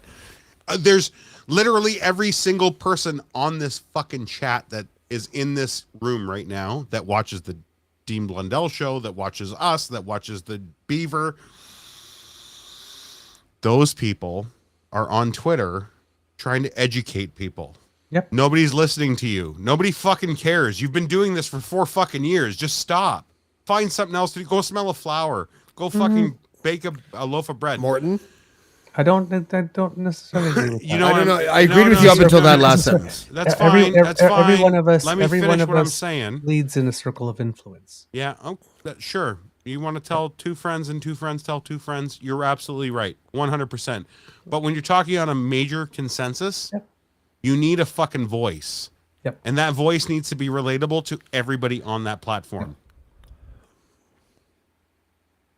I'm saying don't waste your time as a human being that's just trying to get by and trying to be happy and trying to live out your fucking 76 average years on this fucking planet. It's 80 now. 76 in America, 80 in Canada. Oh, sorry. We're doing way better. We always do better. You know what you owe it to? Menthol cigarettes. I literally just, I know, well, because we banned them. More menthol. Just find somebody that you relate I'm in to. flavor country. Retweet their shit, sure. Retweet it every once in a while, but you know what? In the 100 tweets you put out a day, make that like 5 of them. The other 95, if you need to tweet 100 times a day, tweet things that you like. I'm interested in the human. I like my neighbor. I don't care who you vote. Like I know for a fact that my neighbor 2 doors down voted for fucking Maxime Bernier. I know it. But you know what? I happen to think Super Max nice is a guy. nice person. But anyways. I'm just saying. Yeah. Politics aside, super nice dude. We've never talked about politics. If he found out, I swear to God, if he Googled my name and he saw that who I was affiliated with, he'd be like, I'm never talking to that guy again. Yeah. But I'm not going to do that. I know where you put your heart on your front lawn. I don't, but you did. Yeah. But I'm not going to judge you for it. You can do it. We need a messenger, and we don't all need to be the messenger. But I at think the we same need a time. few messengers. I think we need some like imagine someone like Douglas, but instead of leaning a little bit left, he leans a little bit right. And that's not me. Well, by the certain way. things I It's- do. What do like you lean? what? What do you lean right on? Well, again, it depends. Are you considering like what's considered right today? You just or said what it. actually I didn't is? say it. No, You no, said but it. Well, for example, carbon pricing is an inherently right wing conservative concept. Ideologically, That's- it is. Well, No, no, free but speech is ideology- free speech. Ultimate, like but when I say hardcore ideologically, free it is. speech is a left wing concept. The really hardcore, fair yes, that is Yeah. left wing because So there's it's so always there is. gonna be So I understand what you're political saying. There's a forces, balance. There's a Yeah, balance there. there's a balance. There's certain things. You know, I have certain principles, and whether my principles find it wherever the Overton window finds itself on the left or on the right now. James at says, the don't moment, preamble my it. What principles are are they? the same. What do you mean? What are they? What are the right wing principles that you carry? It's not a gotcha. It's just No, he's no, just No, wondering. I promise. I'm just having a For conversation. example, that's all. on fiscal matters, Yeah. I am a big believer in spending a little bit now to not have to spend a lot later. That's That would moderate. be that would be a Well, hang conservative on. principle. Expand on that though. What do you mean? Like, For example, like, I would give us- believe, and for example, I would be pumping lots of money back into participation, for example, because That's pretty preventing liberal. obesity. That's one of the most liberal things. That's the I've most Getting liberal people- thing I've heard on the show tonight. No, because, for example, what do you want to pay for? You want to pay more for awareness programs that encourage people to have healthy lifestyle habits, or do you want to pay for them once they go to the hospital? That's true That's preventative conservative. That's right. Preventative conservatism. Died in like what I mean. 1987. Yes. Yes, but he's I know bringing that. it back But with a he's vengeance. right. With his He's Beyonce right. What I'm He stuff. saying did is that. but that is inherently conservative. Like 100%. those who identify as conservatives have moved Yeah. away from that. They consider that a left thing now. Anything Take that's care of prevention yourself. that. Yeah. It is conservatism. 100%. Well, it was like That's with what I'm saying. the It's masks and the must be pandemic. You're right. ideologically pure like this. There are a lot of things on which I'm conservative. There are a lot of things I'm very liberal when it comes to rights. Right? Big time rights. It's like everybody has everybody has worth, everybody has dignity. We respect the rights of 100%. everyone. We don't make any exceptions. Is it ironic? Having that's on the left, having very strong institutions to defend those rights when we protect those institutions, that's right. That's conservative. 100%. Is it ironic that what the left cares about the most are rights? I don't know. That's all I got. Sorry. No, I think that's the other way around, actually, to be The honest. left cares about rights, and the conservatives want to conserve till there's nothing left. I guess that's what I'm trying to say. Yeah, That but we're all everything's moderates. a God-given right on the right, Yeah. right? See, the thing Like, is, everything's God-given on the right. if I was a full-fledged conservative, my first question would be, yes, but what are we conserving? Yeah. And is it worth conserving it? And I don't think people are asking themselves that question anymore. Are we? Some dead? libertarians have it. Some libertarians have the right idea, even though they get there in a path that's different. Like, for example, when Ron Paul ran for president, there was a lot of shit that he said that I agreed with. He hated the Iraq War. He didn't want to get involved in foreign excursions. You know what I mean? Like, he didn't want to fuck with abortion because everyone has their own liberty. Like, there are certain things that libertarians say that make perfect fucking sense. But Rand Paul would have been the first one to oppose the aid to Ukraine. In that breath. But I don't think I think you can go for you. I think you can say, I hope Russia loses, and I would rather spend that money at home. I think used there to be is a right-wing thing, by the way, everybody. Just so everybody's aware. no, but hold on. Don't you think it's possible? This is why this is another polarization thing. It's like it's either I hate Russia or I love Putin. But why can't you say, I hope Russia loses, I hope Ukraine wins, but I think $3 billion is better spent on homelessness in Canada than to the Ukraine military? Yeah, but we keep bringing that back. Fuck it. It's not a trope. It's not a trope. Yeah, but we spend billions on it already. Okay. Okay, but hold on. But that's not the point. We can walk and chew gum at the same time in this But country. the point is, because this speaks to what you were saying, Ryan, in our political construct, in our political construct right now, we don't have the ability to say I'm pro-Ukraine, but I don't want to send money to them. You can't say that because apparently the only way you can be pro is by sending money. But But yeah, those by are two supporting different it. sentences. Those are two different sentences. Yes. I'm the same pro-Ukraine, and I don't believe we should send them any money. Is different than I'm pro-Ukraine, but I really would have preferred to spend that $3 billion at home. That's what I just said. No, that's different. Like this. Yeah. Those are two different sentences. Let him expand on this. He's right. Those are two different sentences because I support Ukraine, but I don't think we should spend any money at all. There is one thing. I support Ukraine, but I believe those $3 billion would have been spent better at home or could have been better spent at home on one thing. That's one thing. But you're not saying that we shouldn't spend it on Ukraine. You're just saying that had I been given the choice, I'm saying we should it on the other one. But the point here is what people that say often, I believe that would have been spent at home. The rest of that sentence, but there is a war in Ukraine, and therefore. But there's a war on people on people who are poor though as well, right? So I know what you're saying. I was just speaking for myself and what I was saying is that what I'm saying is because there are two different discussions. Because when you're having that discussion, it's the virtue discussion. Thoughts and prayers.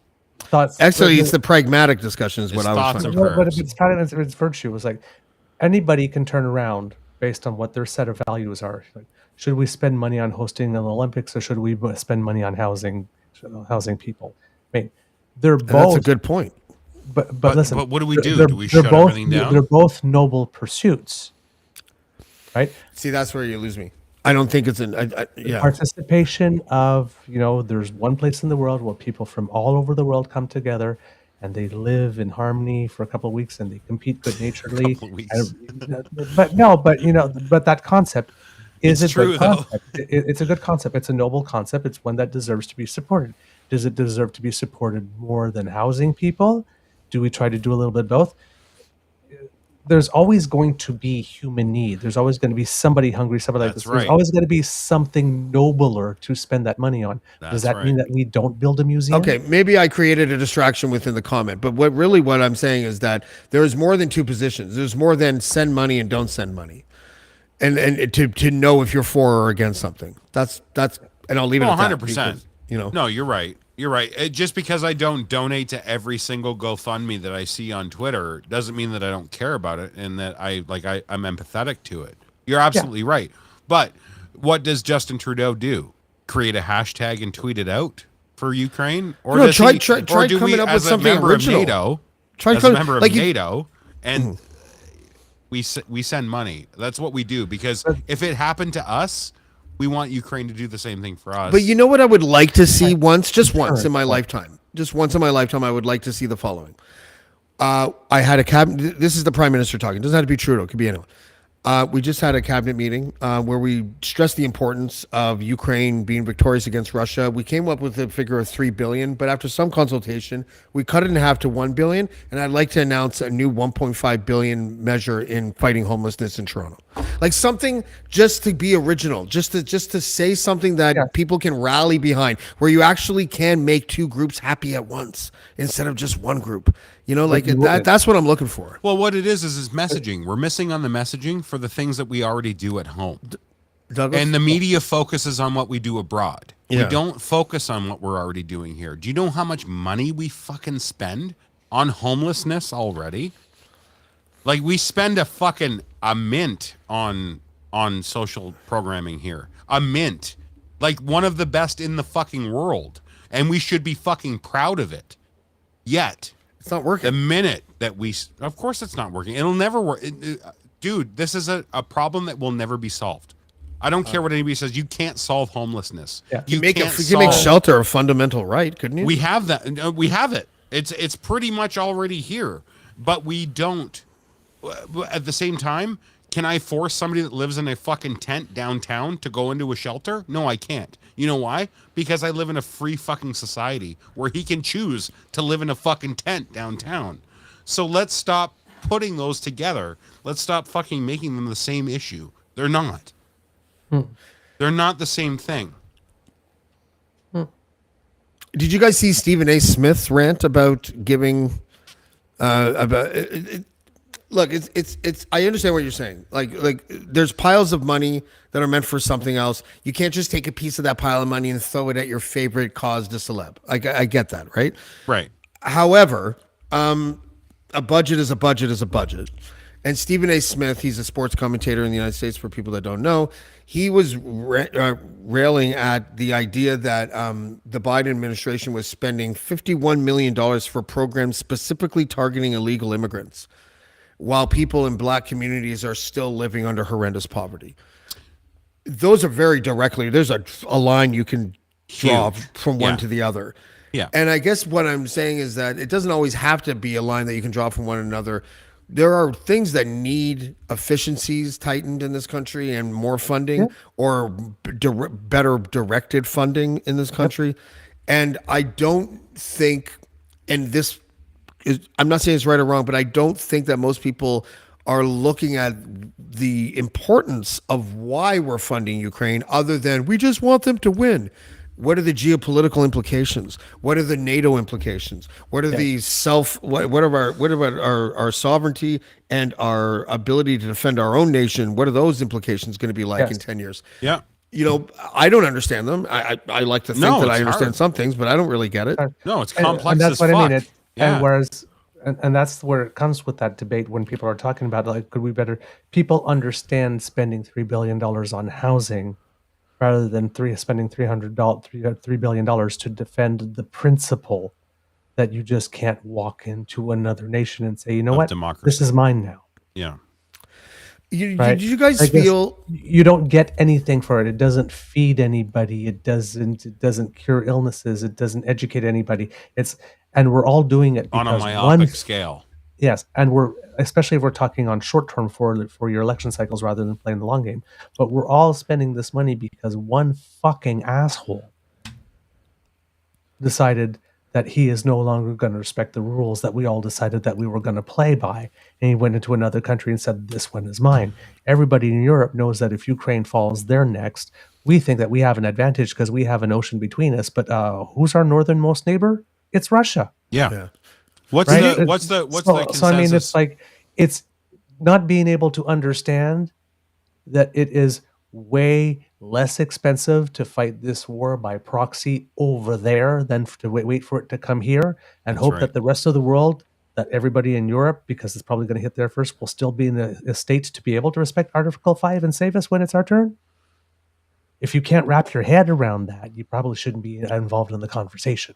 What's the Because consensus that's like a on fundamental this panel? principle there. On this panel, what's the consensus for UBI? I'm all for it. And it should have been done a long time ago. Yeah. Yeah. I agree. I think it 100%. should. I think it should But have been that's a an long time inherently ago. conservative program as well. But it shouldn't be socialism, where everyone gets it, even if you make $6 million a year. That's bullshit. Why not? Because I think that's bullshit. Because I think that sense of fairness And it's is not like a universal basic income.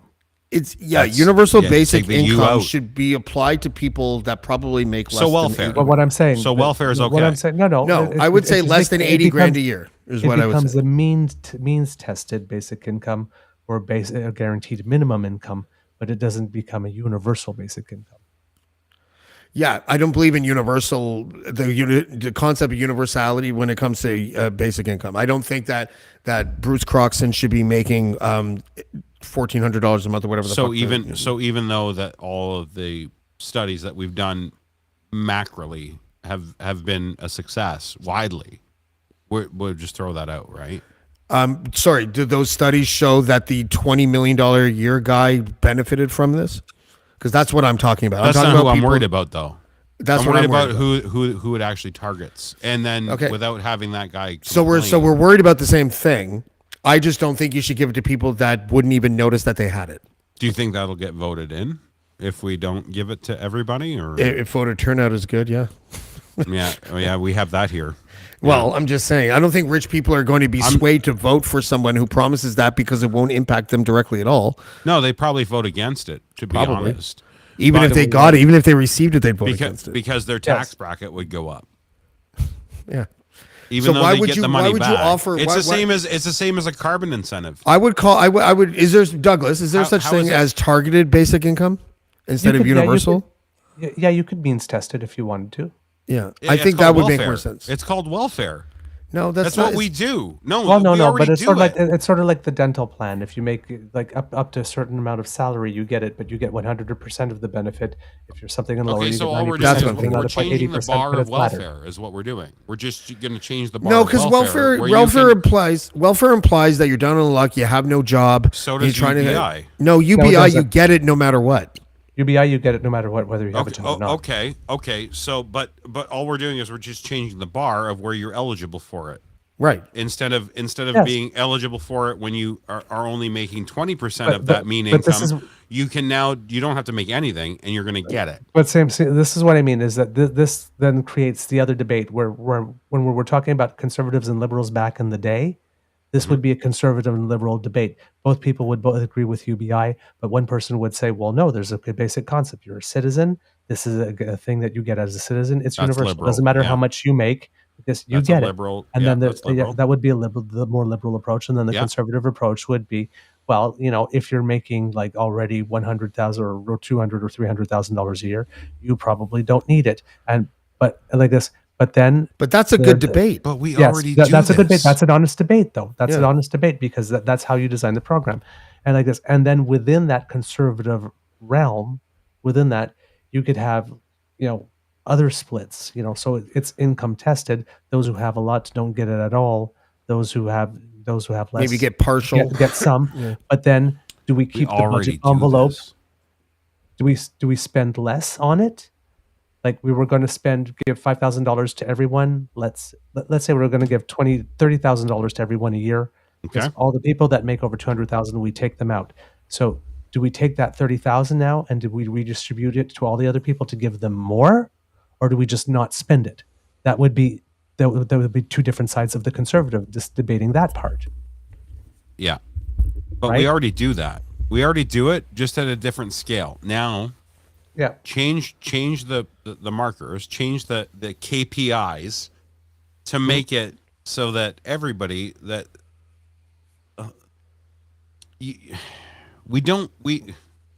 all we're doing is we're moving goalposts is what we're doing. We're moving goalposts But to those are legitimate debates. absolutely 100%. And I'm not saying it's wrong. I believe in it. I think it's a great idea. Yeah. I just think that we need to stop selling it like it's some sort of socialism, like everybody's saying. I don't want it to sound socialist. We're already doing this. We just need to move the goalposts in the programs because we have those programs already happening. We help people out. If they ask for help, we give them the help. Mm-hmm. Just change it. Just change that threshold. You know? Yeah. Because the middle class is dead. We don't have a middle class anymore. And I'm a firm believer in that, and that's a right-wing trope, but it's true. Our middle class is dying. What are you doing? Sorry. My cat wait. wants to get involved. Yeah. I'm waiting on his opinion. I heard the Her cat. or his? I heard the purr. I heard of her too. His. Still got his balls. I have to get his balls cut Yeah. still. See, But that's what I mean. It's like, but UBI in and of itself, inherently conservative principle. yeah. Inherently Yeah. conservative principle. If that was the case, we would have slashed federal and provincial fucking income tax for people under a certain threshold. Yeah. And we haven't done that. We don't do that. We do it performatively, and it's incredibly it's incredibly transparent to anybody that has a modicum of a fucking brain cell in their head to be able to decipher that I'm being played here. My wife and I make X amount of dollars, which is like under that threshold, and the government just told me that I'm gonna get a whatever rebate. I don't whatever the fuck the rebate du jour is. It's not enough. It's to the point where we're losing people that will 20 years ago have been able to afford an apartment. They would have been able to afford housing. Mhm. They can't afford it now. Mhm. We don't keep up with the cost of living. We don't keep up with the cost and the rates of inflation when it comes Right. to social services, ODSP. Right. And I'm not going to get on a soapbox on this because we'll be here for fucking 6 hours, but we don't do it for a reason.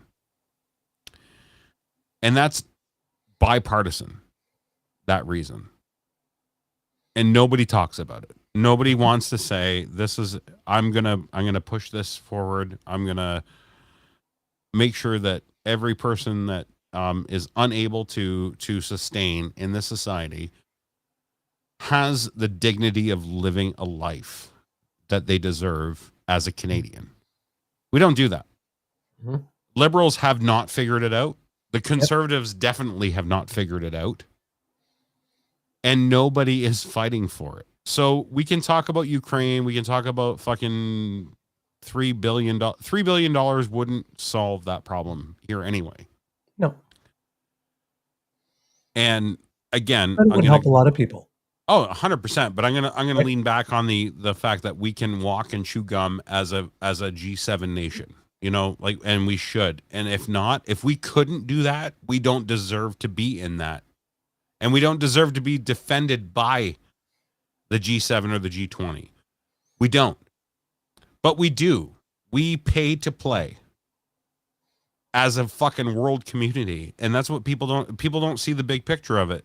You can do isolationism, and that's all like guys like Trump fucking yell and scream about is America first, America first, America first. You know what? You're $330 million, and yes, you are an economic powerhouse, but without the world, you're a fucking nobody. I'm sorry. 330 million out of 8 billion? You're a fucking drop in the bucket, pal. Guess what? These are the dues we pay to play in the arena that we play in.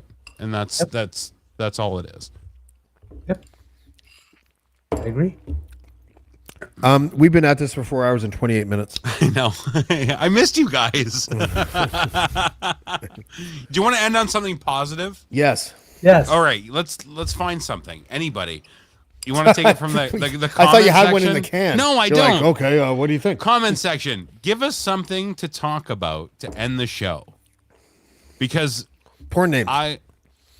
Well, is there porn news? Do we have any news on porn? Oh, I don't think, Ryan, you know that my tradition at the Eager Beaver podcast is anytime Douglas or Paul says something, I will take part of their sentence and create a porn name out of it. So one time he had a guest who was like, that's the thing in politics. Those are the hard yards in politics. So my porn name was Hard Yards. Hard yards. Yeah. Oh, that's like that. like a Swedish porn guy. My name is Hard Yards. How about gardening? Let's do gardening. Well, that's one. All right, we got gardening. Okay. That's one. There's that's ice an cream. idea. Well, Gardening's a good one. It's funny because we're about to get into that here in Ontario. Yep. Because I looked at the 14-day, and when I see 8 degrees as the lowest point in the 14-day, I know it's spring. We're finally here. I think we're here. okay. I'm gonna say it. No, And where I I'm live, usually we're the not. one that says, "Shut up! Don't say it till the end of March. You're fucked. We're gonna get screwed. We're gonna get a big snowstorm." I think this year's different.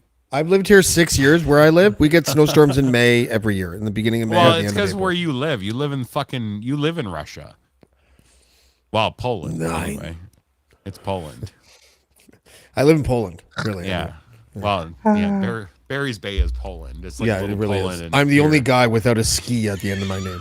Do you know why they? Yes. Do you know why they all end in ski? James Yeah. Di Fioriski. And You they know need why? the ski, and they need the ski for the sloped brow. But no, do you know why it ends in ski? I'm just kidding. That was a pull. Because Actually. they can't spell toboggan. Oh. Why I'm can't Eastern a Polish, European, why I can't a can say Polish it. person commit suicide? Because you don't die jumping out of a basement apartment window. Oh. You know why fly swatters are illegal in Poland? Are we really do the Can't Polish kill the joke thing? national bird. Why can't Polish girls get vibrators? Why? They always chip their teeth. These are just blonde jokes that are recycled. I love Yeah, it. yeah, totally. It's so good. I'm kidding. I'm Eastern European, and my family is part Polish. It's fine. You can be racist against I'm white allowed to people. say it. It is That's not true. racism. Okay, how many times do we have to go over this? I'm That's just right. doing what the left told me to do. Oh, man. Well, if we're talking gardening, Yes, I'm please. going to. We have at our place. The backyard was big enough that we actually fenced in an area to actually create a garden. Last summer, we tested out some of the soil to see if we would grow stuff, and we had good luck with kale and spinach and green onions. Ooh, and, rhubarb. Rhubarb. And I can't remember what the other thing was off the top of my head. Rhubarb. No, we didn't have rhubarb, and I really wanted. I like rhubarb. So, but this year we actually have to plan the garden. We put hay or straw, I should say, all over it to cover it to make sure that the weeds don't come back, and that there's going to be some mulch that we can move in, and we're going to have to Nice. bring in the manure and all that kind of stuff, maybe some extra soil. But we don't know what to plant with what, or what to plant when. We don't know anything. I need you to call my wife. My wife. I'll call her. Okay, so she's done nothing but. Okay, We I need gotta to plant a garden. Do you remember my old studio? Remember when I Yeah, first yeah. was on the air, and it was upstairs. It was bright and shiny and nice, and yeah, that room has been taken over. By the way, Okay. by actual cat? grow light, grow lights and tropical plants, and You're growing not weed? even the good ones that get you high, just the ones that Ferns. are pretty stuff. And I gotta say, I love it. My wife never met my mom. Okay, my mom died in 2011, and my mom was the green thumb of our family. And Ashley couldn't when I met her, couldn't give two fucks about plants, right? Like I used to like grow gardens and veggies and stuff in the backyard, and she'd love like what we would produce, but it wasn't like a love of the labor of doing it, right? Like it was whatever. Like ask her to water, and she just meh, you know. And then all of a sudden there was, I don't know what the switch was, and I don't know if she's watching. Oh, there she is. There she is. Okay, she is in the comments. Okay, she took over that fucking space upstairs, my old office, and made it into like a solarium. And it's gorgeous, and it's beautiful, and it's got plants from here and plants from there and plants from this country, and this is what this one needs. And she is on a fucking roll, okay? So if you are looking for something to do that is zen as fuck, get into this. And I'm telling you, the joy and the satisfaction and the calmness that comes out of my wife being in that room and doing what she does up there is worth tenfold of what you will invest in like say $100 light that we bought for the fucking ceiling and shelves and whatever. We're going, like, I swear to God, she's a criminal. We go to places and she'll find a plant that she loves and she'll cut cuttings from it like a thief in the night.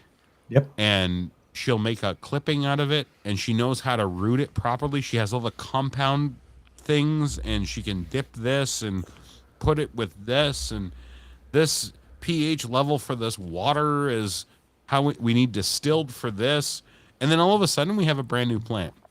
And it's so rewarding, and it's so just soothing. Like when I'm a dad, I've had kids. James, you've had kids. Yeah, my kids don't see my plants. But we may. Yeah, that's true.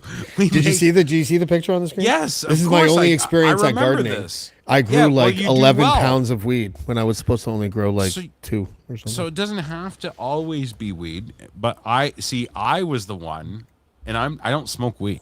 I don't smoke it. I'll eat it. Don't get me wrong. I do like a gummy here and there, but I won't smoke it. But I fucking love growing it because it's a challenge. And I like to grow it and say, look at my fucking dank ass fucking beautiful crop. And then they're like, oh yeah, is it good? I'm like, I don't know. Here, take some and you tell me if it's good. It's sticky. Yeah, exactly. It is so rewarding. It is such a rewarding thing. But what warms the cockles of my as Dennis Leary says, the subcockles of my heart. You put the cock in subcockles, my friend. My wife is doing what I sub. remember watching my mom do this stuff, and my mom getting excited about these things, and it's like it's so Knuckles. nice. It's way to ruin a fucking No, it wasn't ruined. It was accentuated. There's a difference. I'm joking. My mom looked like Peg Bundy. I'm sure one of you would have fucked her, so it's fine. I would have. Jesus yeah, Christ, are you kidding? Of course I would have. She's dead. It's fine. We can make the joke. Peg Douglas. Bundy She's in her been hot gone pants, forever. and the way she went like this with her legs. And Whenever my mom she would have crossed her laughed legs. at that joke, by the way. Everybody calm the fuck down. Anyway, it's a very I just let me end that horrible thing on. It's a very rewarding thing to do. Fuck Peg Bundy. No, garden.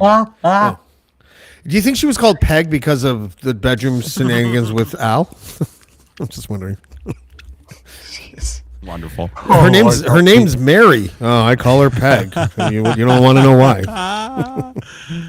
No, that was that's my gardening thing, and I'm telling you, I do a thing every year because of the getting sauced, right? And it's like I'm gonna do a new hot sauce this year, and I'll grow peppers, and I think I'm like the shit by like planting a fucking plant in a pot and throwing water at it 2 times a week. Oh, it's more than that. Saucy knows that. No, I'm not saying about the making of the sauce, but then I look at what my wife does in that lab that she has upstairs now with all these like crazy plants. It's like I'm a nobody. Like what I do is so amateur compared to the shit. Like she does research. She's watching videos. She's reading. You mean you don't have to just throw water on it?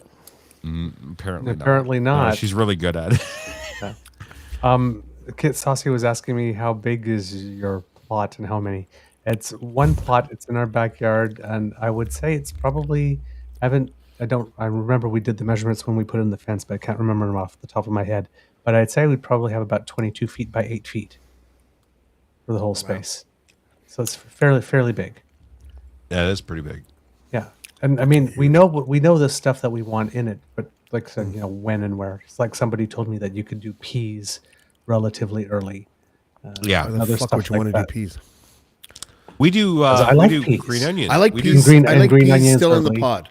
As soon as they get out of that pod, they can fuck right off. But when they're in the pod, I'm good. Yeah. Do you know how long I was cutting green onion in our like we have an herb garden thing, like it's a stand up. It's a raised garden bed, we'll say.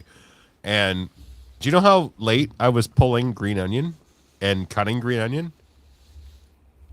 January. Yes. This year, January. yes. We had such a mild winter this year that every time you go to the store and you spend $2.99 on a bunch of green onions, I laugh at you because I swear to God I must have saved at least $100 on green onions this year. Okay. Green onions. Is it true that if you cut off the bottom thing, Put in on water. it that has the little roots and put it in water, you can grow another one? Yeah, no, you cut what you want to eat, and then keep the little sprouts. And it just Okay. goes back And then- like an yeah. ant leg. Throw it in water where only the roots, not the bulb, but the roots are submerged in water, and it'll just keep sprouting. Dude, they're like I'm telling you, insects. So if in the garden I just cut the top and leave the thing on, more will grow out? oh yeah, 100%. Oh, we did not know that. Yeah, don't pull them. Leave that bulb in there. They'll just keep coming back. Like within 3 days, you'll have another sprout. Okay. Yeah, no, leave it. Oh, where's my wife? Ashley, where are you? See, Yeah, pea trellis, dude. squash tunnels, wall planters on the fence. See, okay, Saucy, we need to talk, man. We need a podcast. Ashley's putting just- away all your bottles. I need Ryan. a garden designer. Shut up. You're a cunt. I need a garden designer. like I it need is. somebody to tell me what to plant where and what to wear when I'm doing it. And What to wear. Yeah, you need to talk. We let's have. Oh, you know what? Maybe we will have a fucking podcast just on this. Ashley, you're gonna have gardening for dummies. Yeah. Why isn't my wife hosting this? Teach a dummy how to garden. I have right. the best butt in the world, please. said Ashley. Right, and then she left. She's not even here. You know what we see now? What? But Here, I'll show you. Is it an empty space with just the shawl? Just an Yep, empty just the space. shawl. See that? Shawl, can you answer a question for me? What do why are you being resistant? Just answer the question. Yes Just or no? talk. Yes, Yes I've or no? seen Ashley's bum. She sits on many? me. She's very inconsiderate. Yeah. How many? That's Yes or no? exactly What's the answer? It's a simple question. Just say it. It's all Ah. pipes. Keeping okay, quiet, so- are you? Oh, look! I'm looking at the butt. I can see it. You guys can't. Oh my! I gotta go. He likes her, but I he gotta go. cannot lie. If it was my wife, I'd be like, "Do you want to show your butt?" And she'd be like, oh, "Okay, no problem." I'm gonna move that camera. Now I'm like the pig that wants to see the butt. Doesn't make any oh, sense. you gotta see this. Beauty is beauty, my friend. God damn. Are you Hi. looking? You're probably not looking at anything. She's probably in bed. They're telling me I'm not looking at anything. Can you at least come show your face? Pretend your butt's the face. Yeah. See, you can tell. Oh, See, she's here. Hi, Ashley. Yeah. hello. And you can see her hair's wet. That means she just came out of the bath. Oh, she's naked. No, she's not naked. Do you remember the time that the Close naked enough, woman? though. Do you remember the time the naked woman And walked she's in? not naked, in- but she's 3 seconds from being naked. Well, 17 Like just something seconds, on maybe. that could just drop. I'm not as young as I used to be, Douglas. I could probably get that off in about 14 seconds. I would. What if say, you had a tops. knife? Good enough. Or threats, like really good, credible threats? 14 seconds, good enough. Oh, you All should. right. Oh, On that note, before I ask to see the bum again, we should probably go. All Guys, that right, was a all great show. right. all right. Yeah, let's see it, Douglas. Wait, Douglas shows his. Yeah, you know what? I do want to see Douglas's ass. Douglas will only show it if Ashley shows hers. Sit down. Shut up. I want to see this. Put it on. I don't know. It's a little 1996 internet right now.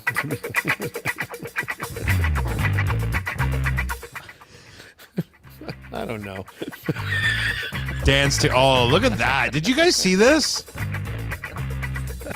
That's a peach. Douglas, that's a peach. That's my guy. Oh, wow. I told you, kids, I shake it for tips. Nobody thought they'd see just the tips. The political guy's ass tonight. That's fucking awesome. Oh, yeah. Senator, have you seen the clip from the Casual Friday show? Oh, Wade, you know how to make a beaver feel special. Nice shitter. Melissa Lanceman. No, I was kidding. Oh, that's we named great. our show after you. Possibly tiny shorts. I do every now and then. Those are my wife's wearing really tiny shorts right now too. Oh, that's not. Shut up. Oh, you gotta see that. You have no idea. Like off camera, like we're in the basement, right? Like you guys haven't seen the entire. You could do this, Ryan. No, my camera's like I can't even touch. Like I can't even reach it. It's over there. But our basement, like the rec room part of our basement. Rec, WRECK. Well, it's gonna be. Is the studio for the podcast. But we still have like a spot that's off camera. That's like the bar fridge is like recessed into the wall. There's a spot like that's where Army Chris and Bonzi stayed when they were here. Like was down here next to the bar fridge. But it's like another little like offset room. Let's be honest. Army Chris was definitely in the bar fridge. Oh yeah, of course he was. Yeah.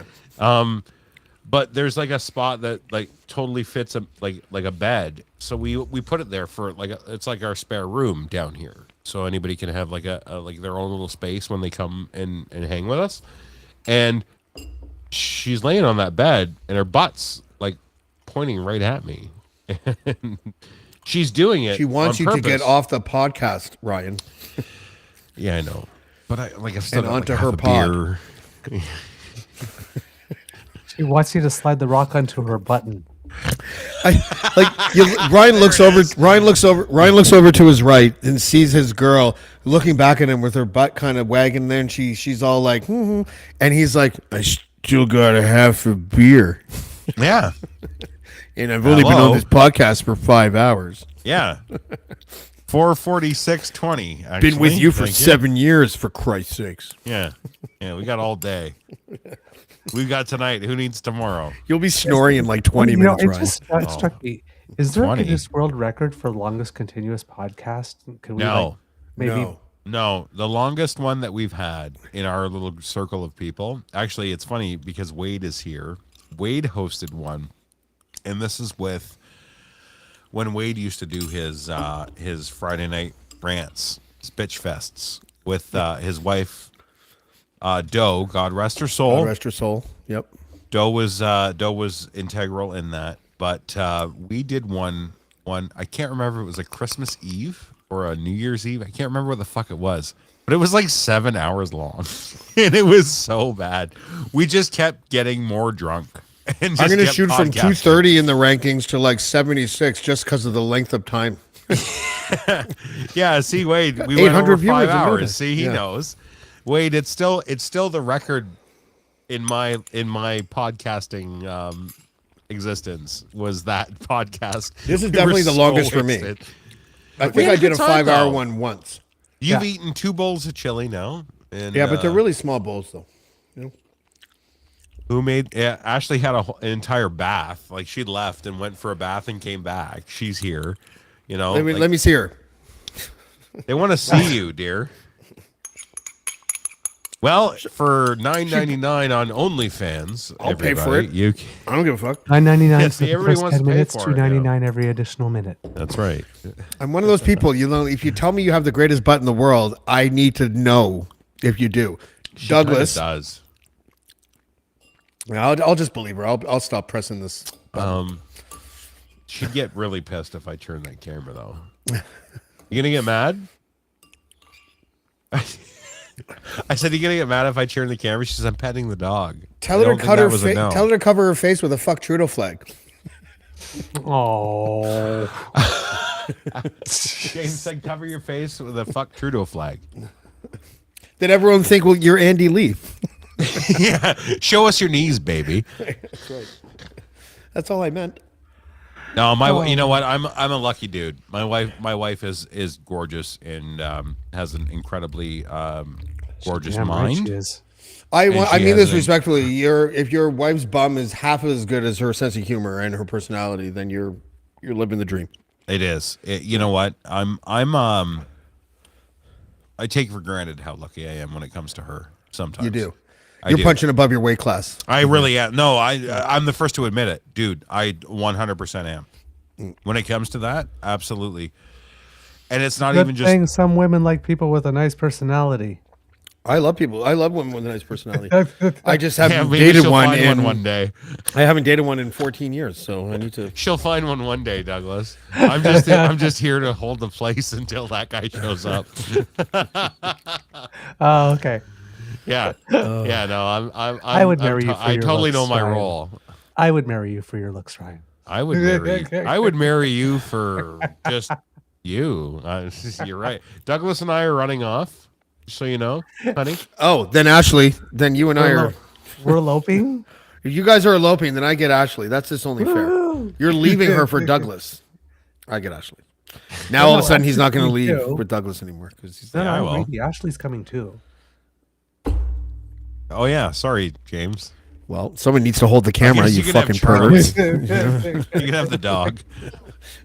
I'll take the dog. I don't give a fuck. It's got to be worth something on eBay. Oh,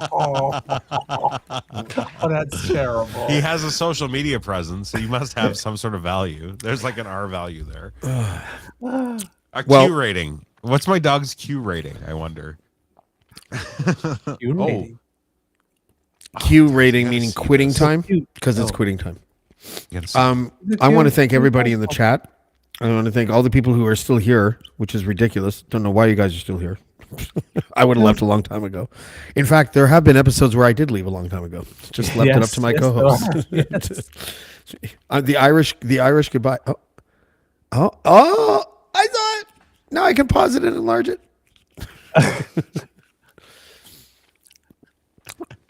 Ryan, you're right. You are correct, sir. no idea. Well, there was no consent there. That's assault. No, that's exactly I have it on it. camera. I'm going to send this to the proper authorities and file a human rights complaint on Ashley's behalf.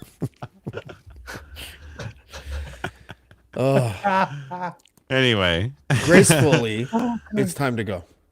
yeah, you know what? I'm not bringing it to 5 hours. I don't give a fuck about that. No, this was great Time though. is coming. I missed you guys so much. I miss you too, man.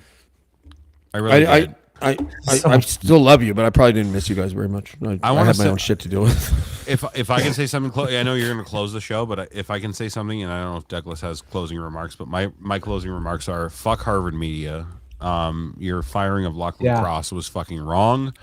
Yep. And it was stupid. And thanks for killing my last fucking thread that I had faith in terrestrial radio. You guys are fucking assholes. Thanks. What if he was really hard to work with? I'm just kidding. Oh, I'm sure he was. I'm kidding. sure he was 100%, like 100%, because I've worked with him, and it's fucking. Yeah, Dude, you're absolutely correct. I said that But- because. Can I just tell a story? Quick story. Yes. yeah, okay, Lachlan. Go ahead. Douglas gets the last word. Yep. What? Are you done now? Yeah. That's all you wanted to say? Yeah. No, I know you want to have a quick story like Lachlan. Dude, you have been the biggest Lachlan ever tonight, so don't even start. No, I totally have. I know I've totally fucking taken over. It's crazy. I'm so sorry. Once you I reach haven't the Morton talked in Downey like 4 Jr. months. It's like I could see you had a sip of beer, and I was like, "Oh, tipping point! There it is." The TSN turning point of the That's right. fucking Blackballed podcast was my fucking Coors It was Light. in the sixth end. We flashed by the rock on a Yes. double takeout attempt, leaving the chance for Manitoba to score 3. I just miss you guys so much. You guys are just so fucking awesome. I do. I missed you guys. Do you not? Do you not agree? The joke was the slur, not the statement. Relax. Do you not agree that this is way fucking overdue? stop it. Yeah, guys, This is way overdue, I guys. I missed you I guys. fucking love you so much Yeah, right now. dude, I love you. We have to do this more often. Guy, you're my bro. Guys, Don't you're my take so long bros. the next time. Let's Liam Gallagher it. okay? Come back, summer. Don't remind them or we'll be here for another 2 hours. I know. Make fun of me all you want. I still say I missed you guys and I love you and I'm glad we did this. I missed you too. My friend, and like I keep on telling you, if you're ever doing anything wherever you're going, I want to follow. So just same here. let me. As soon as I'm done the show, I'm going to rewind to Ashley's butt, enlarge it, and post it. I'm just kidding. I'm not going to. Don't do that. Don't do that. I'm not going to do that. I'm going to make a T-shirt and just keep it. That's better. Yeah, I missed you guys. Attaboy. Did I tell you I missed you? I did miss you until that last thing. Did I tell you that? I missed you guys. Yeah, you did. Yeah. All right. Did I love just you. say you missed me, man? This long ass Bro. goodbye is just intended to get to the 5-hour mark. I know it. I and love it's not it. going to happen. No, I'm not saying I We will can eject do both it. your asses at We can do 4:59 it. if I have to. Like I'm keeping my there was mom. 2 people on one dildo. See, we had to have Lachlan show up, right? Whatever happened to streaking? The only way Lachlan will appear in my show is through your little gadget there. So that is not a representation of Alberta. It is too. You're fired. So, but maybe now that he has a little free time, maybe he will come on the show. He You won't. know, He I won't. doubt it. Well, maybe It's yours, okay. Douglas. Grudges are hard to Probably get over, not but he'll mine go on or yours. James. But I he'll go don't on know mine. if Lachlan would come on mine. I think he would. Do you think He would. Yeah, I think he Is would. James going to be on the show? No. Then yes, I will Then come sure, on. yours. I'm there. No, I don't just know. don't, and I don't hold it against him. And I hope like I he say, would. we're super close. Like we're actually like close friends. But I know he wouldn't. If I was to do like even a getting sauced, I wouldn't put him in the position to ask him to come on my show, especially where we are now, right? Because of Right. where he is. So, but there's no reason why he wouldn't be on your show.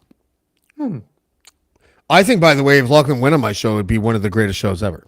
You did that once already. It didn't go so well. So What are you talking about? That was when we were still getting along. I'm talking now that we did, like in the last 2 years since we haven't gotten along. That would be good content. what would the content be though? What would the topic be? Like I'll tell you what it would Why do be. you hate me? No. I tell you what it would be. It would be love me, daddy. we would end up discovering something that I knew when we were all on the Dean Blundell show. That Lachlan and I are more aligned politically than anybody. You're And right. we would find the juxtaposition of two guys who genuinely don't really like each other It's true. agreeing on things. I think that would be the thrust of the show. No, you know what? I actually don't agree with that. Or sorry, I don't Trust of the disagree show, with name of that. your porn I tape. agree with it. What's that, Douglas? Sorry. Rest of the show, name of your porn tape. No, you know what? James is right because we get more heated and more angry with the people that we agree with that have slight disagreements with what we agree with Yeah. than we do with like the overall thing, right? Like that's how this works. That's why we are in 2024 in discourse. Lachlan used to get frustrated when he had to be like, I agree with James. Like he would say it in a way where it was Yeah, like, he'd have to stop. fucking hate this, but Yes, he would become verklempt.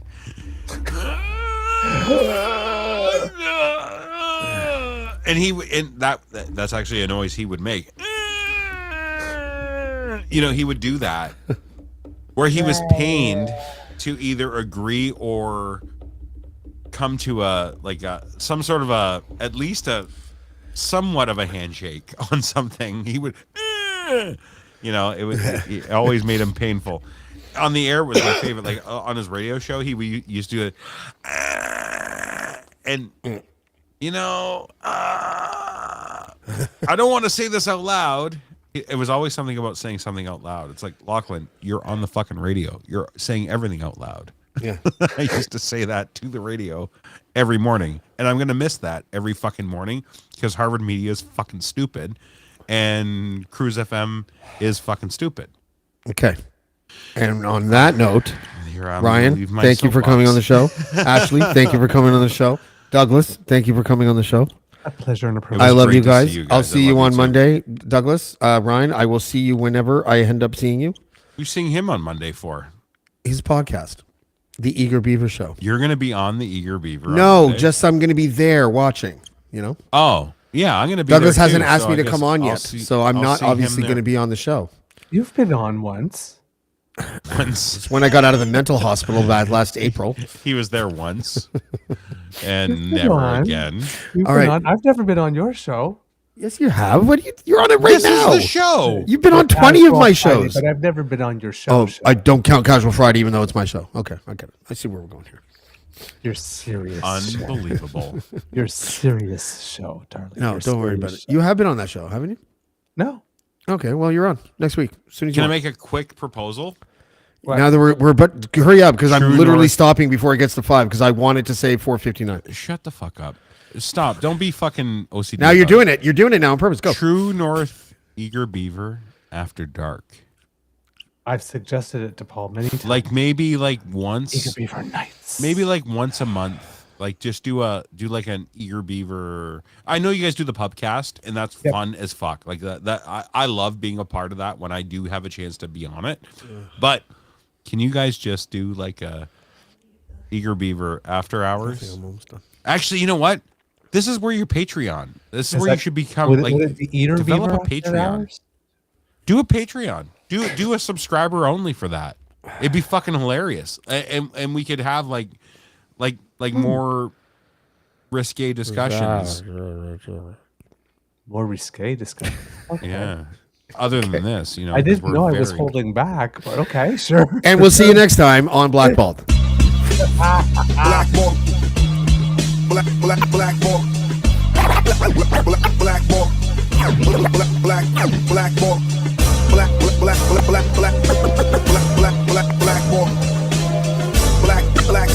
Blackballed.